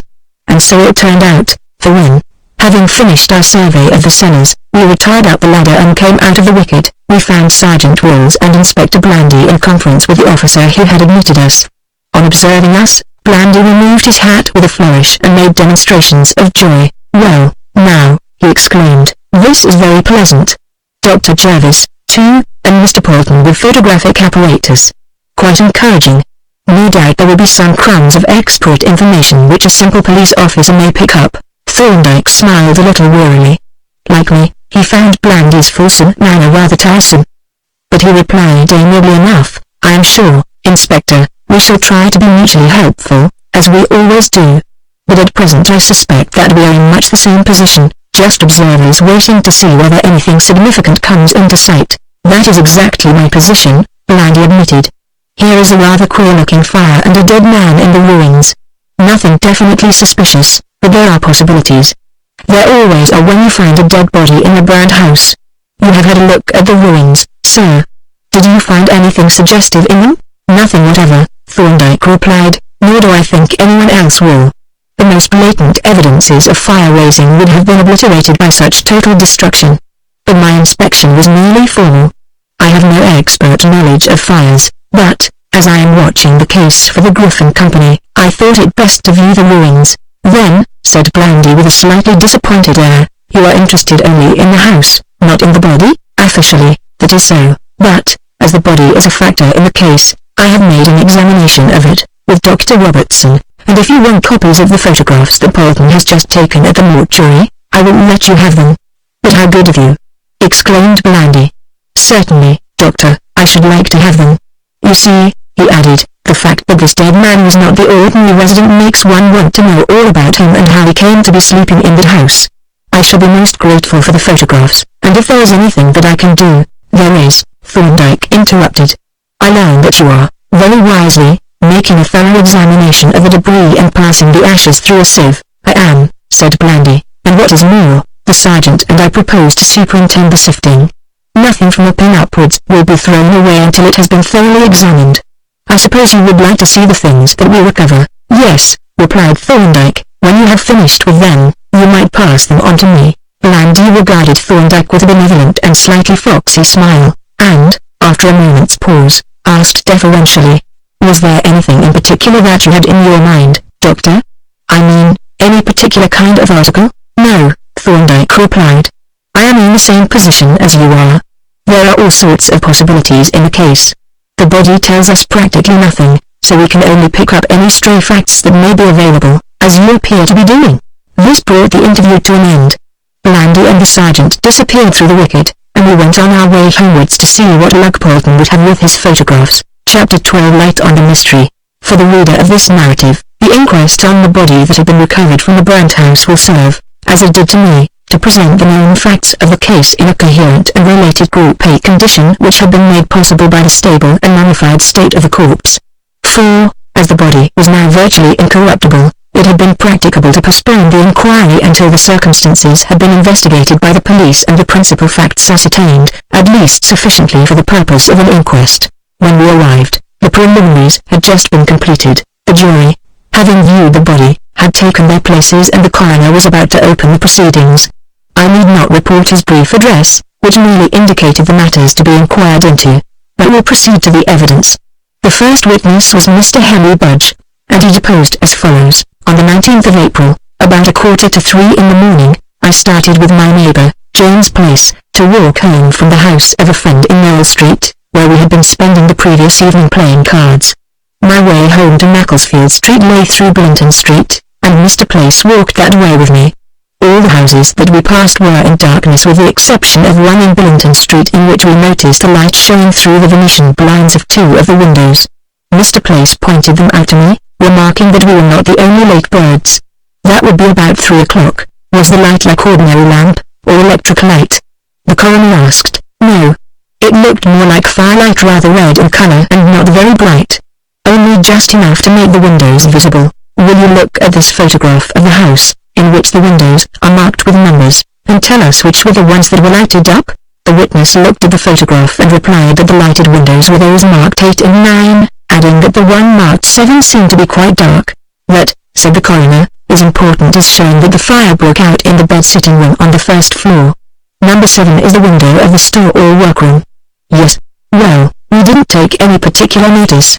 We just walked on until we came to Little Pulteney Street, where Place lives, and there we stopped at a corner talking about the evening's play. Presently, Place began to sniff, and then I noticed a smell as if there was a chimney on fire. We both crossed the road and looked up over the tops of the houses, and then we could see smoke drifting across and we could just make out the chimney that it seemed to be coming from. We watched it for a few minutes, and then we saw some sparks rising and what looked like a reddish glow under smoke. That made us both think of a house with a lighted window, and we started to walk back to have another look. By the time we got into Polton Street we could see the chimney quite plain with lots of sparks flying out of it, so we hurried along until we came opposite the house, and then there was no mistake about it. All 3 windows on the first floor were brightly lighted up, and in one of them the Venetian blinds had caught, and now small flames began to show from the top of the chimney. We consulted as to what we should do, and decided that Place should run off and find a policeman while I tried to knock up the people of the house. So Place ran off, and I crossed the road to the front door of the house at the side of the shop. And did you make a considerable noise? I am afraid I didn't. There was no proper knocker, only one of these new things fixed to the letterbox. I struck that as hard as I could and I pressed the electric bell, but I couldn't tell whether it sounded or not. So I kept on with the silly little knocker. Did you hear any sounds of any kind from within the house? Not a sign, though I listened at the letterbox. How long were you there alone? 3 or 4 minutes, I should think. Perhaps a little more. Then Place came running back with a policeman, who told me to go on knocking and ringing while he and Place roused up the people in the houses next door. But by this time the house was fairly alight, flames coming out of all 3 first-floor windows and the light beginning to show in the windows of the floor above. And then it got too hot for me to stay at the door, and I had to back away across the street. Yes, said the coroner, glancing at the jury, I think the witness has given us a very clear and vivid description of the way and the time at which the fire broke out. The rest of the story can be taken up by other witnesses when we have heard Mr. Place. The evidence of James Place, given quite briefly, merely confirmed and repeated that of Mr. Budge, with the addition of his description of his meeting with the policeman. Then the latter, Edwin Pearson by name, was called and, having been sworn, deposed that on the 19th of April at about 3:14 a.m. he was accosted at the corner of Mead Street, Soho, by the last witness, who informed him that there was a house on fire in Polton Street. He immediately ran off with Place to the nearest fire alarm and sent off the warning. That was at 3:16 a.m. by his watch. Then he and the last witness hurried off to Polton Street, where they found the house alight as Mr. Budge had described it, and had endeavoured to rouse the inmates of the burning house and the 2 adjoining houses, and were still doing so when the first of the engines arrived. That would be about 3:24 a.m. Here the narrative passed to the officer in charge of the engine which had been the first on the scene, and, when he had been sworn, the coroner remarked, you realize that this is an inquiry into the death of the man whose body was found in the burnt house. The information that we want is that which is relevant to that death. Otherwise, the burning of the house is not specially our concern. I understand that, replied the witness whose name had been given as George Bell. The principal fact bearing on the death of deceased is the extraordinary rapidity with which the fire spread, which is accounted for by the highly inflammable nature of the material that the house contained.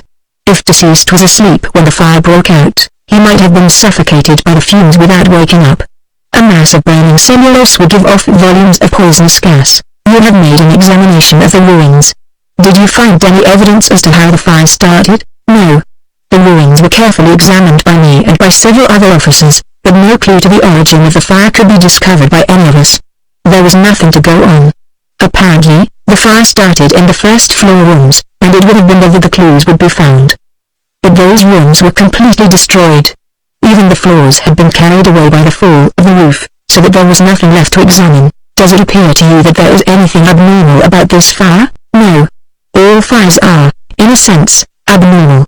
The only unusual feature in this case is the great quantity of inflammable material in the house.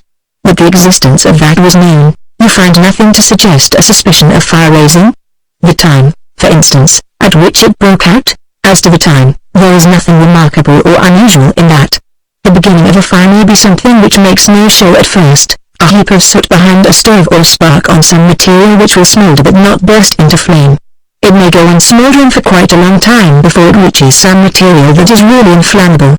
A spark on brown paper, for instance, might smoulder slowly for an hour or more. Then, if the glowing part spread and came into contact with a celluloid film, there would be a burst of flame and the fire would be started, and in such a house as this, the place might be run alight in a matter of minutes. Then you have no suspicion of incendiarism. No, there is nothing positive to suggest it.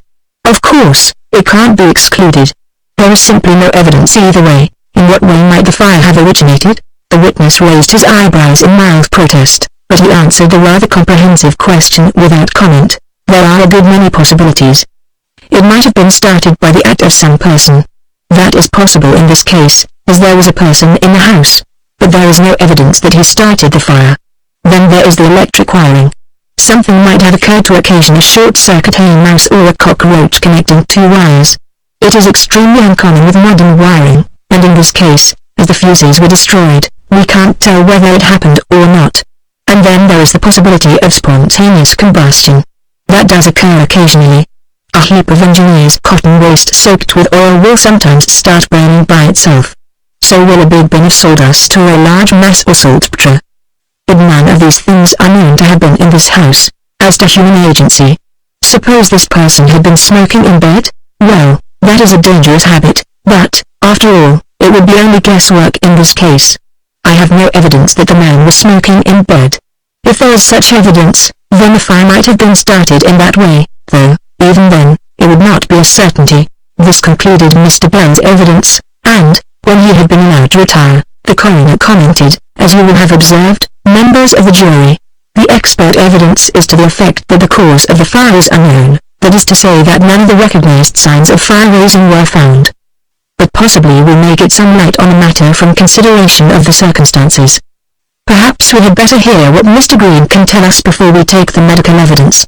Accordingly, Mr. Walter Green was called, and, having been sworn, deposed. I am the lessee of the premises in which the fire occurred, and I carried on in the business of a dealer in films of all kinds, kind films, X-ray films and the ordinary films for use in cameras.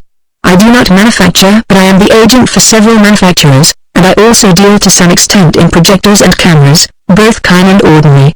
I always kept a large stock of films. Some were kept in the ground floor shop for immediate sale, and the reserve stock was stored in the rooms on the second and third floors. Were these films inflammable? Nearly all of them were highly inflammable. Then this must have been a very dangerous house. Did you take any special precautions against fire? Yes. The storerooms were always kept locked, and the rule was that they were only to be entered by daylight and that no smoking was allowed in them. We were naturally very careful. And were the premises insured? Yes, both the building and the contents were fully insured. Of course. The rate of insurance was high in view of the special risk. How many persons were ordinarily resident in the house? Only one. Formerly the premises used to be left at night entirely unoccupied, but, as there was more room than we needed, I decided to let the first floor. I would sooner have let it for use as offices, but my present tenant, Mr. Gustavus Hare, applied for it as a residential flat, and I let it to him, and he has resided in it for the last 6 months. Was he in residence at the time of the fire? No. Fortunately for him, he was absent on a visit to Ireland at the time. The gentleman who met his death in the fire was a relative of Mr. Hare's to whom he had lent the flat while he was away. We will come to the question of deceased presently. But first we might have a few particulars about Mr. Hare, as to his occupation, for instance. I really don't know very much about him. He seems to be connected with the film and camera trade, mostly, I think, as a traveler and agent for some of the wholesale firms. But he does some sort of dealing on his own account, and he seems to be something of a mechanic. He has done some repairs on projectors for me, and once he mended up a gramophone motor that I bought second-hand. And he does a little manufacturing, if you can call it by that name. He makes certain kinds of cements and varnishes. I don't know exactly how much or what he does with them, but I presume that he sells them, as I can't think of any use that he could have for the quantities that he makes. Did he carry on this industry on your premises? Yes, in the small room that adjoined the bedroom, which he also used as a workroom for his mechanical jobs. There was a cupboard in it in which he used to keep his stocks of varnish and the solvents for making them, mostly acetone and amyl acetate. Aren't those solvents rather inflammable? They are very inflammable, and the varnish is still worse, as the basis is cellulose. You say that you don't know how much of this stuff he used to make in that room. Haven't you any idea? I can't suggest a quantity, but I know that he must have made a good deal of it, because he used to buy some, at least, of his material from me. It consisted mostly of worn-out or damaged films, and I have sold him quite a lot from time to time. But I believe he had other sources of supply. And you say he used to store all this inflammable material, the celluloid, the solvents and the varnish in that small room? Yes, but I think that when the little room got full up, he used to overflow into the bedroom. In fact, I know he did, for I saw a row of bottles of varnish on the bedroom mantelpiece, one of them a Winchester quart. Then you've been into Mr. Hare's rooms? Perhaps you could give us a general idea as to their arrangement and what was in them. I have only been in them once or twice, and I didn't take very much notice of them, as I just went in to talk over some matters which we had been discussing. There were 2 rooms, a small one that would have a window marked 7 in the photograph. It was used as a workroom and partly as a store for the cements and varnishes. It contained a smallish deal table which had a vise fixed to it and served as a workbench. It was littered with tools and bits of scrap of various kinds, and there was a gas ring on a sheet of iron. Besides the table, there was a stool and a good-sized cupboard, rather shallow and fitted with 5 or 6 shelves which seemed to be filled principally with bottles. The other room was quite a fair size, about 20 feet long and 12 feet wide. It was used as a bed-sitting room and was quite comfortably furnished. The bed was at the end opposite window number 9, with a dressing table and washstand near it. At the other end was a mahogany table, a small sideboard, a set of bookshelves, 3 single chairs, an easy chair by the fireplace, and a grandfather clock against the wall in the corner. There was some sort of carpet on the floor and a rug before the fireplace. That is all I remember about the furniture of the room, but what dwells in my memory is the appalling untidiness of the place. The floor was littered with newspapers and magazines, the mantelpiece and the sideboard were filled up with bottles and boxes and pipes and all sorts of rubbish, and there were brown paper parcels all over the place, stacked along the walls and round the clock and even under the bed. Do you know what was in those parcels? I don't know, but I strongly suspect that they contained his stock in films. I recognized one as a parcel that he had had from me. The coroner looked at the witness with a frown of astonishment. It seems incredible, he exclaimed. These rooms must have been even more dangerous than the rest of the house. Much more, the witness agreed, for, in the business premises, the films were at least securely packed. We didn't keep them loose in paper parcels, no. It is perfectly astonishing. This man, might as well have been living and sleeping in a powder magazine. No wonder that the fire started in his flat. The necessary conditions seem to have been perfect for the start of a fire. But still we have no evidence as to what actually started it. I suppose, Mr. Green, you have no suggestion to offer on that question? Of course, I have no certain knowledge, though I have a very definite suspicion. But a suspicion is not evidence. No, but I suppose that you had something to go on. Let us hear what you suspect and why you suspect it. My opinion is based on a conversation that I had with Mr. Hare shortly before he went away. It occurred in a little restaurant in Wardour Street where we both used to go for lunch. He was telling me about his proposed visit to Dublin. He said he was not sure how long he might be away, but he thought it would be as well for him to leave me his address in case anyone should call on any matter that might seem urgent. So he wrote down the address of the firm on whom he would be calling and gave it to me, and I then said, jestingly, that, as there would be no one in the house while he was away, I hoped he would deposit his jewelry and plate and other valuable property in the bank before he left. He smiled and promised that he would, but then he remarked that, in fact, the house would probably not be empty, as he had agreed to let a cousin of his have the use of the rooms to sleep in while he was away. I was not very pleased to hear this, and I remarked that I should not much care to hand the keys of any rooms of mine to another person. He agreed with me, and admitted that he would rather have avoided the arrangement, but, he said, what could I do? The man is my cousin and quite a decent fellow. He happens to be coming up to town just at the time when I shall be away, and it will be a great convenience to him to have a place where he can turn in and save the expense of an hotel.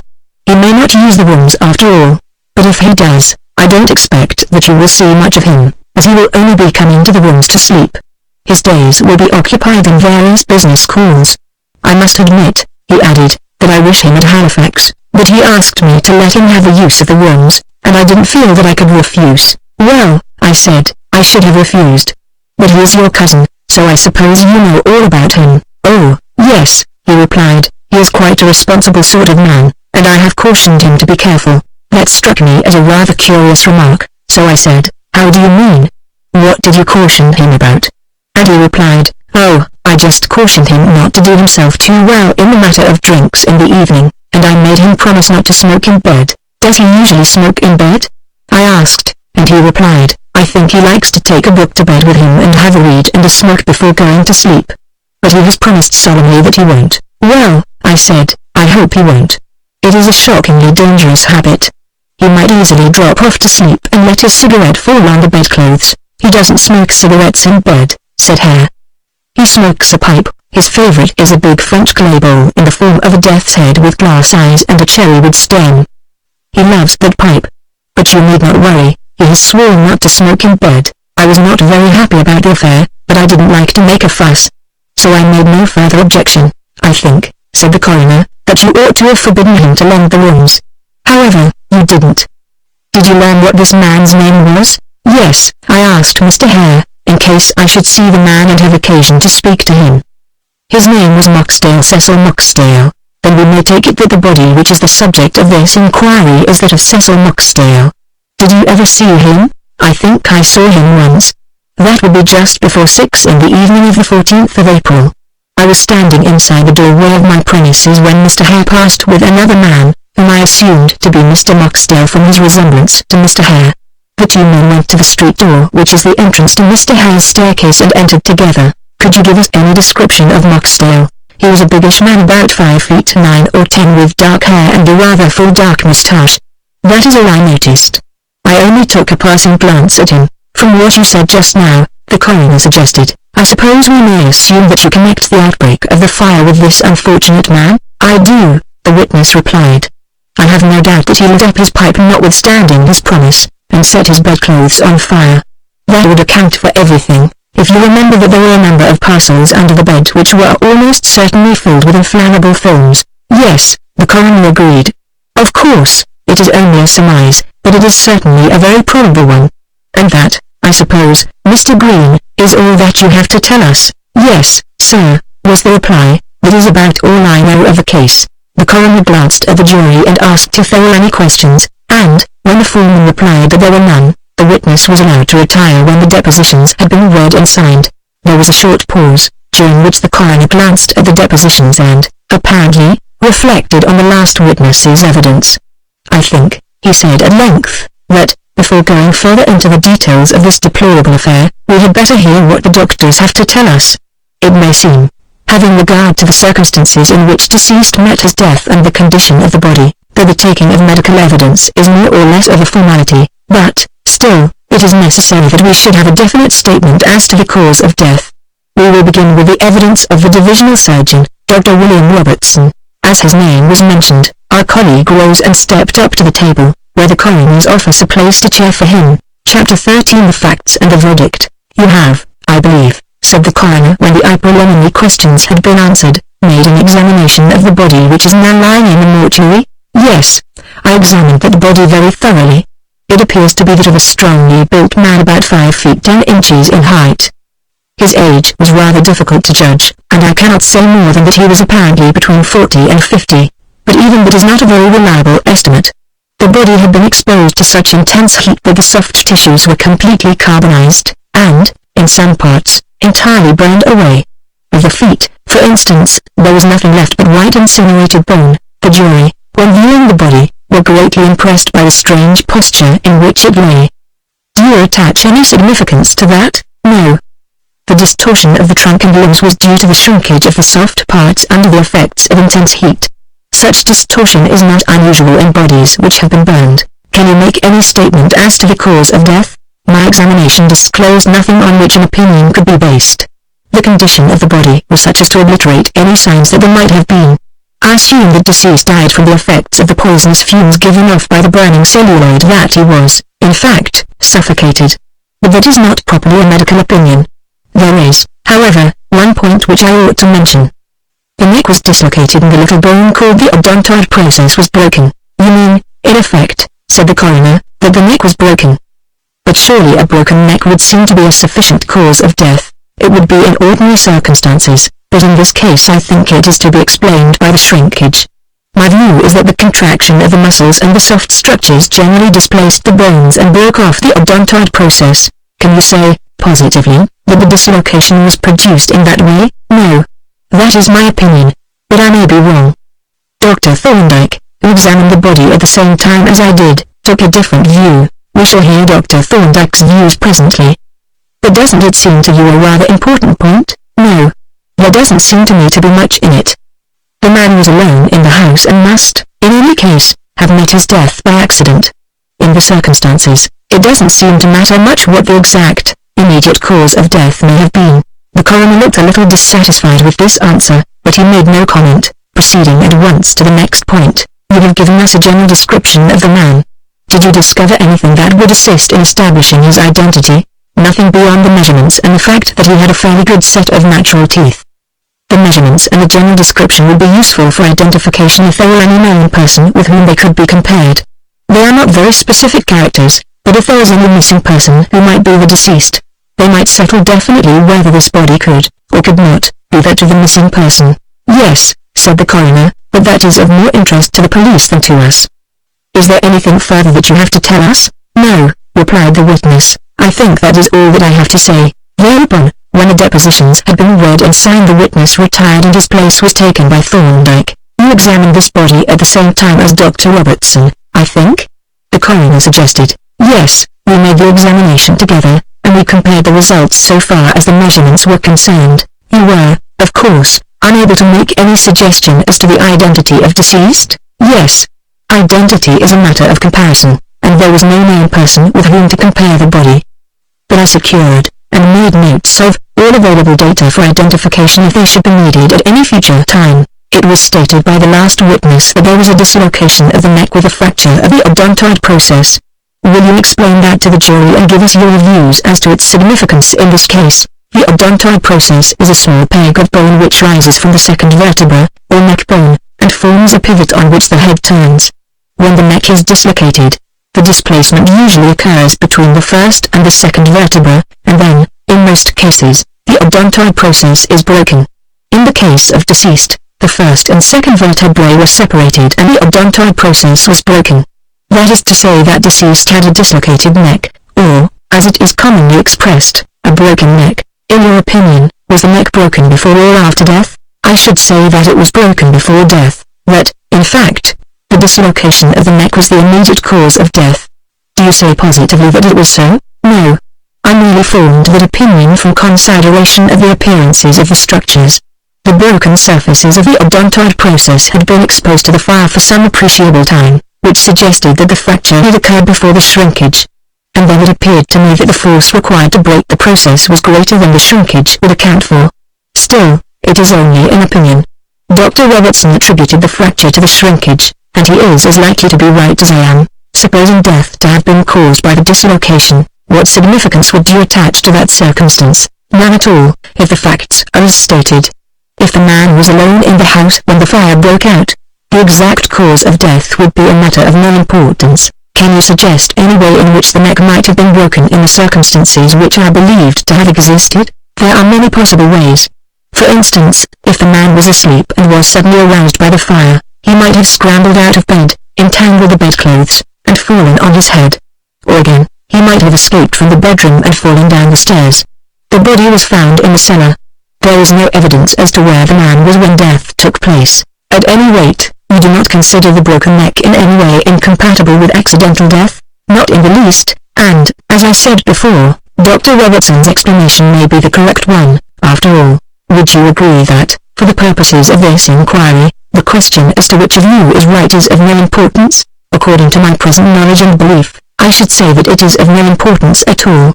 This was the sum of Thorndyke's evidence, and, when he had signed the depositions and returned to his seat, the name of Inspector Blandy was called, whereupon that officer advanced to the table and greeted the coroner and the jury with his habitual benevolent smile.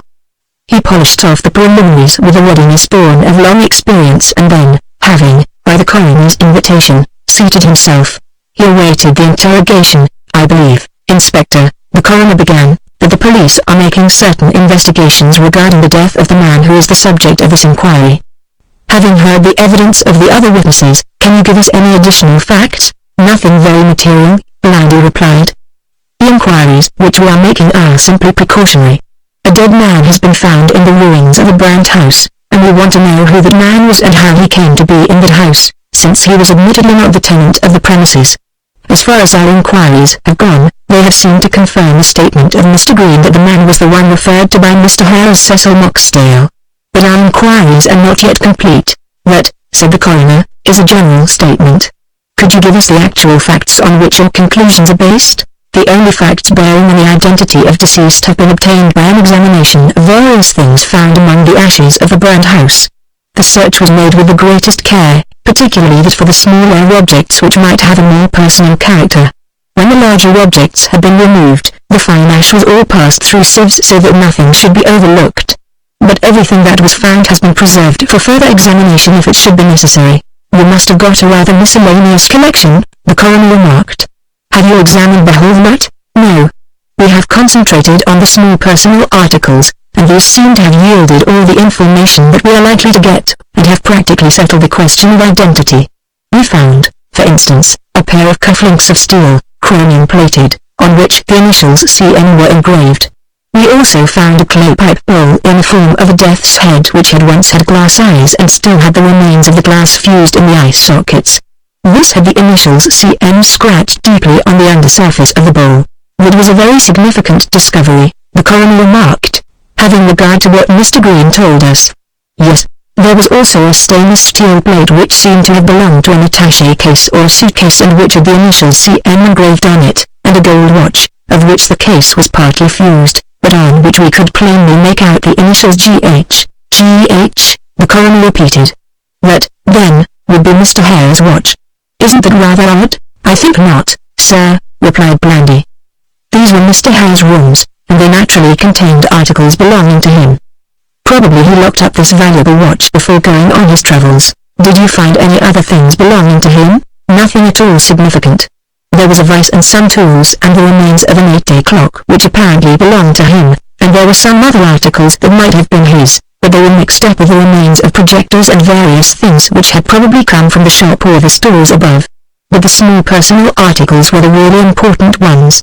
I have brought those that I mentioned for your inspection." Here he produced from his attaché case a small glass-topped box in which the links, the steel nameplate, the death's head pipe bowl, and the half-fused gold watch were displayed on a bed of cotton wool, and handed it to the coroner, who, when he had inspected it, passed it to the foreman of the jury. While the latter and his colleagues were poring over the box, the coroner opened a fresh line of inquiry. "Have you tried to get into touch with Mr. Hare?" he asked. "Yes," was the reply, "and I am still trying, unsuccessfully up to the present." The address that Mr. Hare gave to Mr. Green was that of Brady & Co., a firm of retail dealers in photographic materials and appliances. As soon as I got it from Mr. Green, I communicated with the Dublin police, giving them the principal facts and asking them to find Mr. Hare, if they could, and pass on to him the information about the fire and also to find out from him who the man was whose body had been found in the burnt house. The information that I have received from them is to the effect that they called on Brady's about midday on the 19th, but Mr. Hare had already left. They learned that he had made a business call on Brady's on the morning of the 16th, having arrived in Dublin the previous night. He called again on the 18th, and then said that he was going on to Cork, and possibly from there to Belfast. In the interval, it seemed that he had made several calls on firms engaged in the photographic trade, but Brady's had the impression that he had left Dublin on the evening of the 18th.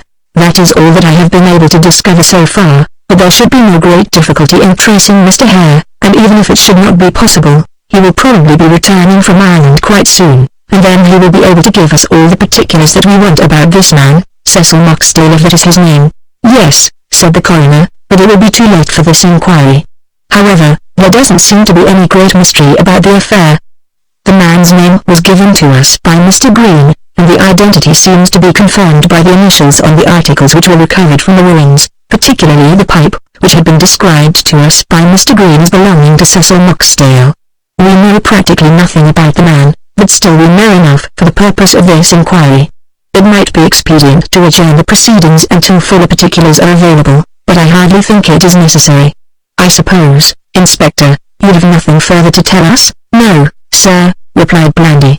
"I have told you all that I know about the affair." "Then," said the coroner, "that completes the evidence, and I think, members of the jury, that there is enough to enable you to decide on your verdict." He paused for a moment, and then proceeded to read the depositions and secure signature, and, when this had been done and Blandy had retired to his seat, he opened his brief summing up of the evidence. "There is little that I need say to you, members of the jury," he began. "You have heard the evidence, all of which has been quite simple and all which points plainly to the same conclusion. You have to answer 4 questions. Who was deceased? And where, when, and by what means did he come by his death? As to the first question, who was he? The evidence that we have heard tells us no more than that his name was Cecil Moxdale and that he was a cousin of Mr. Gustavus Hare. That is not much, but, still, it identifies him as a particular individual. As to the conclusiveness of the evidence on this point, that is for you to judge. To me, the identity seems to be quite clearly established. As to the time and place of his death, it is certain that it occurred in the early morning on the 19th of April in a house known as 34, Billington Street, Soho. But the question as to how he came by his death is not quite so clear. There is some conflict of opinion on the part of the two medical witnesses respecting the immediate cause of death. But that need not trouble us, for they are agreed that, whatever might have been the immediate cause of death, the ultimate cause with which we are concerned was some accident arising out of the fire. There appears to be no doubt that deceased was alone in the house at the time when the fire broke out, and, that being so, his death could only have been due to some misadventure for which no one other than himself could have been responsible. There is, indeed, some evidence that he may, himself, have been responsible both for the outbreak of the fire and for his own death. There is a suggestion that he may, in spite of his promise to Mr. Hare, have indulged in the dangerous practice of smoking in bed. But there is no positive evidence that he did, and we must not form our conclusions on guesses or inferences. That is all that I need say, and with that I shall leave you to consider your verdict. There was, as the coroner had justly remarked, very little to consider. The facts seemed quite plain and the conclusion perfectly obvious.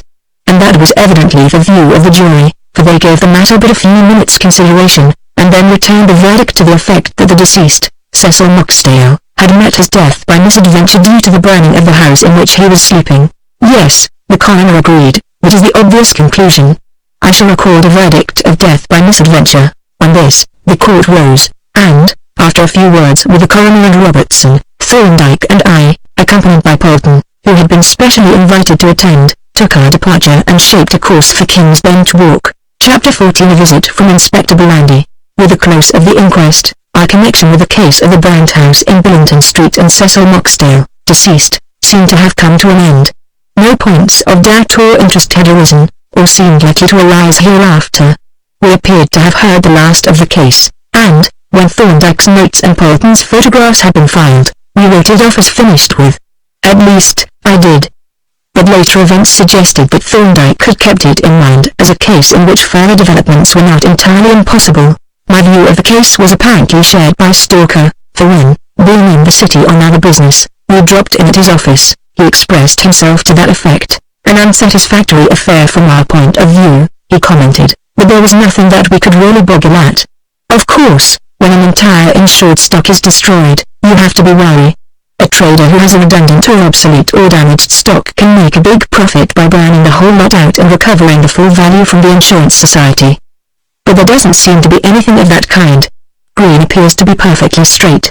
He has given us every facility for checking the value of the stock, and we find it all correct. I suppose, said I, you couldn't have raised the question of negligence in allowing a casual stranger to occupy a bedroom in his box of fireworks. He knew that Moxdale wasn't a very safe tenant. There is no evidence, Thorndyke reminded me, that Moxdale set fire to the house. He probably did, but that is a mere guess on our part. Exactly, Stalker agreed, and even if he did, he certainly did not do it consciously or intentionally. And, by the way, speaking of this man Moxdale, it happens, oddly enough, that his life was insured in this office. So he has let us in for 2 payments. Anything considerable? Thorndyke asked. No. Only 1,000. Have you paid the claim? Not yet. In fact, no claim has been made up to the present, and it isn't our business to hunt up the claimants. But we shall have to pay, for I suppose that even you could not make out a case of suicide. No, Thorndyke admitted, I think we can exclude suicide. At any rate, there was nothing to suggest it. You accept the identity? There doesn't seem to be much doubt, replied Stalker, but the next of kin, or whoever makes the claim, will have to confirm the statements of Green and Hare. But I don't think there is anything in the question of identity. Do you? So far as I know, the question was fairly well settled at the inquest, and I don't think it could be contested unless some positive evidence to the contrary should be produced. But we have to bear in mind that the identity was based on the statement of Walter Green and that his evidence was hearsay evidence. Yes, said Stalker, I will bear that in mind when the claim is put in, if it ever is. If no claim is made, the question will not be of any interest to me. So that was the position.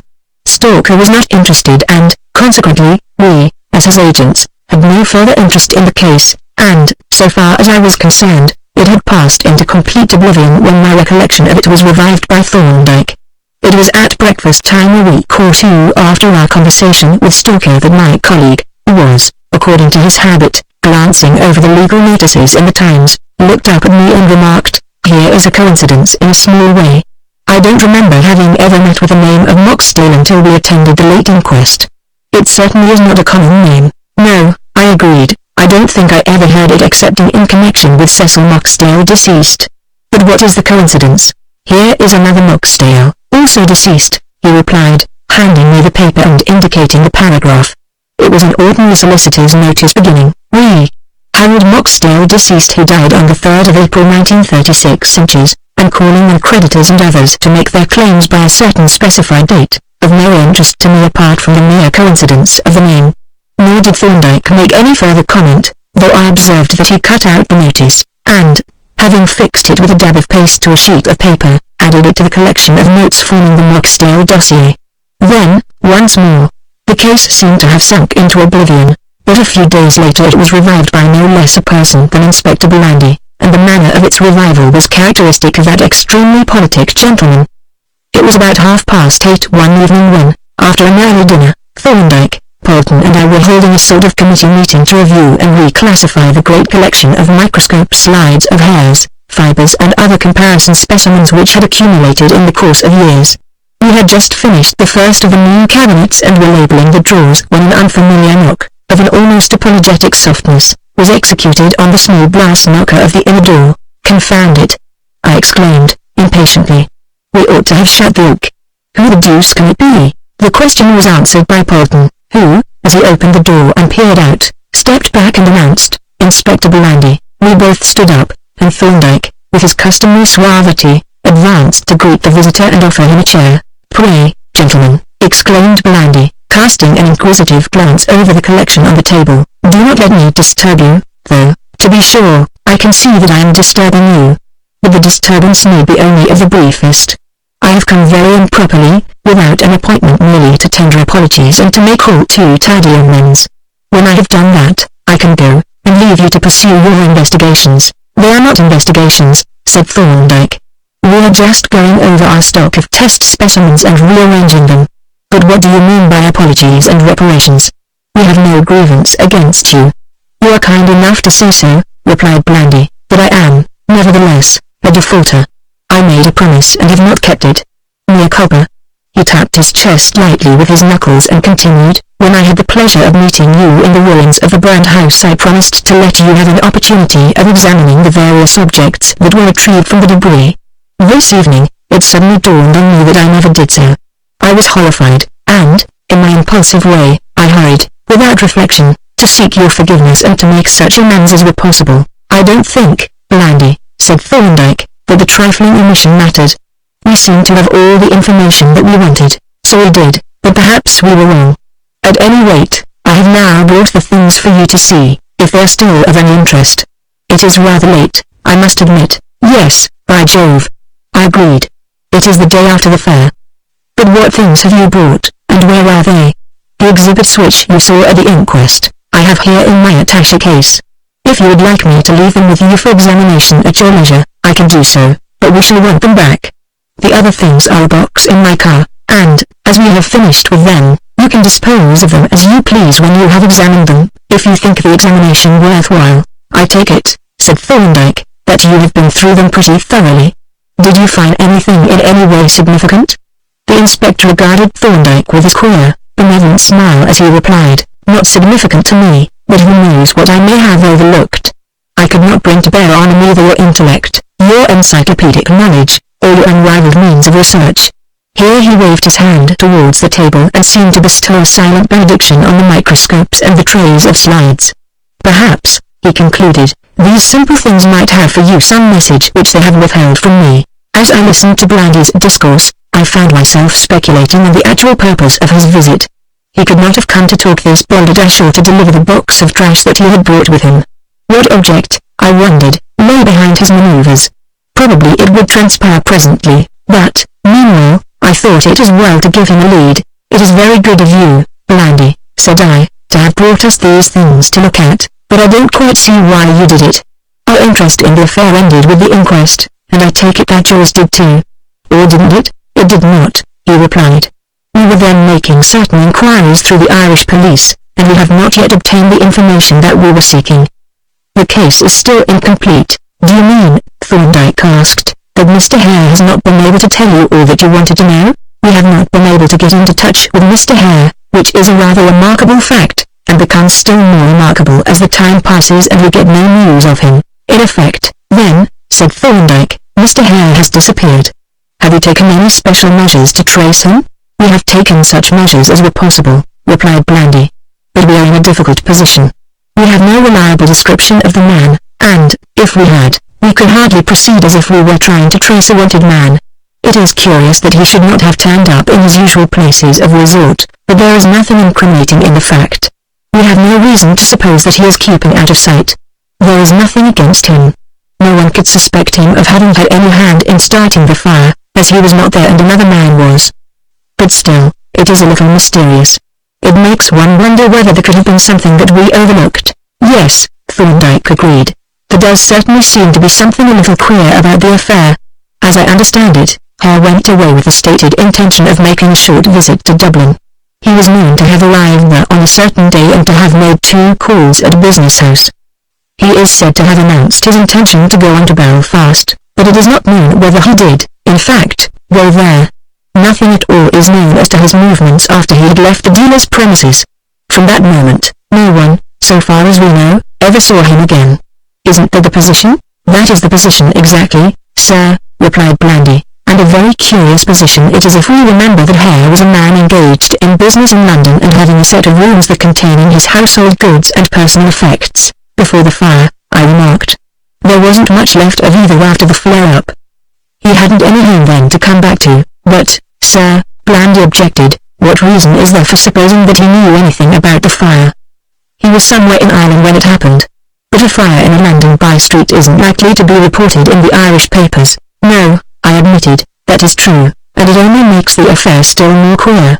There was a short silence. Then Thorndyke raised a fresh question.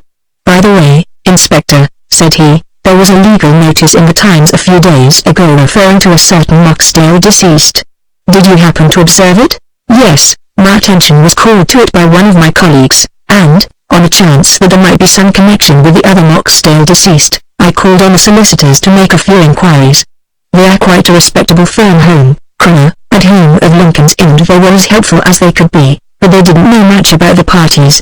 The testator, Harold Moxdale, was an old gentleman, practically a stranger to them, and the other parties were nothing more than names. However, I learned that the principal beneficiary was the testator's nephew, Cecil Moxdale, and that, if he had not had the misfortune to be burned, he would have inherited a sum of about £4,000. It is possible, I suggested, that it may not be the same Cecil Moxdale. You say that they did not know anything about him. Did you try to fix the identity?" "It wasn't necessary," replied Blandy, "for the next beneficiary was another nephew named Gustavus Hare, and as we knew that Hare and Moxdale were cousins, that settled the identity." As Blandy gave this explanation, his habitual smile became tinged with a suggestion of foxiness, and I noticed that he was furtively watching Thorndyke to see how he took it.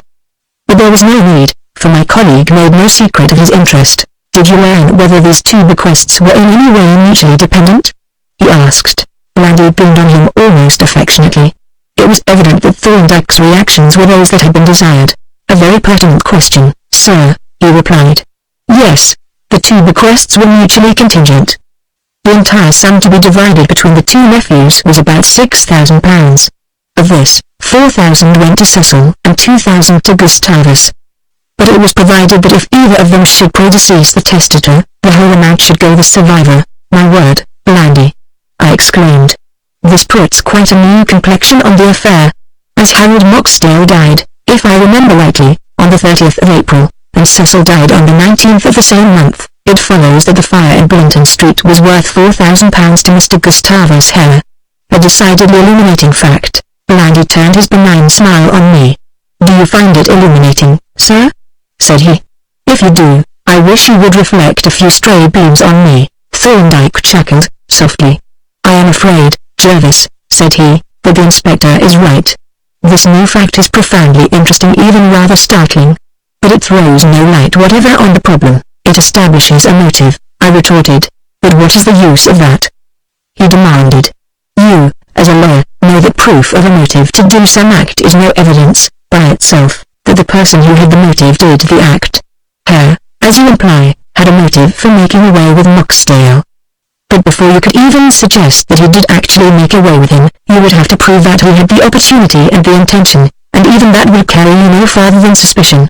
To support a charge, there would have to be some positive evidence that the act was committed. Exactly, sir, said Blandy, and the position is that we have not a particle of evidence that Hare had any intention of murdering his cousin, and there is clear evidence that he had no opportunity. When the fire broke out, he was in Ireland and had been there 5 days. That is, for practical purposes, an absolutely conclusive alibi, but, I persisted, aren't there such things as time fuses or other timing appliances? Blandy shook his head. Not in a case like this, he replied. Of course, we have considered that question, but there is nothing in it.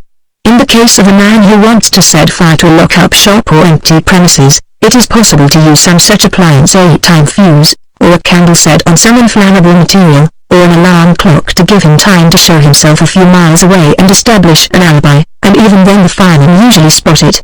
But here you have a flat, with somebody living in it, and the owner of that flat on the other side of the Irish Channel, where he had arrived 5 days before the fire broke out. No, sir, I don't think Mr. Hare is under any suspicion of having raised the fire. The thing is a physical impossibility, and I don't know of any other respect in which he is under suspicion. It is odd that we can't discover his whereabouts, but there is really nothing suspicious in it. There is no reason why he should let anyone know where he is. I did not contest this, though my feeling was that Hare was purposely keeping out of sight, and I suspected that Blandy secretly took the same view. But the inspector was such an exceedingly diny bird that it was advisable not to say too much. However, I now understood or thought I did why he had made this pretext to call on us. He was at a dead end and hoped to interest Thorndyke in the case and thereby get a lead of some kind. And now, having sprung his mine, he reverted to the ostensible object of his visit. As to the salvage stuff, said he, would you like me to leave these small things for you to look over? I expected Thorndyke to decline the offer, for there was no mystery about the things, and they were no affair of ours in any case. But, to my surprise, he accepted, and, having checked the list, signed the receipt which Blandy had written out. And as to the stuff in the box, perhaps Mr. Polton might show my man where to put it. At this, Polton, who had been calmly examining and sorting the test slides during the discussion, to which I have no doubt he had given close attention, rose and suggested that the box should be deposited in the laboratory in the first place, and when Thorndyke had agreed, he departed to superintend the removal. I am afraid, said Blandy, that you will find nothing but rubbish in that box. That, at least, is what it appeared like to me. But, having studied some of your cases, I have been deeply impressed by your power of extracting information from the most unpromising material, and it is possible that these things may mean more to you than they do to me. It is not very likely, Thorndyke replied. You appear to have extracted from them all the information that one could expect.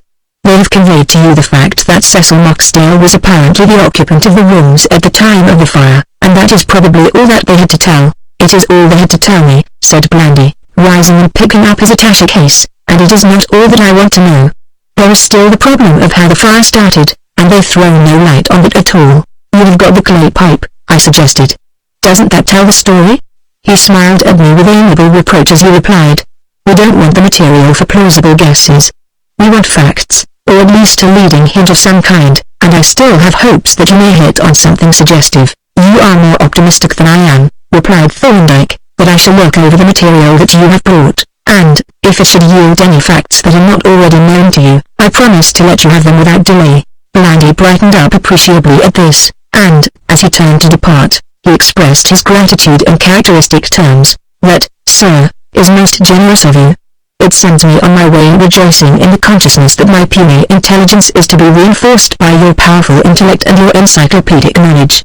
I thank you, gentlemen, for your kindly reception of an intruder and a disturber of your erudite activities, and I wish you a very good evening. With this, the inspector took his departure, leaving us both a little overpowered by his magniloquence and me a little surprised by Thorndyke's promise which had evoked it. Chapter 15 Polton on the Wall Path. As the inspector's footsteps died away on the stairs, we looked at one another and smiled. That was a fine peroration, even for Blandy, I remarked.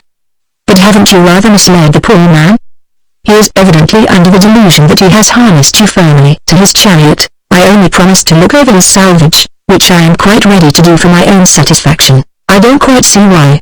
You are not likely to learn anything from it, and even if you were, this affair is not our concern." "I don't know that we can say that," he replied. "But we needn't argue the point. I don't mind admitting that mere professional curiosity is a sufficient motive to induce me to keep an eye on the case." "Well, that would be good news for Blandy, for it is obvious that he is completely stumped, and so am I, for that matter, assuming that there is anything abnormal about the case." "I don't feel convinced that there is." "Exactly," said Thorndyke, "that is Blandy's difficulty. It is a very odd and puzzling case. Taking a group of circumstances as a whole, it seems impossible to accept it as perfectly normal, but yet, when one examines the factors separately, there is not one of them at which one can cavil." "I am not sure that I follow that," said I. "Why can we not accept the circumstances as normal?" "I should like to hear you state the case as it presents itself to you." "Well," he replied, "let us first take the facts as a whole. Here is a house which, in some unknown way, catches fire in the small hours of the morning. In the debris of that house is found the body of a man who has apparently been burned to death." "Yes," I agreed, with a grin, "the body certainly had that appearance. It transpires later," Thorndyke continued, disregarding my comment, "that the death of that man, A, benefits another man, B, to the extent of £4,000. But the premises in which the fire occurred belonged to an art controlled by B, and they had been lent by B to A for his occupation while B should be absent in Ireland. The event by which the benefit accrues to be the death of Harold Moxdale has occurred quite a short time after the fire. Finally, the tenant, B, who had ostensibly gone away from his residence to make a short visit to Ireland, has never returned to that residence or made any communication to his landlord has, in fact, disappeared." "Blandy doesn't admit her has disappeared," I objected. "We mustn't take Blandy's statements too literally. In spite of his disclaimers, it is evident that he is hot on the trail of Mr. Gustavus Hare, and the fact is that, in the ordinary sense of the word, Hare has disappeared. He has absented himself from his ordinary places of resort. He has communicated with nobody, and he has left no traces by which the police could discover his whereabouts. But now take the facts separately. The origin of the fire is a mystery, but there is not a particle of evidence of incendiarism. The only person who could have been suspected had been overseas several days before the fire broke out. Do you consider that his absence at the time puts him quite outside the picture? I mean, don't you think that the fire could have been started by some sort of timing apparatus? Theoretically, I have no doubt that it could. But it would have had to be a rather elaborate apparatus. The common alarm clock would not have served. But really the question seems to be of only academic interest for two reasons. First, the fire experts were on the lookout for some fire-raising appliance and found no trace of any. Second, the presence of Moxdale in the rooms seems to exclude the possibility of any such appliance having been used. And, third, even the appliance that you are postulating would not have served its purpose with anything like calculable certainty. You mean that it might not have worked, after all? No. What I mean is that it could not have been adjusted to the actual purpose, which would have been to cause the death of a man. It would have been useless to fire the house unless it was certain that the man would be in it at the time and that he would not be able to escape. But neither of these things could be foreseen with any degree of certainty. No, Jervis, I think that, on our present knowledge, we must agree with Blandy and the others that no suspicion of arson stands against Gustavus Hare. That is what he says, but it is obvious that he does suspect Hare. I was speaking in terms of evidence, Thorndyke rejoined. Blandy admits that he has nothing against Hare and therefore cannot treat the disappearance as a flight. If he met Hare, he couldn't detain him or charge him with any unlawful act. But he feels, and I think quite rightly, that Hare's disappearance is a mystery that needs to be explained. Blandy, in fact, is impressed by the case as a whole, by the appearance of a connected series of events with the suggestion of a purpose behind it. He won't accept those events as normal events, brought about merely by chance, but he sees no way of challenging them so as to start an inquiry. That is why he came to us. He hopes that we may be able to give him some kind of leading fact. And so you are proposing to go over the box of rubbish that he has brought on the chance that you may find the leading fact among it? I think we may as well look over it, he replied. It is wildly improbable that it will yield any information, but you never know. We have, on more than one occasion, picked up a useful hint from the most unlikely source. Shall we go up and see what sort of rubbish the box contains? We ascended to the laboratory floor, where we found Polton looking with undissembled distaste at a large packing case filled to the brim with miscellaneous oddments, mostly metallic, and all covered with a coating of white ash. Looks as if Mr. Blandy has turned out a dustbin, Polton commented, and passed the contents on to us. A red job it was getting it up the stairs. Shall I put the whole of the stuff out on the bench? You may as well, replied Thorndyke, though I think Blandy might have read some of it out. Door handles and hinges are not likely to yield much information. Accordingly, we all set to work transferring the salvage to the large bench, which Polton had tidily covered with a newspaper, sorting it out to some extent as we did so, and making a preliminary inspection. But it was a hopeless-looking collection, for the little information that we conveyed we possessed already. We knew about the tools from the little workshop, the projectors and the remains of gramophones and kinematograph cameras, and, as to the buttons, studs, keys, penknives, and other small personal objects, they were quite characterless and could tell us nothing. Nevertheless, Thorndyke glanced at each item as he picked it out of its dusty bed and laid it in its appointed place on the bench, and even Polton began presently to develop an interest in the proceedings. But it was evidently a merely professional interest, concerning itself exclusively with the detached fragments of the gramophone motors and other mechanical remains, and particularly with the battered carcass of the grandfather clock, and I strongly suspected that he was simply on the lookout for usable bits of scrap. Voicing my suspicion, I suggested, "This ought to be quite a little windfall for you, Polton. A lot of this clockwork seems to be quite sound, I mean as to the separate parts." He laid down the clock, as tenderly as if it had been in going order, and regarded me with a cunning and crinkly smile. "It's an ill wind, sir, that blows nobody good. My reserve stock of gear wheels and barrels and other spare parts will be all the richer for Mr. Blandy's salvage. And you can't have too many spares, you never know when one of them may be the very one that you want. But might I suggest that, as this is a rather dirty job, you let me finish setting the things out and come and look over them at your leisure in the morning, when I have been through them with a dusting brush, as I found the business not only dirty but rather boresome and in my private opinion perfectly futile." I caught at the suggestion readily, and Thorndyke and I then retired to the sitting room to resume our operations on the test slides. After cleansing our hands, we seemed to have been ejected, I remarked as we sat down to the table. Perhaps our presence hindered the collection of scrap. Thorndyke smiled. "That is possible," said he. "But I thought that I detected an awakening interest in the inspection.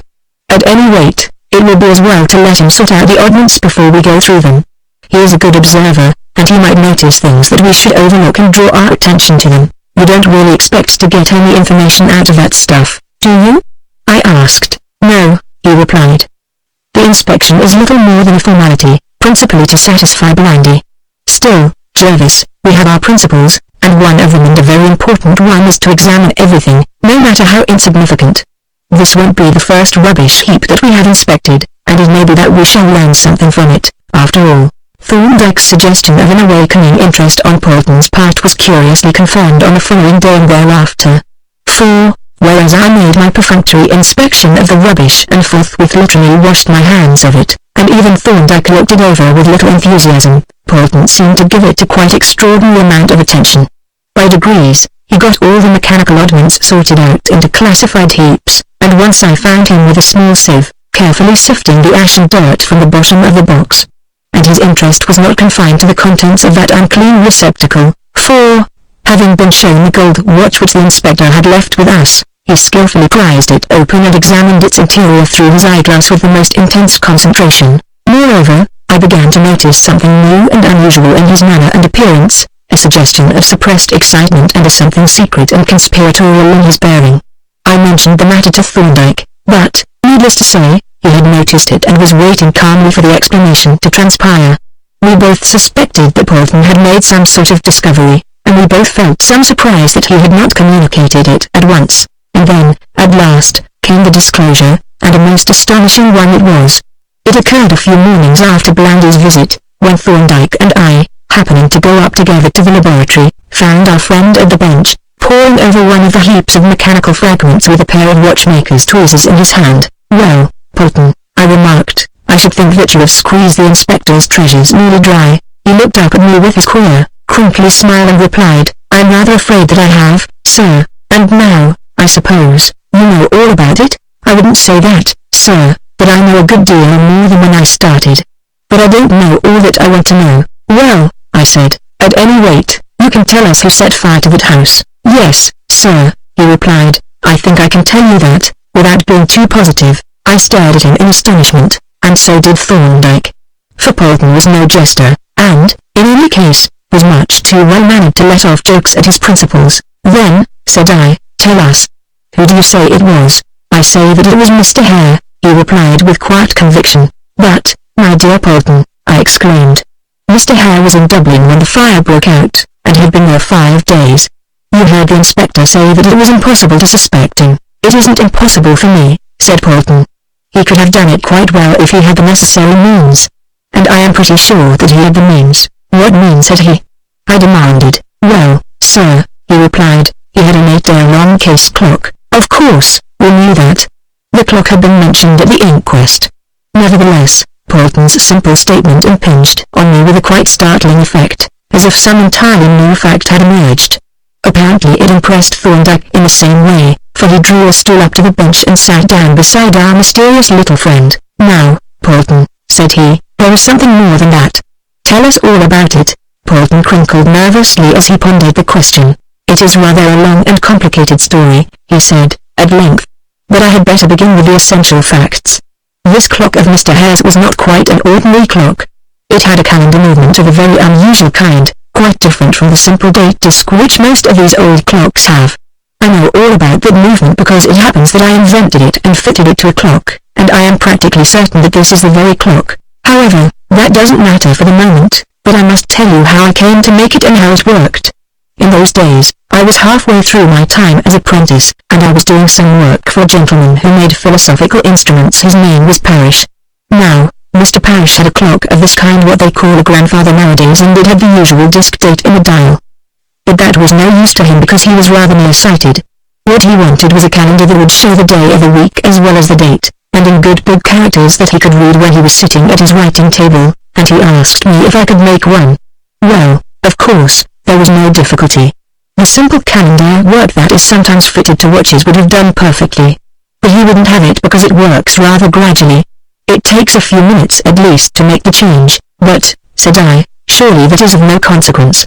Not the slightest, sir. The change occurs in the night when nobody can see it, and the correct date is shown in the morning. But Mr. Parrish was a rather precise, panicky gentleman, and he insisted that the change ought to be made in an instant at the very moment of midnight, when the date does really change. So I had to set my wits to work to see what could be done, and at last I managed to design a movement that changed instantaneously. It was quite a simple affair. There was a long spindle, or arbor, on which were 2 drums, one having the days of the week in half-inch letters on it and the other carrying a ribbon with the 31 numbers painted the same size. I need not go into full details, but I must explain the action, because that is what matters in this case. There was a 24-hour wheel, we will call it the day wheel, which took off from the hour wheel, and this carried a snail which turned with it. You don't mean an actual snail, I presume, said I. No, sir. What clockmakers call a snail is a flat disc with the edge cut out to a spiral shape, the shape of one of those flat water snails. Resting against the edge of the snail by means of a projecting pin was a light steel bar with 2 pallets on it, and there was a 7-toothed star wheel with long, thin teeth, one of which was always resting on the pallets. I may say that the whole movement excepting the day wheel was driven by a separate little weight, so as to save the power of the clock, and now let me explain how it worked. The day wheel, driven by the clock, made a complete turn in 24 hours, and it carried the snail round with it. But as the snail turned, its spiral edge gradually pushed the pallet bar away.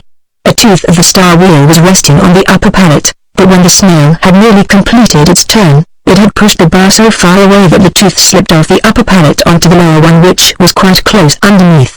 Then the snail turned a little more and the pin came to the end of the spiral, what we call the step apostrophe, and slipped off, and the pallet bar dropped back and let the tooth of the star wheel slip off the lower pallet. Then the star wheel began to turn until the next tooth was stopped by the upper pallet, and so it made a 7th of a turn, and, as it carried the 2 drums round with it, each of those made the 7th of a turn and changed the date in less than a second. Is that clear, sir? Quite clear, replied Thorndyke, speaking for himself, so far as the mechanism goes, but not so clear as to your deductions from it. I can see that this quite innocent calendar movement could be easily converted into a fire-raising appliance. But you seem to suggest that it was actually so converted. Have you any evidence that it was? I have, sir, replied Polton. What I have described as the calendar worked just as I made it. There is no doubt about that, because when I took off the copper dial, there was the day wheel with the snail on it still in place. Perhaps you noticed it. I did, but I thought it was part of some kind of striking work. No, sir. The striping work had been removed to make room for the calendar work. Well, there was the day wheel and the snail, and I have found the pallet bar and the star wheel and some of the other parts, so it is certain that the calendar movement was there. But there was something else. Somebody had made an addition to it, for I found another snail and another pallet bar almost exactly like those of the calendar. But there was this difference. The day snail had marked on it 12 lines, each denoting 2 hours, but this second snail had 7 lines marked on it, and those 7 lines couldn't have meant anything but 7 days. That is a reasonable assumption, said Thorndyke. I think, sir, that it is rather more than an assumption. If you remember that the star wheel and the spindle that carried the 2 drums made one complete revolution in 7 days, you will see that, if the snail had been fixed onto the spindle, it would also have made a revolution in 7 days. But do you see what follows from that? I don't, said I, so you may as well explain. Well, the day snail turned once a day and, at the end of its turn, it suddenly let the pin drop into the step, released the star wheel and changed the date in an instant. But this second snail would take a week to turn, and, at the end of the week, the pin would drop into the step, and in an instant something would happen. The question is, what was it that would have happened? Yes, Thorndyke agreed, that is the question, and first, can you think of any normal and innocent purpose that the snail might have served? No, sir.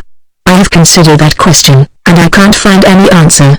It couldn't have been anything connected with the calendar, because the weeks aren't shown on a calendar. There's no need. When Sunday comes round, you know that it is a week since last Sunday, and no one wants to number the weeks. It is conceivable, I suggested, that someone might have had some reason for keeping count of the weeks, though it does seem unlikely. But could this addition be connected with the phases of the moon? They are sometimes shown on clocks. They are, usually, on these old clocks, replied Polton, but this movement would have been of no use for the purpose. The moon doesn't jump from one phase to the next. It moves gradually, and the moon disk on a clock shows the changes from day to day. Besides, this snail would have been unnecessary. A moon disk could have been taken directly off the spindle and moved forward one tooth at each change of date. No, sir, I can think of no use for that snail but to do some particular thing at a given time on a given day. And that is precisely what I think it was made for. I could see that Thorndyke was deeply impressed by this statement, and so was I. But there were 1 or 2 difficulties, and I proceeded to point them out. You speak, Polton, of doing something at a given time on a given day. But your calendar gave no choice of time. It changed on the stroke of midnight. But this fire broke out at 3 o'clock in the morning. The calendar changed at midnight, replied Polton, because it was set to that time. But it could have been set to any other time. The snail was not fixed immovably on the pivot. It was held fast by a set screw, but if you loosened the screw, you could turn the snail and set it to discharge at any time you pleased. And what about the other snail? Thorndyke asked. It was made in exactly the same way. It had a thick collet and a small set screw. So you see, sir, the movement was easily controllable. Supposing you wanted it to discharge at 3 o'clock in the morning in 5 days' time, first you set the hands of the clock to 3 hours after midnight, then you set the day snail so that the step was just opposite the pin, and you set the week snail so that the pin was 5 marks from the step. Then both the snails would be in the correct position by the day wheel, and at 3 in the morning on the 5th day both snails would discharge together and whatever you had arranged to happen at that time would happen to the moment. And you notice, sir, that until it did happen, there would be nothing unusual to be seen or heard. To a stranger in the room, there would appear to be nothing but an ordinary grandfather clock with a calendar unless the little windows for the calendar had been stopped up, as I expect they had been. Here Thorndyke anticipated a question that I had been about to put, for I had noticed that Polton had described the mechanism, but had not produced the parts for our inspection, excepting the carcass of the clock, which was on the bench. I understand that you have the 2 snails and pallet bars? Yes, sir, and I can show them to you if you wish. But I have been making a model to show how the mechanism worked, and I thought it best for the purposes of evidence, to make it with the actual parts. It isn't quite finished yet, but if you would like to see it. No, replied Thorndyke, instantly realizing, with his invariable tact and sympathy, that Polton wished to spring his creation on us complete. We will wait until the model is finished. But to what extent does it consist of the actual parts? As far as the calendar goes, sir, almost entirely. The day wheel was on the clock plate where you saw it. Then I found the snail and the spindle with the star wheel still fixed to it. That is practically the whole of it excepting the wooden drums, which, of course, have gone. As to the weak mechanism, I have got the snail and the panic bar only. There may not have been much else, as the weak snail could have been set on the spindle and would then have turned with a star wheel. There would have had to be a second star wheel, I suppose, Thorndyke suggested. Not necessarily, sir. If it was required for only a single discharge, a pivoted lever, or something that would drop right out when the pallet released it, would do. I have found one or two wheels that might have been used, but they may have come from the gramophone motors or the projectors, so one can't be sure. Then, said I, you can't say exactly what the weak mechanism was like, or that your mother will be a perfect reproduction of it. No, sir, he replied, regretfully. But I don't think that really matters.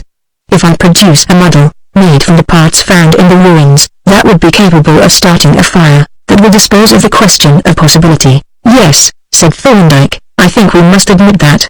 When will your model be ready for a demonstration? I can promise to have it ready by tomorrow evening, was the reply. And would you be willing that Inspector Blandy should be present at the demonstration? The answer was most emphatically in the affirmative, and the gratified crinkle with which the permission was given suggested keen satisfaction at the chance of giving the inspector a shock. So the matter was left, and Thorndyke and I retired, leaving our ingenious friend to a despairing search among the rubbish for yet further traces of the sinister mechanism. Chapter 16 Polton astonishes the inspector. Polton's revelation gave us both a good deal of material for thought, and, naturally, thought-generated discussion. How does Polton's discovery impress you? I asked. Is it a real one, do you think, or is it possible that he has only found a mare's nest? We must wait until we have seen the model, Thorndyke replied. But I attach great weight to his opinions for several reasons. As, for instance? Well, first there is Polton himself. He is a profound mechanician, with the true mechanician's insight and imagination. He reads a certain function into the machine which he has mentally reconstructed, and he is probably right. Then there is the matter which we were discussing recently, the puzzling, contradictory nature of the case. We agreed that the whole group of events looks abnormal, that it suggests a connected group of events, intentionally brought about, with an unlawful purpose behind it, but there is not a particle of positive evidence connecting anyone with those events in the character of agent. The crux of the matter has been from the first the impossibility of connecting Hare with the outbreak of the fire. His alibi seemed to be unchallengeable, for not only was he far away, days before the fire broke out, not only was there no trace of any fire-raising appliance, but the presence of the other man in the rooms seemed to exclude the possibility of any such appliance having been used. But if Polton's discovery turns out to be a real one, all these difficulties disappear. The impossible has become possible and even probable. It has become possible for Hare to have raised the fire while he was hundreds of miles away, and the appliance used was so ordinary in appearance that it would have passed unnoticed by the man who was living in the rooms. If Polton is right, he has supplied the missing link which brings the whole case together. You speak of probability, I objected. Aren't you putting it too high? At the most, Polton can prove that the mechanism could have been used for fire-raising, but what is the evidence that it was actually so used? There is no direct evidence, Thorndyke admitted. But consider all the circumstances. The fire, itself, looked like the work of an incendiary, and all the other facts supported that view. The fatal objection was the apparent physical impossibility of the fire having been purposely raised.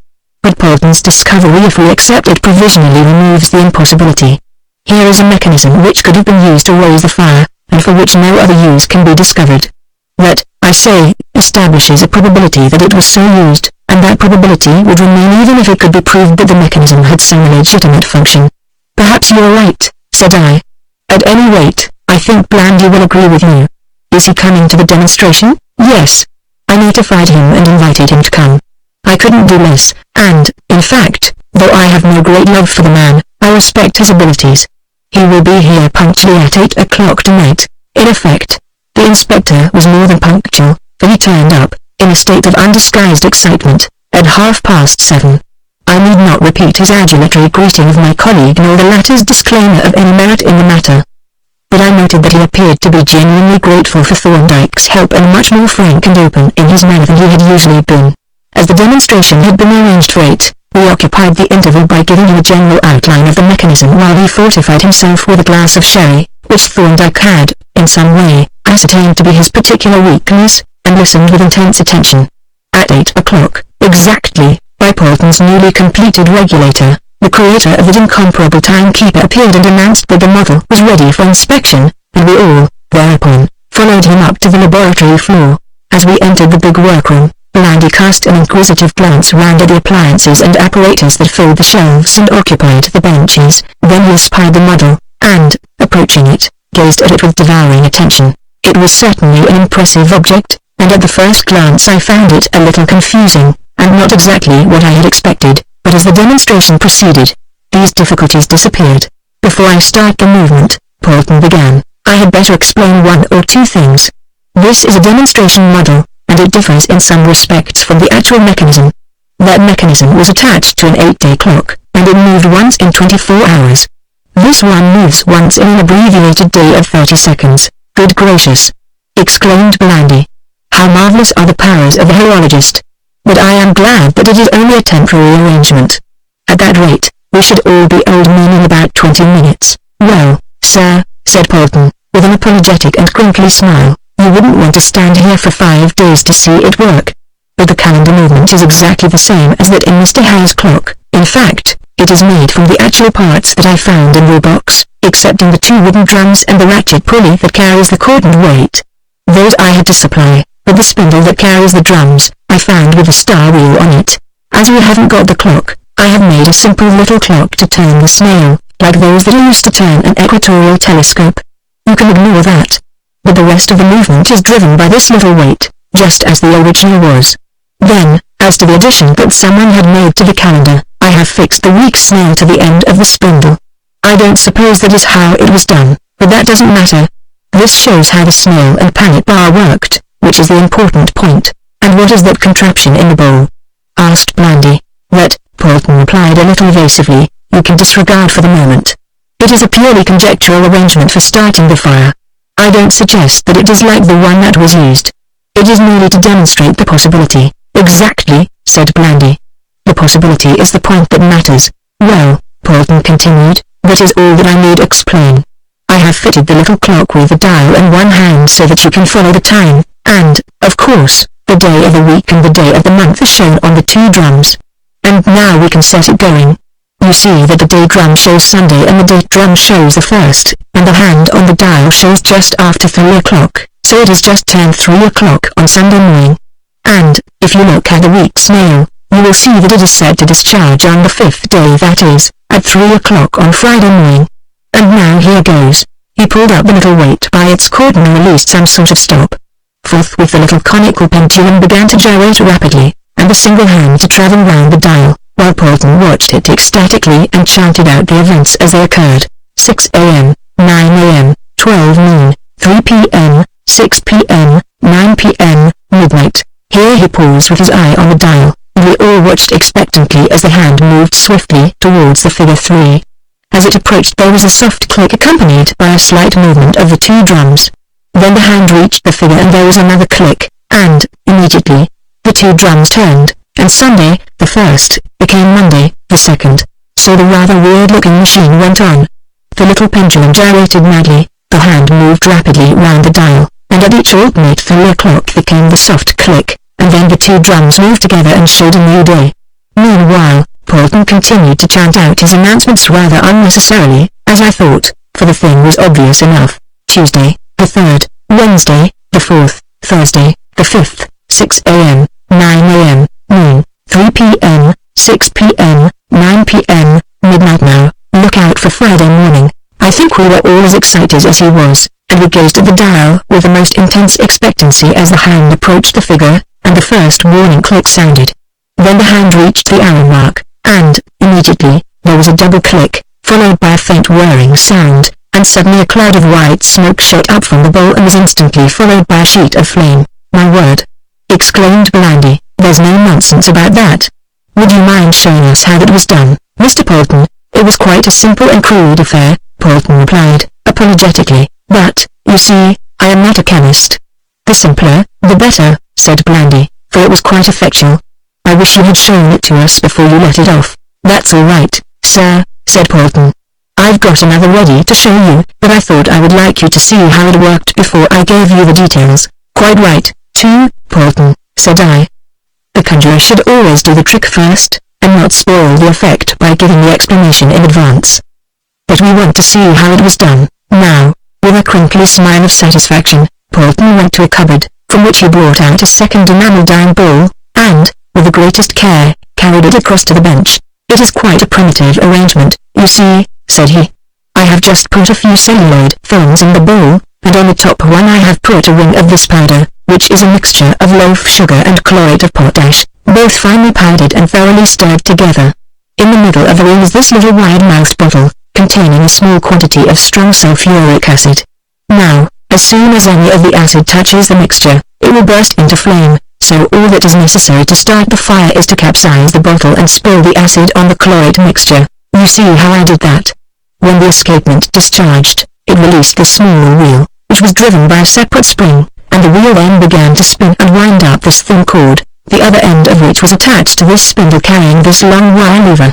As soon as the cord tightened up, it carried the lever across the bowl until it struck the little bottle and knocked it over. You notice that I stood the bottle inside an iron washer so that it couldn't slide, but must fall over when it was struck. A most remarkable monument of human ingenuity," commented Blandy, beaming benevolently on our gratified artificer. "I regard you, Mr. Polton, with respectful astonishment as a worker of mechanical miracles. Would it be possible to repeat the experiment for the benefit of the less gifted observer?" Polton was only too delighted to repeat his triumph. Removing the first bowl, in which the fire had now died out, he replaced it with the second one and then proceeded to wind up the separate spring. "There is no need to set it to the exact day," said he, "as it is only the ignition that you want to see. I will give you notice when it is ready to discharge, and you had better not stand too close to the bowl in case the acid should fly about. Now, there are 2 days to run, that is 1 minute." We gathered round the bowl as near as was safe, and I noticed with interest the perfect simplicity of the arrangement and its infallible efficiency so characteristic of Polton. In a couple of minutes the warning was given to look out and we all stepped back a pace. Then we heard the double click, and the cord actually bookbinder's thread which had fallen slack when the spring had been rewound began to tighten. As soon as it was at full tension the spindle of the long wire lever began to turn, carrying the latter at increasing speed towards the bowl. Passing the ring, it skimmed across until it met the bottle, and, giving it a little tap, neatly capsized it. Instantly, a cloud of white smoke shot up, the powder disappeared and a tongue of flame rose from the heap of films at the bottom of the bowl. Blandy watched them with a smile of concentrated benevolence until the flame had died out. Then he turned to Polton with a ceremonious bow. "Sir," said he, "you are a benefactor to humanity, an unraveler of criminal mysteries. I am infinitely obliged to you. Now I know how the fire in Blinton Street arose, and who is responsible for the lamented death of the unfortunate gentleman whose body we found." Polton received these tributes with his characteristic smile, but entered a modest disclaimer. "I don't suggest, sir, that this is exactly the method that was used." "No," said Blandy, "but that is of no consequence. You have demonstrated the possibility and the existence of the means. That is enough for our purposes. But as to the details, have you formed any opinion on the methods by which the fire was communicated to the room from its starting point?" "Yes, sir," Polton replied. "I have considered the matter and thought out a possible plan, which I feel sure must be more or less right. From Mr. Green's evidence at the inquest we learned that the whole room was littered with parcels filled with used films, and it appeared that these parcels were stacked all round the walls, and even piled round the clock and under the bed. It looked as if those parcels, stacked round and apparently in contact, formed a sort of train from the clock round the room to the heap under the bed. Now, I think that the means of communication was celluloid varnish. We knew that there was a lot of it about the room, including a row of bottles on the mantelpiece. This varnish is extremely inflammable. If some of it got spilt on the floor, a light, it would run about, carrying the flame with it and lighting up the films as it went. I think that is the way the fire was led away from the clock. You probably know, sir, that the cases of these tall clocks are open at the bottom. The plinth doesn't make a watertight contact with the floor, and, even if it did, it would be easy to raise it 1/8 of an inch with little wedges. My idea is that the stuff for starting the fire was in the bottom of the clock case. It must have been, for we know that the mechanism was inside the clock, and there couldn't have been anything showing outside. I think that the bottom of the clock was filled with loose films, with underneath them were 2 or 3 bottles of celluloid varnish, loosely corked, and on top, the arrangement that you have just seen, or some other. When the escapement tipped the bottle over or started the fire in some other way, the films would be set alight, and the flames would either crack the varnish bottles right away or heat the varnish and blow out the corks. In any case, there would be lighted varnish running about inside the clock, and it would soon run out under the plinth, stream over the floor of the room and set fire to the parcels of films, and when one parcel was set alight, the fire would spread from that to the next, and so all over the room. That is my idea as to the general arrangement. Of course, I may be quite wrong. I don't think you are, Polton, said Thorndyke, at least in principle. But, to come to details, wouldn't your suggested arrangement take up a good deal of space? Wouldn't it interfere with the pendulum and the weights? I think there would be plenty of room, sir, replied Polton. Take the pendulum first. Now, these tall case clocks are usually about 6 feet high, sometimes a little more. The pendulum is about 45 inches overall and suspended from near the top. That brings the weighting mat to about 24 inches above the floor level, a clear 2 feet to spare for the films and the apparatus. Then as to the weights, there was only one weight, as the striking gear had been taken away. It is a rule that the weight ought not to touch the floor even when the clock is quite run down. But supposing it did, there would be about 4 feet from the bottom of the weight to the floor when the clock was fully wound, and we can assume that it was fully wound when the firing mechanism was started.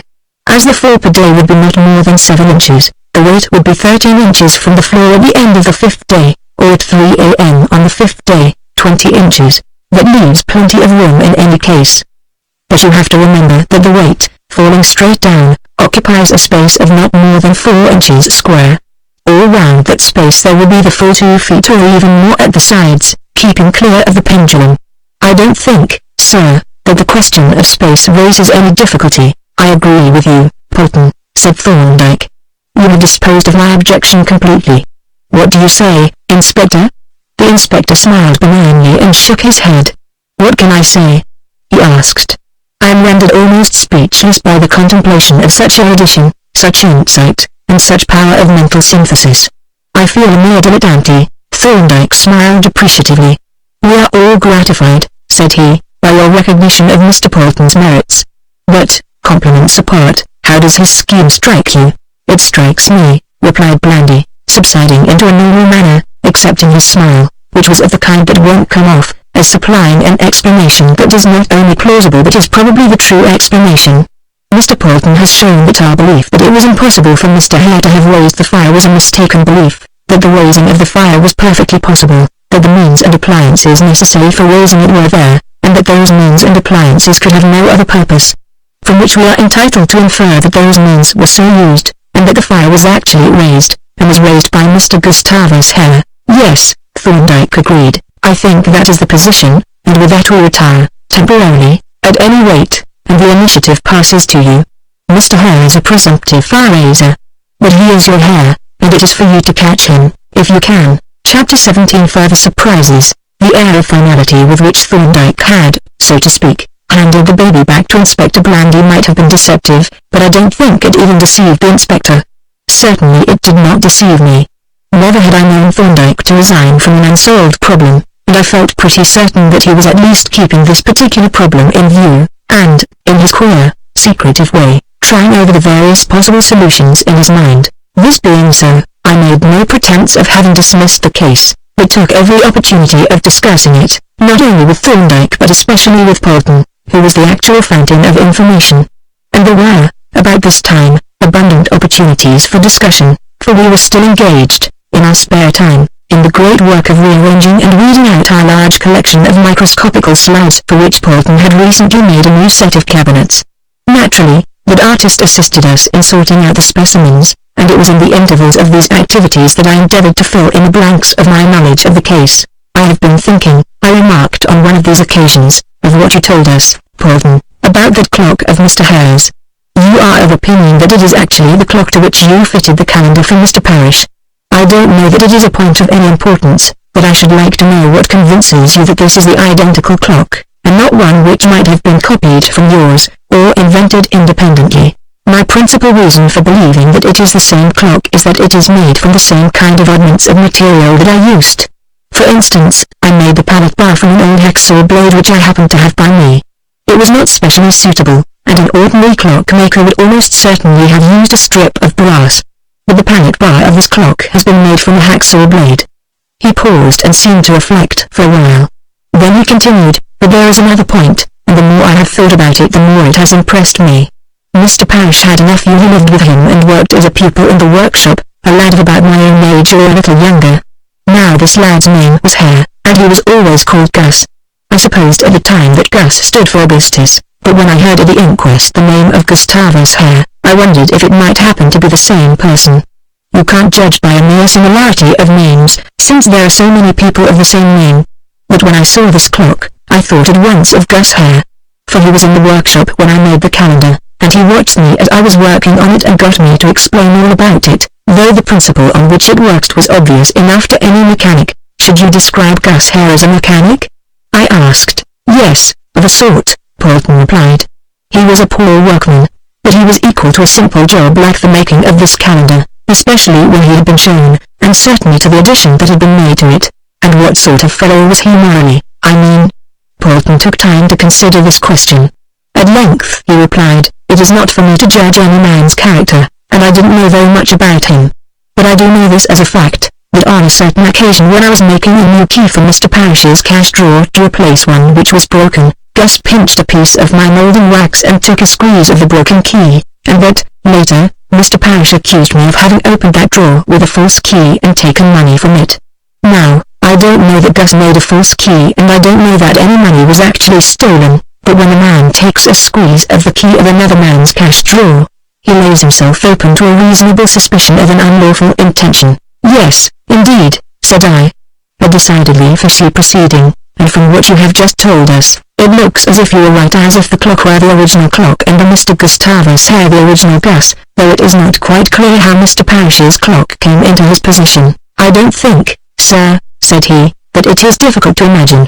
Mr. Parrish was his uncle, and, as he was an old man even then, he must be dead long since.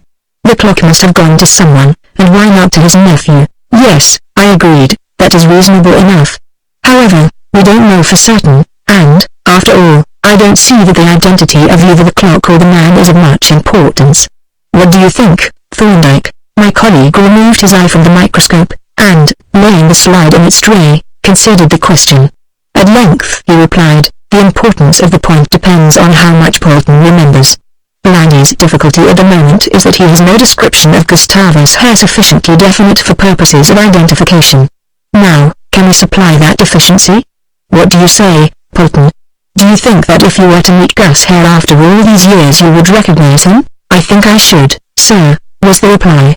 And then he added as an afterthought, I certainly should if he hadn't lost his teeth. His teeth? I exclaimed. Was there anything very distinctive about his teeth? Distinctive isn't the word, sir, he replied. They were most extraordinary teeth. I have never seen anything like them. They looked as if they were made of tortoise shell. You don't mean that they were decayed? Lord, no, sir. They were sound enough, good strong teeth and rather large. But they were such a queer colour, all mottled over with brown spots. And those spots wouldn't come off. He tried all sorts of things to get rid of them, aluminium ball, charcoal, even Jeweller's water stuff, but it was no use. Nothing would shift those spots. Well, I said, if those teeth are still extant, they would be a godsend to Blandy, for a written description would enable a stranger to identify the man. I doubt if it would, sir, Polton remarked with a significant smile. Gus was extremely sensitive about those teeth, and showed them as little as possible when he talked or smiled. In those days he couldn't produce much in the way of a moustache, but I expect he does now, and I'll warrant he doesn't crop it too close. That is so, Thorndyke confirmed. The only description of Hare that the police have, as I understand, is that given by Mr. Green and that of the man who interviewed Hare in Dublin. Green's description is very vague and sketchy, while the Dublin man hardly remembered him at all except by name, and that only because he had kept the card which Hare had presented. But both of these men mentioned that Hare wore a full, drooping moustache. Still, I persisted, the teeth are a very distinctive feature, and it would seem only fair to Blandy to give him the information. Perhaps it might be as well, Thorndyke agreed. Then, returning to the subject of Polton's old acquaintance, he asked, you say that Gus lived with his uncle. Why was that? Was he an orphan? Oh, no, sir. Only his people lived in the country, not very far away, for he used to go down and stay with them occasionally at weekends. It was somewhere in Essex. I have forgotten the name of the place, but it was a small town near the river. It wouldn't be Malden? Thorndyke suggested. That's the place, sir. Yes, I remember now. He stopped suddenly and, gazing at his principal with an expression of astonishment, exclaimed, now, I wonder, sir, how you knew that he lived at Malden. Thorndyke chuckled. But, my dear Polton, I didn't know. I was only making a suggestion. Morden happens to agree with your description. Polton shook his head and crinkled skeptically. It isn't the only waterside town in Essex, he remarked, and added, no, sir. It's my belief that you knew that he lived at Morden, though how you knew I can't imagine. I was disposed to agree with Polton. There was something a little suspicious in the way in which Thorndyke had dropped Pat on the right place. But further questions on my part elicited nothing but an exasperating grin and the advice to me to turn the problem over in my mind and consider any peculiarities that distinguished Morden from other Essex towns, advice that I acted upon at intervals during the next few days with disappointingly negative results. Nevertheless, Polton's conviction turned out to be justified. I realized it when, one morning about a week later, I found Polton laying the breakfast table and placing the catch from the letterbox beside our respective plates. As I entered the room, he looked at me with a most portentous twinkle and pointed mysteriously to a small package which he had just deposited by my colleague's plate. I stooped over it to examine the typewritten address, but at first failed to discover anything significant about it. Then, suddenly, my eye caught the postmark, and I understood. That package had been posted at Morden. The doctor is a most tantalizing person, sir, Polton exclaimed. I don't mind admitting that I am bursting with curiosity as to what is in that package. But I suppose we shall find out presently. Once more he was right. In fact, the revelation came that very evening. We were working our way through the great collection of test specimens, examining and discussing each slide, when Thorndyke looked up from the microscope and electrified Polton and me by saying, by the way, I have got a specimen of another kind that I should like to take your opinion on. I'll show it to you. He rose and stepped across the room to a cabinet, from which he took a small cardboard box of the kind that dentists use for the packing of dental plates. Opening this, he took from it the wax model of an upper denture, complete with teeth, and laid it on the table.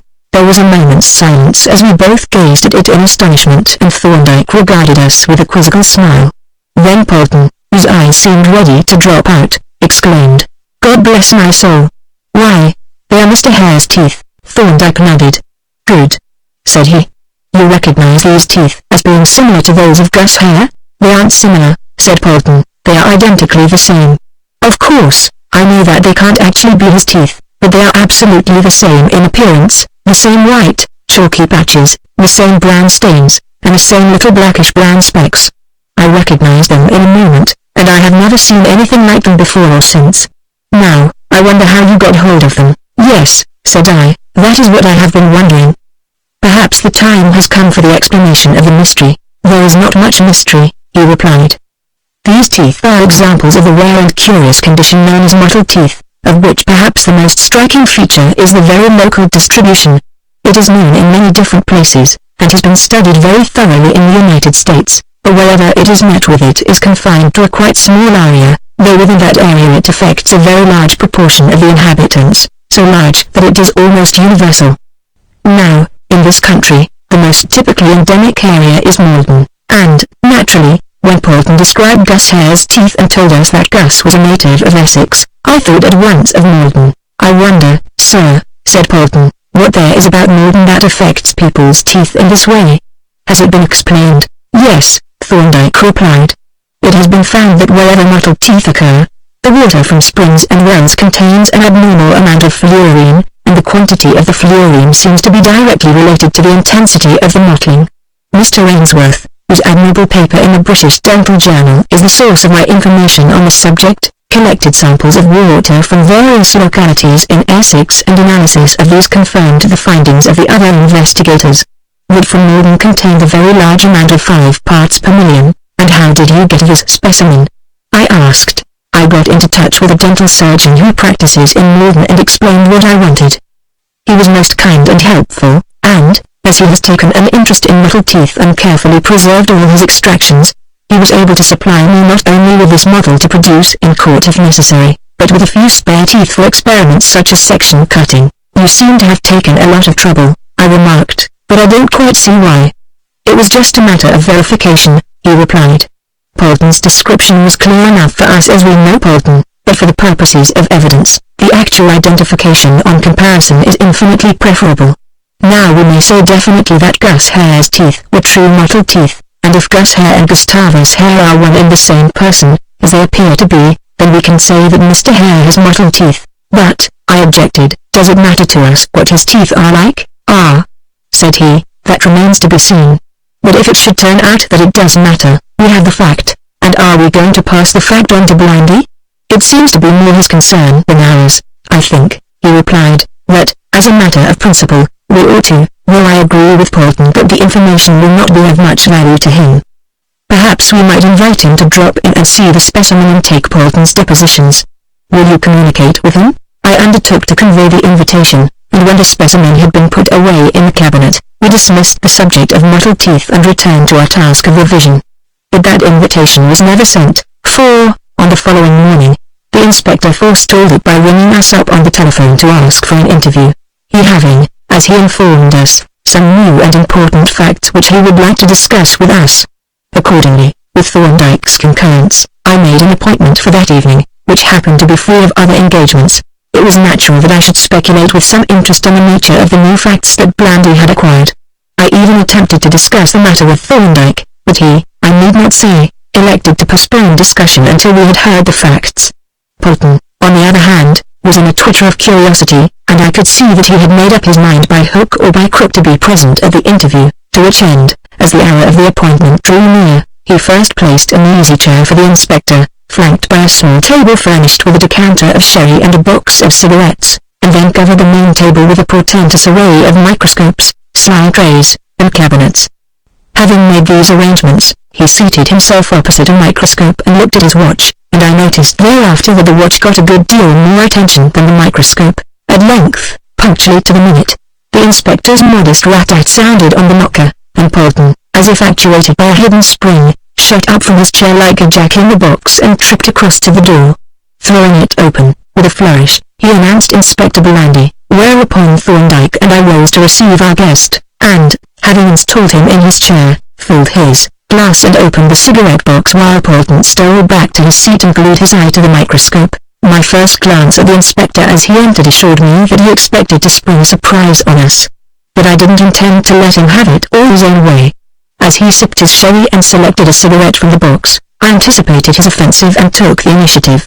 Well, Blindy, I suppose we may assume that you have caught your hare? I deprecate the word caught as applied to Mr. Hare, he answered, beaming on me, but, in fact, we have not yet had the pleasure of meeting him.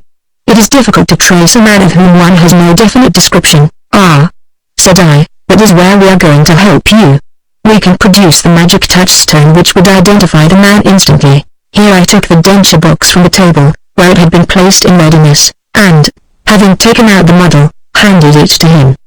He regarded it for a while with an indulgent smile and then looked inquiringly at me. This is a very singular thing, Dr. Jervis, said he. Apparently a dentist's casting model. But the teeth looked like natural teeth. They look to me like deuced unnatural teeth, said I, but, such as they are, they happen to be an exact facsimile of Mr. Hare's teeth. Blindy was visibly impressed, and he examined the model with a new interest. I am absolutely astounded, said he, not so much at the strange appearance of the teeth, though they are odd enough, as by your apparently unbounded resources. May I ask how you made this extraordinary discovery? Thorndyke gave him a brief account of the investigation which Polton confirmed and amplified, to which he listened with respectful attention. Well, he commented, it is a remarkable discovery and would be a valuable one if the identity had to be proved. In the existing circumstances it is not of much value, for Mr. Hare is known to wear a moustache, and we may take it that his facial expression is not at all like that of a Cheshire cat. And you can't stop a stranger in the street and ask him to show you his teeth. He handed the model back to me, and, having refreshed himself with a sip of wine, opened the subject of his visit. Speaking of identity, I have learned some new facts concerning the body which was found in Mr. Hare's house. I got my information from a rather unexpected source. Now, I wonder whether you can guess the name of my informant. Naturally, I could not, and, as Thorndyke refused to hazard a guess, the inspector disclosed his secret with the air of a conjurer producing a goldfish from a hat box. My informant, said he, is Mr. Cecil Moxdale. What? I exclaimed. The dead man, he repeated, thereby refuting the common belief that dead men tell no tales. This is most extraordinary, said I, though, as a matter of fact, the body was never really identified. But why did Moxdale not come forward sooner? It seems, replied Blindy, but he was travelling in the south of France at the time of the fire and, naturally, heard nothing about it.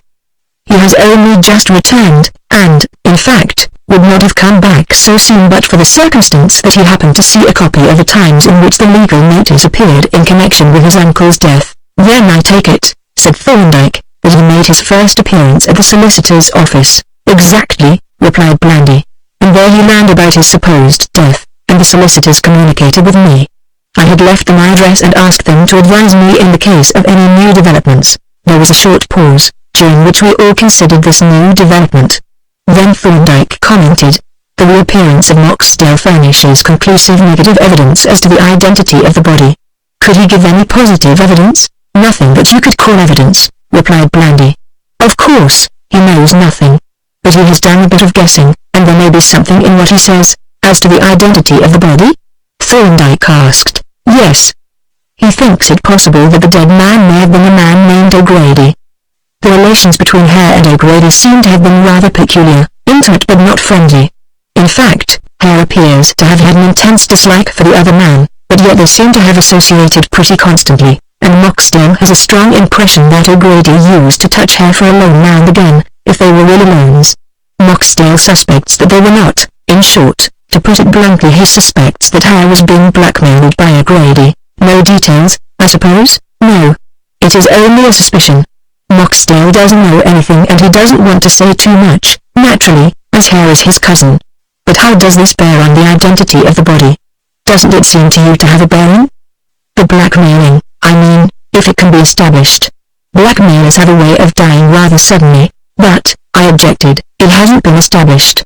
It is only a suspicion, and a rather vague one at that. True, he admitted, and very justly observed. Yet we may bear the suspicion in mind, especially as we have a fact which, taken in connection with its suspicion, has a very direct bearing on the identity of the body. Moxdale tells me that O'Grady had an appointment with Hare at Hare's rooms in the forenoon of the 14th of April, the very day on which Hare must have started for Dublin. He knows this for a fact, as he heard O'Grady make the appointment. Now, that appointment, at that place and on that date, strikes me as rather significant. Apparently, Moxdale finds it significant, too, said I. The suggestion seems to be that Hare murdered O'Grady and went away, leaving his corpse in the rooms. Moxdale didn't put it that way, said Blandy. He suggested that O'Grady might have had the use of the rooms while Hare was away. But that is mere speculation, and he probably doesn't believe it himself. Your suggestion is the one that naturally occurs to us, and if it is correct, we can understand why Hare is keeping out of sight. Don't you think so? The question was addressed to Thorndyke with a persuasive smile. But my colleague did not seem to be impressed. The figure of O'Grady, he said, seems to be rather shadowy and elusive, as, in fact, does the whole story. But perhaps Moxdale gave you a more circumstantial account of the affair. No, he did not, replied Blandy. But my talk with him was rather hurried and incomplete. I dropped in on him without an appointment and found him just starting out to keep an engagement, so I only had a few minutes with him. But he voluntarily suggested a further meeting to go into matters in more detail, and I then ventured to ask if he would object to your being present at the interview, as you represent the insurance people, and he had no objection at all. Now, how would you like me to bring him along here so that you can hear his account in detail and put such questions as you might think necessary to elucidate it? I should be glad if you would let me, as you know so much about the case. What do you say? Thorndyke was evidently pleased at the proposal and made no secret of the fact, for he replied, "It is very good of you, Blandy, to make this suggestion. I shall be delighted to meet Mr. Moxdale and see if we can clear up the mystery of that body.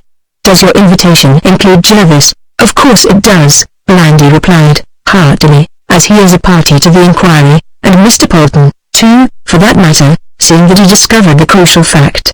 "But, you understand that Moxdale knows nothing about that." "No," said Thorndyke, "but if it should seem expedient for the purposes of the examination to let him know that the fire was raised by Hare, do you agree to my telling him?"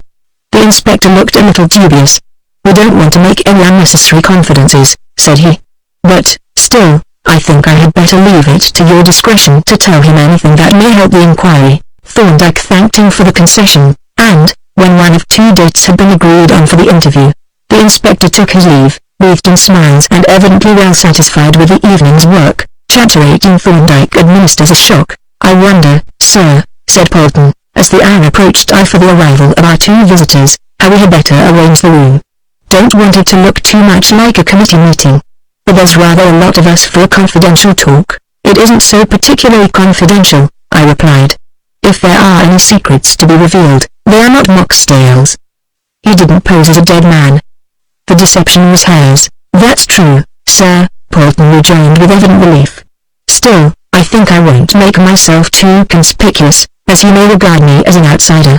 The plan that he adopted seemed to me to have exactly the opposite effect to that intended, for, having arranged 4 chairs around the fireplace with a couple of small tables for wine and cigars, he placed a microscope and some trays of slides on the large table, drew up a chair and prepared to look preoccupied. At 8 o'clock precisely our visitors arrived, and, as I admitted then, I glanced with natural curiosity at the deceased, and was impressed rather favorably by his appearance. He was a good-looking man, about 5 feet 9 or 10 in height, broad-shouldered, well set up, and apparently strong and athletic, with a pleasant, intelligent face, neither dark nor fair, a closely cropped dark moustache and clear grey eyes. He greeted me with a friendly smile, but I could see that, in spite of Polton's artful plans, he was a little taken aback by the size of the party, and especially by the apparition of Polton, himself, seated necromantically behind his microscope. But Thorndyke soon put him at his ease, and, when the introductions had been effected, including Mr. Polton, our technical advisor, we took our seats and opened the proceedings with informal and slightly frivolous conversation.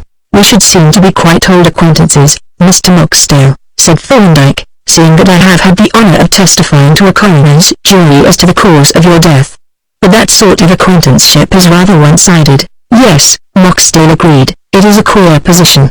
I come back to England to find myself the late Mr. Moxdale and have to introduce myself as a resurrected corpse. It is really quite embarrassing. It must be, Thorndyke agreed, and not to you alone, for, since you have resigned from the role of the deceased, you have put on us the responsibility of finding a name for your understudy. But the inspector tells us that you can give us some help in our search. Well, said Moxdale, it is only a guess, and I may be all abroad.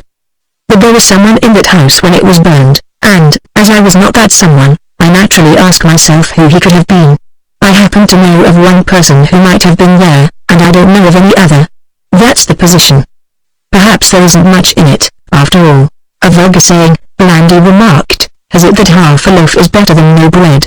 A possible person is at least something to start on. But we should like to know as much as we can about that person. What can you tell us? Ah, said Moxdale, there is the difficulty. I really know nothing about Mr. O'Grady. He is little more than a name to me, and only a surname at that. I can't even tell you his Christian name. That makes things a bit difficult, said Blandy, seeing that we have got to trace him and find out whether he is still in existence. But at any rate, you have seen him and can tell us what he was like. Yes, I have seen him once, as I told you, and my recollection of him is that he was a strongly built man about 5 feet 9 or 10 inches high, medium complexion, grey eyes, dark hair and moustache and no beard. When I saw him, he was wearing a black jacket, striped trousers, grey overcoat, and a light brown soft felt hat. That is quite a useful description, said Blandy, for excluding the wrong man, but not so useful for identifying the right one. It would apply to a good many other men, and the clothes were not a permanent feature. You told me about your meeting with him.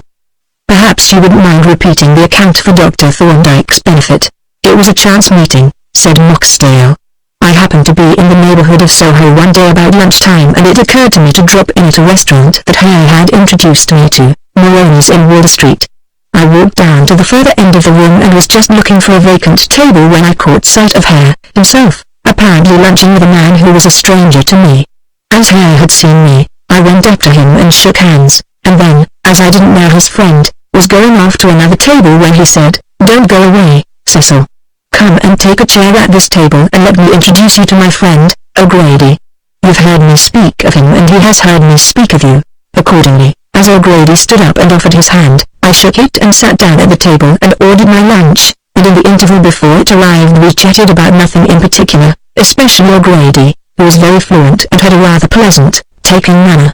By the time my food was brought, they had finished their lunch, and, having got their bills from the waiter, settled up with him. Then O'Grady said, Don't let me break up this merry party, but time and tide, you know I must be running away. I am glad to have had the pleasure of meeting you, Moxdale, in turning a mere name into a person. With this he got up and put on his overcoat and hat. I noticed the hat particularly because it was rather a queer color, and when he had shaken hands with me, he said to Hare, just as he was turning to go, "Don't forget our little business on Thursday. I shall call for you at 11 o'clock to the tick, and I shall bring the stuff with me. Better make a note of the time. So long." And with a smile and a wave of the hand to me, he bustled away. When he had gone, I remarked to Hare that O'Grady seemed to be rather a pleasant, taking sort of fellow. He smiled grimly and replied, "Yes, he is a plausible rascal, but if you should happen to meet him again, I advise you to keep your pockets buttoned. He is remarkably plausible." I tried to get him to amplify this statement, but he didn't seem disposed to pursue the subject, and presently he looked at his watch and then he, too, took his departure. That is the whole story, and there isn't much in it excepting the date of the appointment. The Thursday referred to will be the 14th of April, and that, I understand, is the day on which Hare started for Dublin. "You say, you understand," said Thorndyke. "Have you not seen the account of the inquest?" "No. But Mr. Hone, my solicitor, has given me a summary of it with all the material facts, including my own untimely decease. But I needn't have said I understand, because I happen to know that Mr. Hare did start on that day?" Thorndyke queried. "Yes. I actually saw him start." "That is interesting," said Blandy. "Could you give us the particulars?" "With pleasure," replied Moxdale. "It happened that on that day, or rather that night, I was starting for the south of France. I had left my luggage in the cloakroom at Victoria, earlier in the day, as I had some calls to make, and when I had done all my business, I strolled toward our street and dropped in at Maloney's for a late dinner or supper. And there I found Hare, who had just come in on the same errand. He was taking the night train for Holyhead, and as I was travelling by the night train to Folkestone, we both had plenty of time. So we made our dinner last out and we dawdled over our coffee until it was past 10 o'clock. Then Hare, who had a heavy suitcase with him, said he thought he would take a taxi across to Euston, so, when we had paid our bills, we went out together to look for a cab. We found one disengaged in Shaftesbury Avenue, and, when Hare had put his suitcase inside, he called out Euston to the driver, got in, said good night to me and off he went. Did he say whether O'Grady had kept his appointment? Thorndyke asked. He just mentioned that he had called. Nothing more, and of course I asked no questions. You seem to think, said Thorndyke, that the body that was found after the fire might be that of O'Grady. What made you think that? Well, really, Moxdale replied, I hardly know. It was just an idea, suggested, I suppose, by the fact that O'Grady went to the rooms and I didn't know of anybody else. I thought it possible that Hare might have let him use the rooms while he was away, as O'Grady lives out of town somewhere Enfield way. The inspector looked dissatisfied. Seemed rather vague, he remarked. You were telling me something about a suspicion of blackmailing. Could you give us some particulars on that subject, my dear inspector? Exclaimed Moxdale. I haven't any particulars. It was just a suspicion, which I probably ought not to have mentioned, as I had nothing definite to go upon. Still, Blandy persisted, you must have had some reasons. Is Hare a man who could be blackmailed? That I can't say. He isn't a pattern of all the virtues, but I know of nothing that a blackmailer could fix on. And he is my cousin, you know. I think what raised the suspicion was the peculiar relations between the two men. They were a great deal together, but they were not really friends. Hare seemed to me to dislike O'Grady intensely, and I gathered from chance remarks that he let drop that O'Grady had got a good deal of money out of him from time to time. In what way I never knew. It may have been in the form of loans, but if not, it would rather look like blackmail. There was a short silence. Then Blandy, dropping his oily manner for once, said, rather brusquely, Now, Mr. Moxdale, you have suggested that the burnt body might have been that of O'Grady. You have told us that O'Grady was in those rooms on the 14th of April, and you have suggested that O'Grady was blackmailing Hare. Now I put it to you that what you really suspect is that, on that day, Hare made away with O'Grady and concealed his body in the rooms. Moxdale shook his head. I never suspected anything of the kind. Besides, the thing wasn't practicable.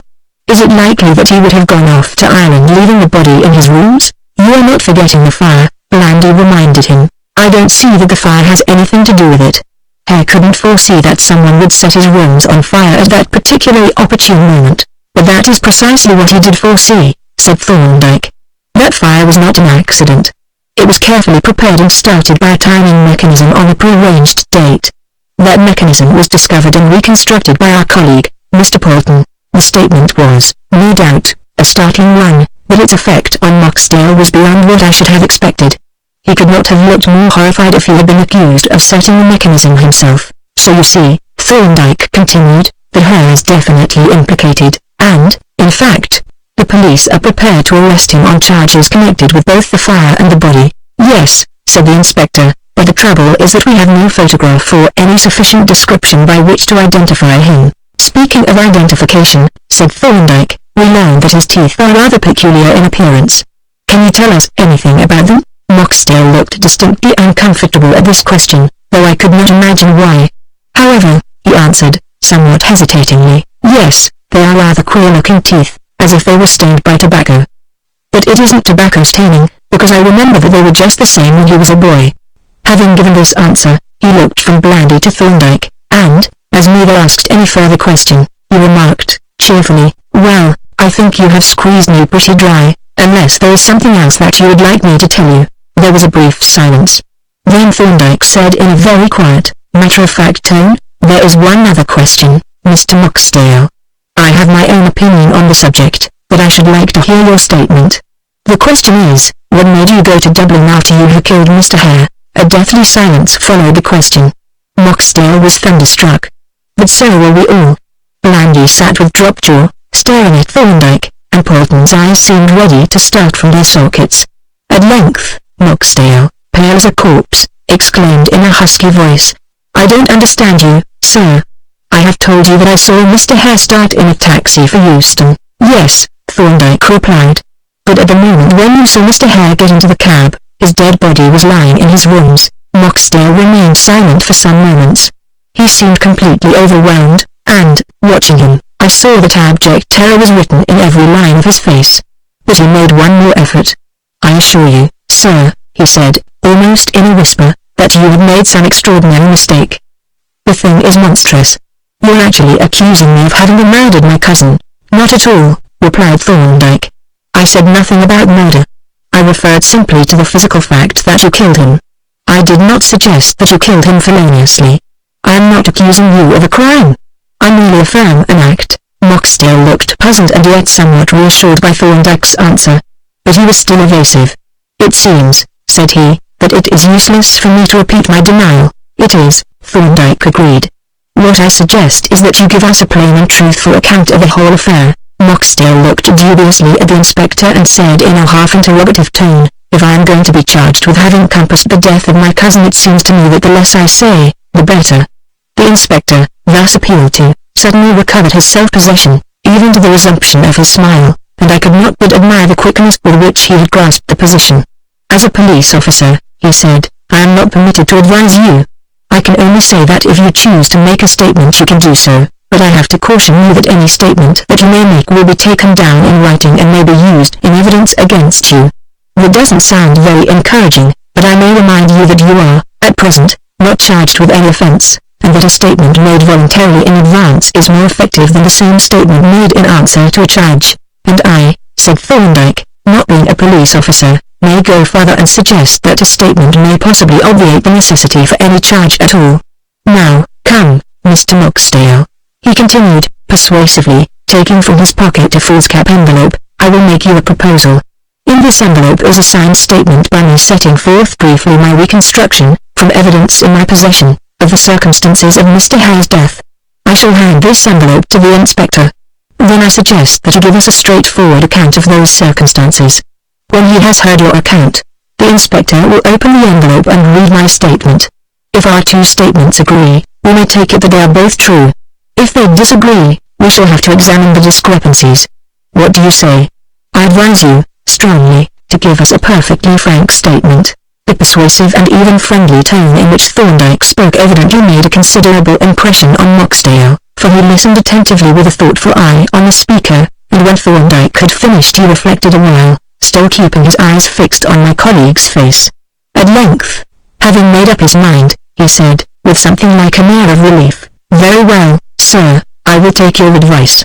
I will give you a full and true account of all that happened on that dreadful day, suppressing nothing. He paused for a few moments to collect his thoughts and then continued, I think I should begin by telling you that my cousin stood to gain £4,000 by my death if I should die before my uncle, Harold Moxdale. We knew that, said Blandy, Ah. Well, then, there is another matter. I don't like to speak ill of the dead, but the truth is that Hare was an unscrupulous rascally downright bad man. We knew that, too, said Blandy, when we learned that he had set fire to the house. Then I need not dwell on it, but I may add that he had a deep grudge against me for being the more favored beneficiary of my uncle's will. In fact, his jealousy had induced a really virulent hatred of me which was apartment to break out at times, though we usually preserved outwardly decent relations. And now to come to the actual incident. I am a part proprietor of a sort of international trade directory and I do a good deal of the canvassing for advertisements, particularly in France. I live out at Sabaton and only go to the office occasionally. Now, a few days before the disaster the 11th of April, I think it was, I had a letter from Hare telling me that he was making a business trip to Dublin to try to arrange some agencies and suggesting that he should do some business for me at the same time. I wasn't very keen, as I knew that I was not likely to see any of the money that he might collect. However, I agreed, and eventually arranged to meet him on the 14th, on which day I proposed to start by a night train for the south of France. He suggested that he should call for me at my office at 4:30, that we should have some tea and then go to his rooms to talk things over. In due course, he turned up at the office, I finished my business, took my bag, and went with him to some tea rooms, where we had a leisurely tea, and we then went on to his rooms, which we reached about 10 minutes to 6. As we passed the entrance of the business premises, I saw a man standing just inside, and he saw us, too, for he called out good evening to Hare, who returned his greeting, addressing him as Mr. Green, and it struck me that Mr. Green looked rather hard at me, as if he thought he recognized me. Then Hare opened the street door with his latch key and conducted me up the stairs to the first floor where he opened the door of his rooms with another latch key, which looked like a Yale. Now, all the time that I had been with Hare, and especially at the tea rooms, I had been aware of something rather queer in his manner, a suggestion of suppressed excitement, and he seemed nervous and jumpy. But when we got inside his rooms and he had shut the door, it grew much more marked, so much so that I watched him rather closely, noticing that he appeared restless and flustered, that there was a wild look in his eyes and that his hands were trembling quite violently. I didn't like the look of him at all, and I don't mind admitting that I began to get the wind up, for I couldn't forget that £4,000, and I knew that poor old Uncle Harold was in a bad way and might die at any moment. But he was not dead yet. There was still time for me to die before him. So I kept an eye on Hare and held myself in readiness in case he really meant mischief, but he merely had me, after all. He had given me a list of the Dublin firms to look at, and, while I was reading it, he got behind me to look over my shoulder. Suddenly, he made a quick move and I felt him slip a noose of soft cord over my head. I was only just in time to thrust my right hand up inside the noose when he pulled it tight. But, of course, he couldn't strangle me while my hand was there, and, seeing that, he made violent efforts to drag it away while I struggled for my life to keep hold of the noose. It was a horrible business. Hare was like a madman. He tugged and wrenched at the cord, he clawed at me with his free hand, he kicked me and drove his knee into my back while I hung on for dear life to the noose. By degrees I worked round until I faced him, and tried to grab his arm with my left hand while he tugged with all his might at the cord. Then we began to gyrate round the room in a kind of hideous waltz, each pounding at the other with his free hand. At last, in the course of our gyrations, we collided with a chair, and he fell backwards on the seat with me on top of him, his head overhanging the seat and my left hand at his throat. When he fell, the whole of my weight must have been on that left hand, for it slid under his chin and thrust it violently upwards. And as his chin went up, I felt and heard a faint click, his head fell loosely to one side, and, in a moment, his grasp on the cord relaxed. For an instant or two his arms and legs moved with a sort of twitching motion, then he lay quite still. Cautiously, I picked myself up and looked down at him. He was sprawling limply across the chair, and a glance at his face told me that he was dead. Evidently, the sudden drive of my left hand had broken his neck. Shaken as I was, I drew a deep breath of relief. It had been a mere thing. An instant's hesitation with my right hand and I should now have been lying with blackening face and starting eyes and the fatal noose secured tightly around my neck. It was a horrible thought. Only by a hair's breadth had I escaped. Still, I had escaped, and now I was free of that peril forever. But my relief was short-lived. Suddenly, I realized that, if I had escaped one danger, I was faced by another. Hare was dead, but it was my hand that had brought about his death. Who was to know that I had not murdered him? Very soon, relief gave way to alarm, alarm to panic. What was I to for my own safety? My first impulse was to rush out and seek a policeman, and that is what I ought to have done. But I dared not. As I took off the noose and held it in my hand, it seemed to whisper a terrible warning of what might yet befall me. Suppose I were just to steal away and say nothing to anyone of what had happened. Hare lived alone. No one ever came to his rooms. It might be months before the body should be discovered. Why not go away and know nothing about it? But, no, that wouldn't do.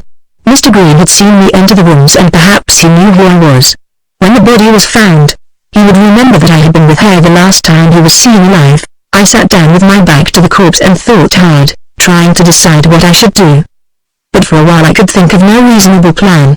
The figure of Mr. Green seemed to block every way of escape. Suddenly, my wondering gaze lighted on the list of doubling ferns lying where I had dropped it.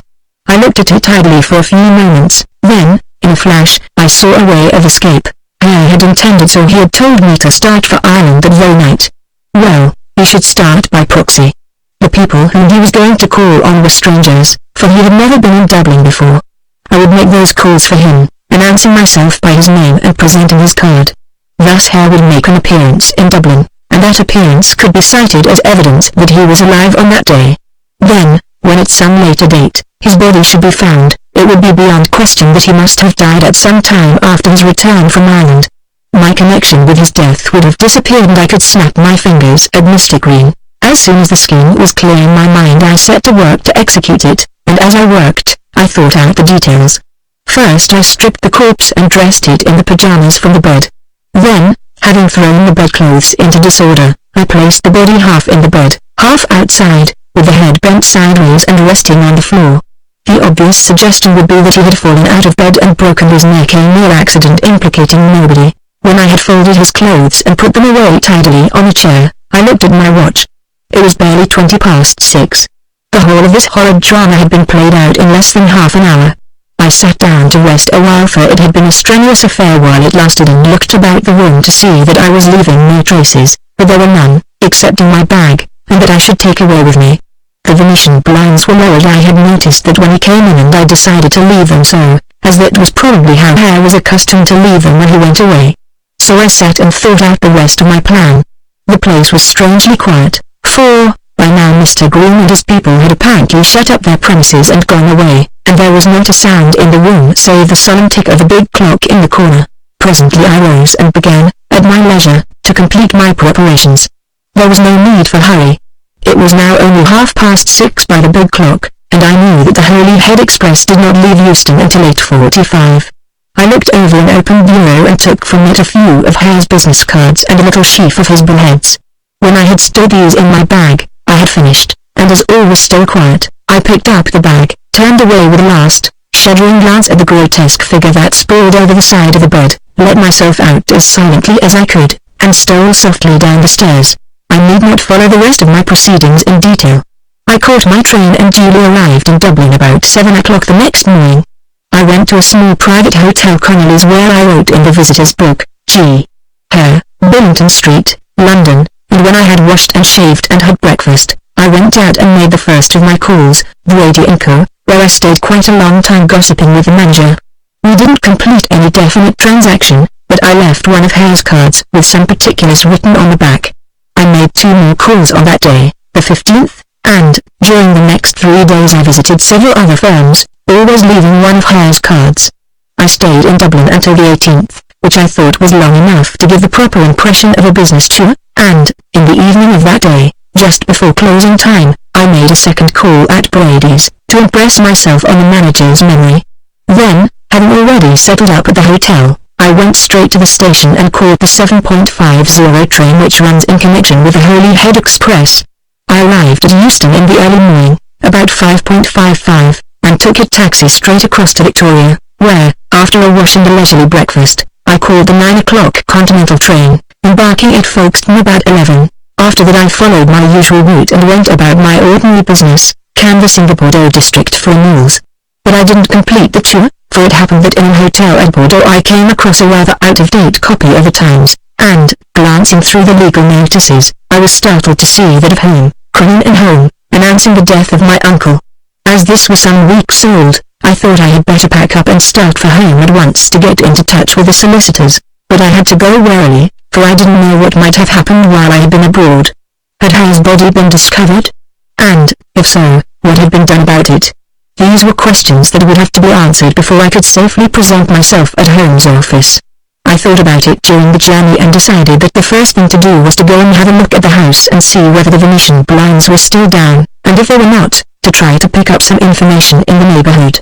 So when I got to Victoria I put my bag in the cloakroom and took a bus to Piccadilly Circus, from whence I made my way to Billington Street.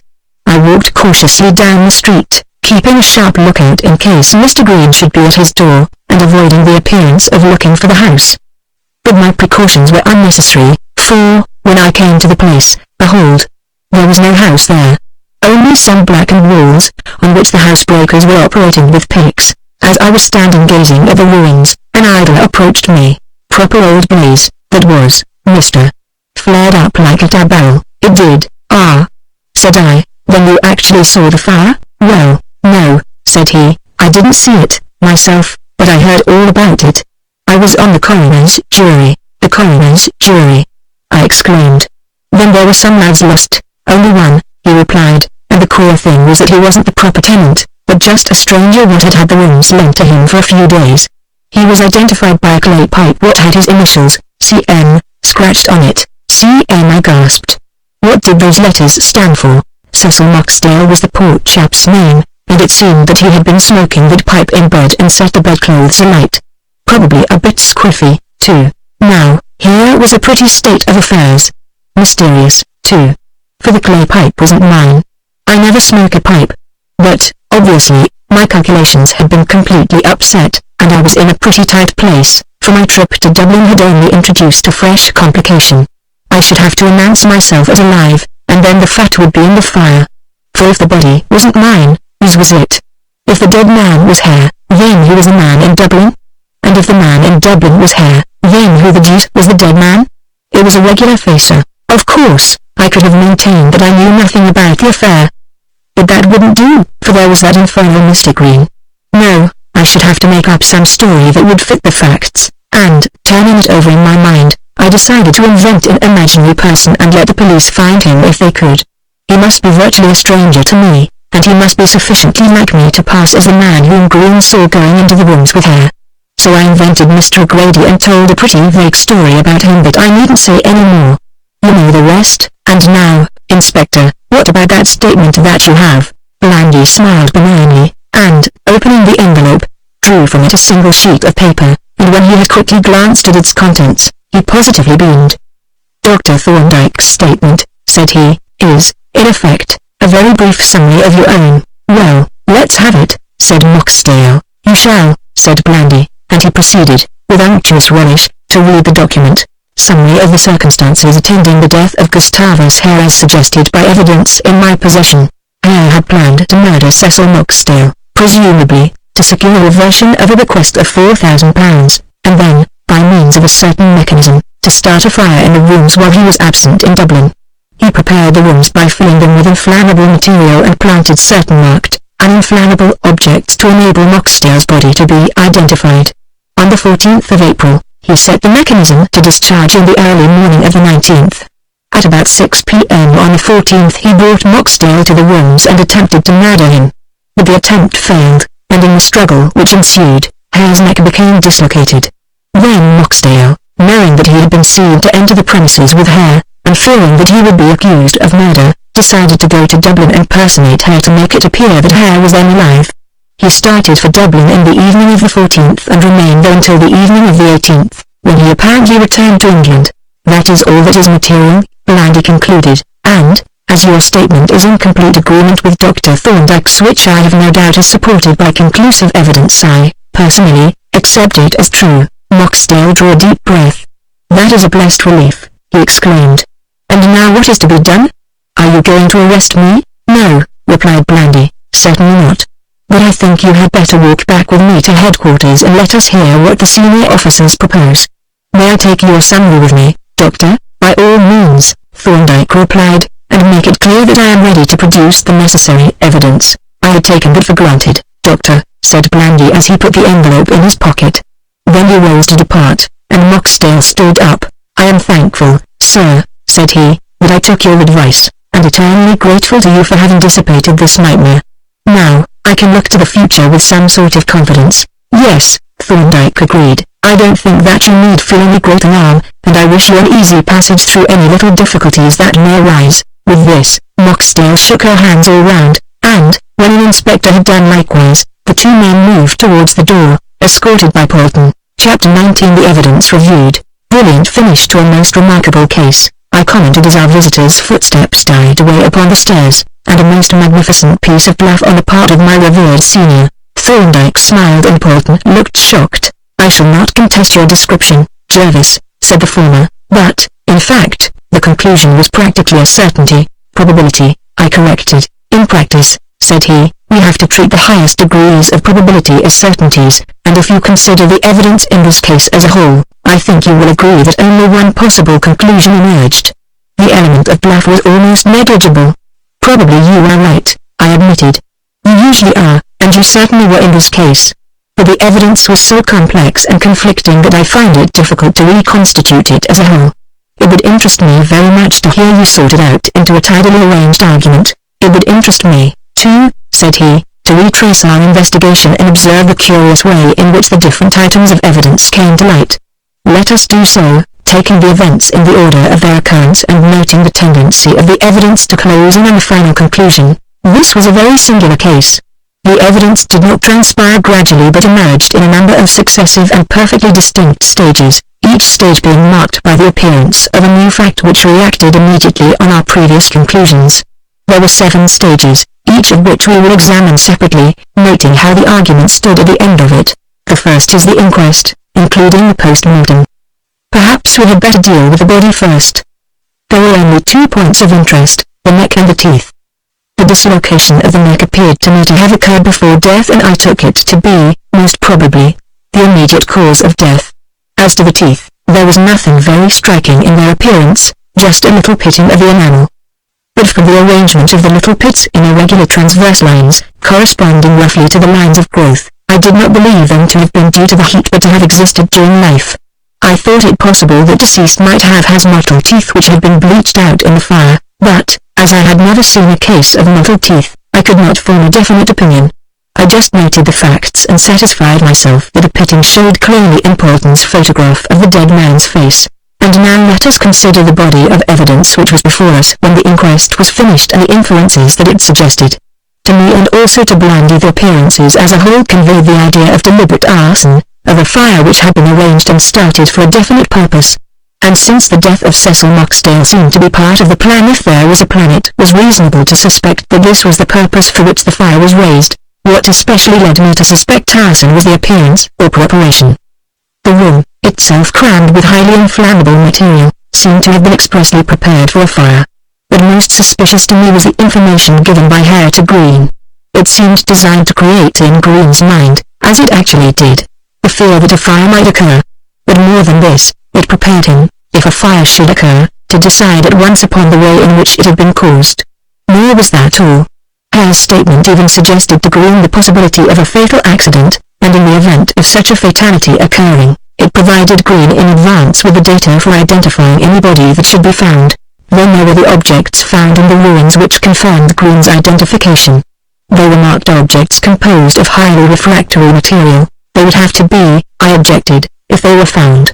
All the combustible objects would have been destroyed. True, he admitted.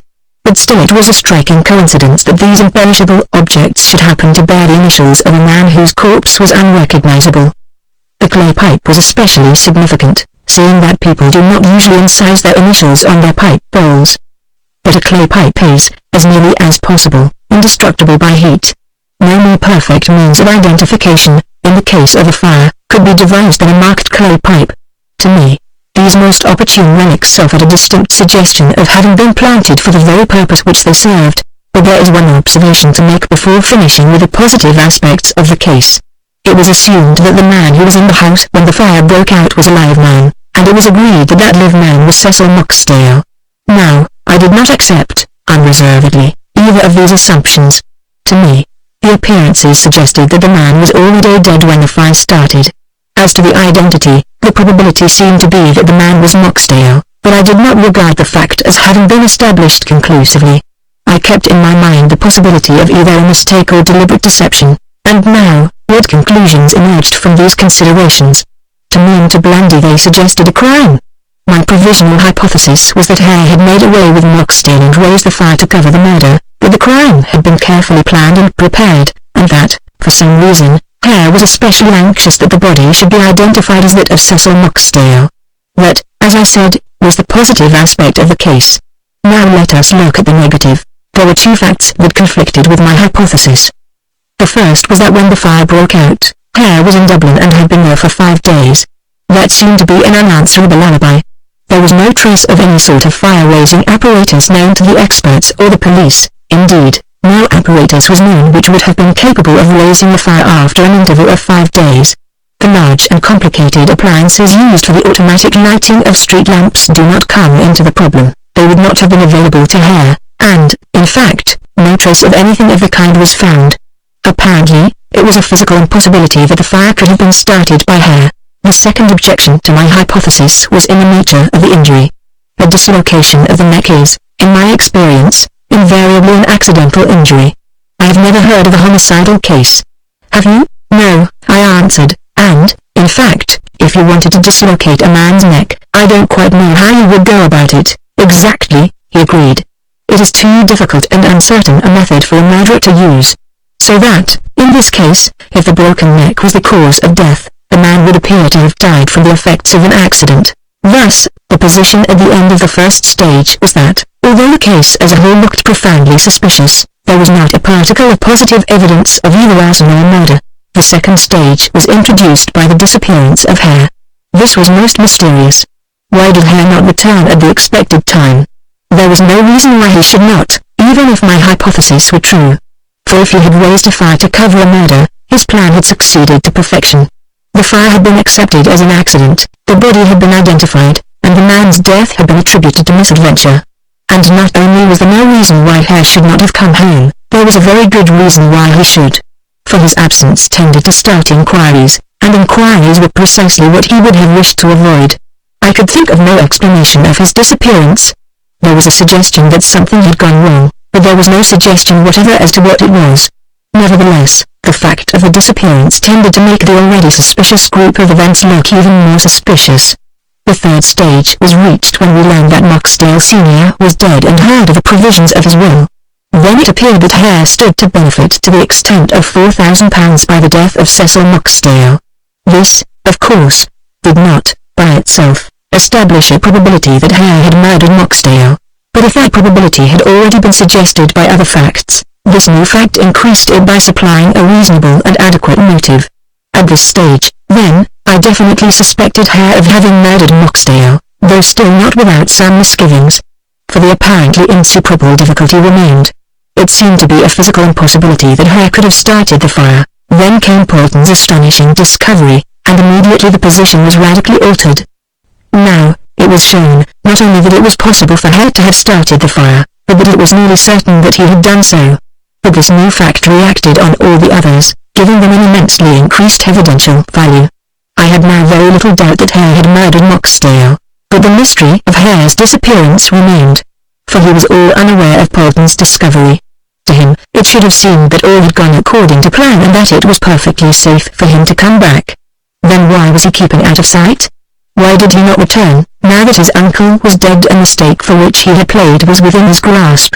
I turned this problem over and over in my mind. What was keeping him away? Something had gone wrong. Something of which we had no knowledge.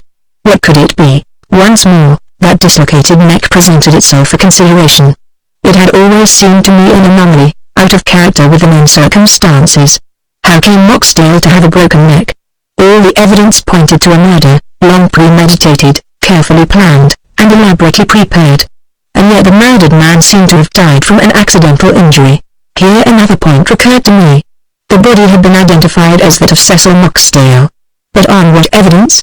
Simply on the hearsay evidence of green and marked objects found in the ruins. Of actual identification there had been none. The body probably was Moxdale's. The known facts suggested that it was, but there was no direct proof. Suppose, after all, that it were not.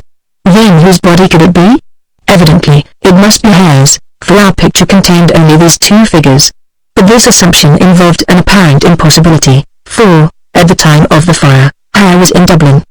But the impossibility disappeared when we realized that again there had been no real identification. The men whom Hare called upon in Dublin were strangers. They knew him as Hare simply because he said that he was Hare and presented Hare's card. He might, quite easily, have been some other man, personating Hare. And if he were, that other person must have been Moxdale. It seemed a far-fetched suggestion, but yet it fitted the facts surprisingly well. It agreed, for instance, with the dislocated neck, for if Hare had been killed, he had almost certainly been killed accidentally. And it explained the disappearance of the Dublin Hare, for Moxdale's object in personating Hare would have been to prove that Hare had been alive after the 14th of April, when the two men had been seen to enter Hare's premises together, and for this purpose it would be necessary only for him to enter an appearance at Dublin.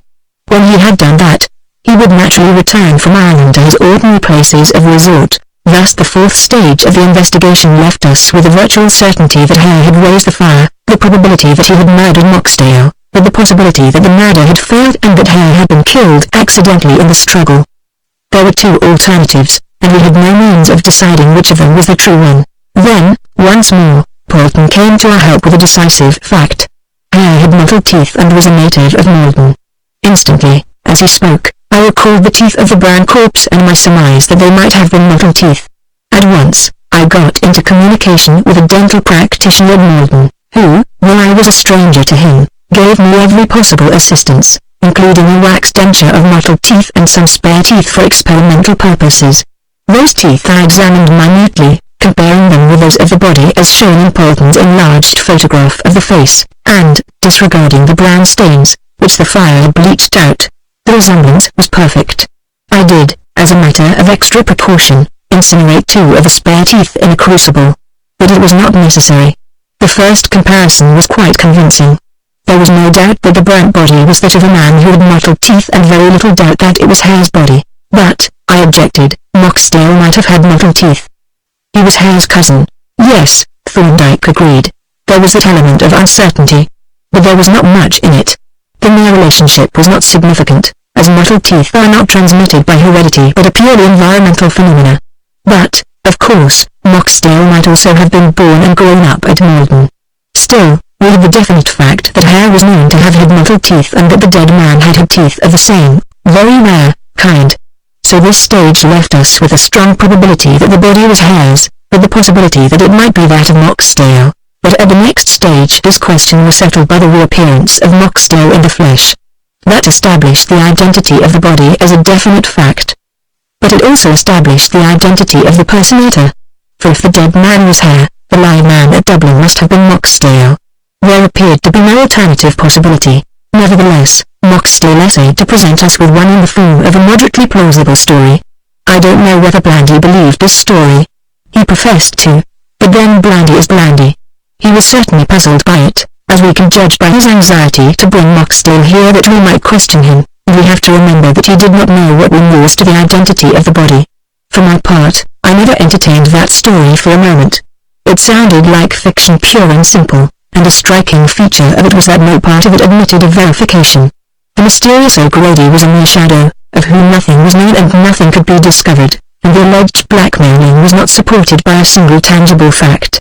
Moreover, O'Grady, the blackmailer, did not fit the facts.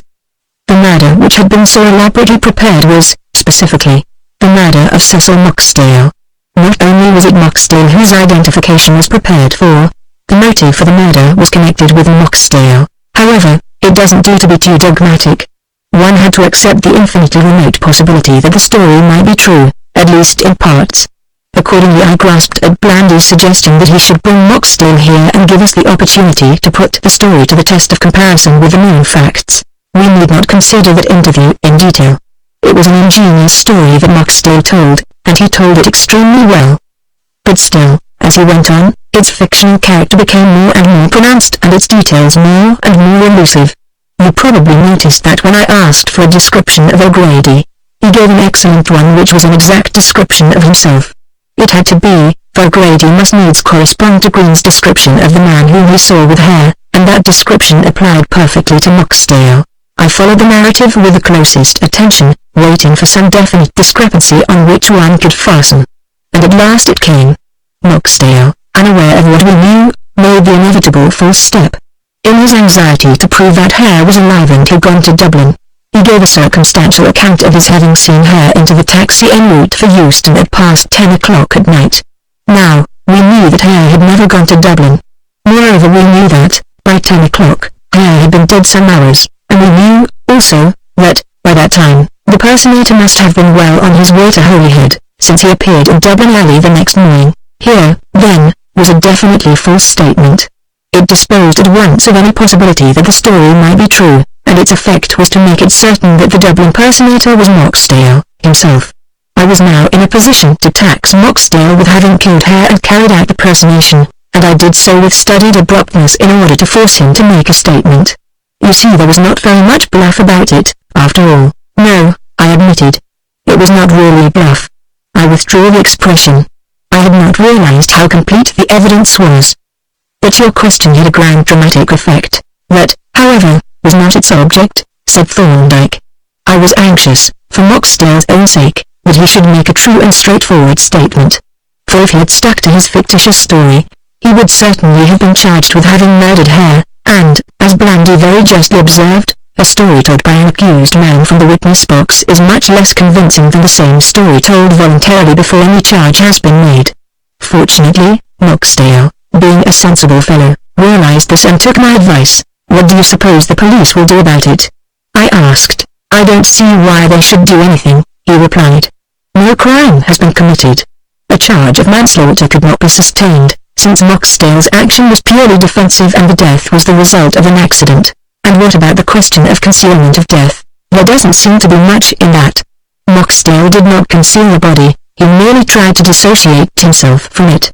He did not, it is true, report the death as he ought to have done. That was rather irregular and so was the personation. But I think that the police will take the view that, in the absence of any criminal intention, there is no need, on grounds of public policy, for them to take any action. Thorndyke's forecast proved to be correct.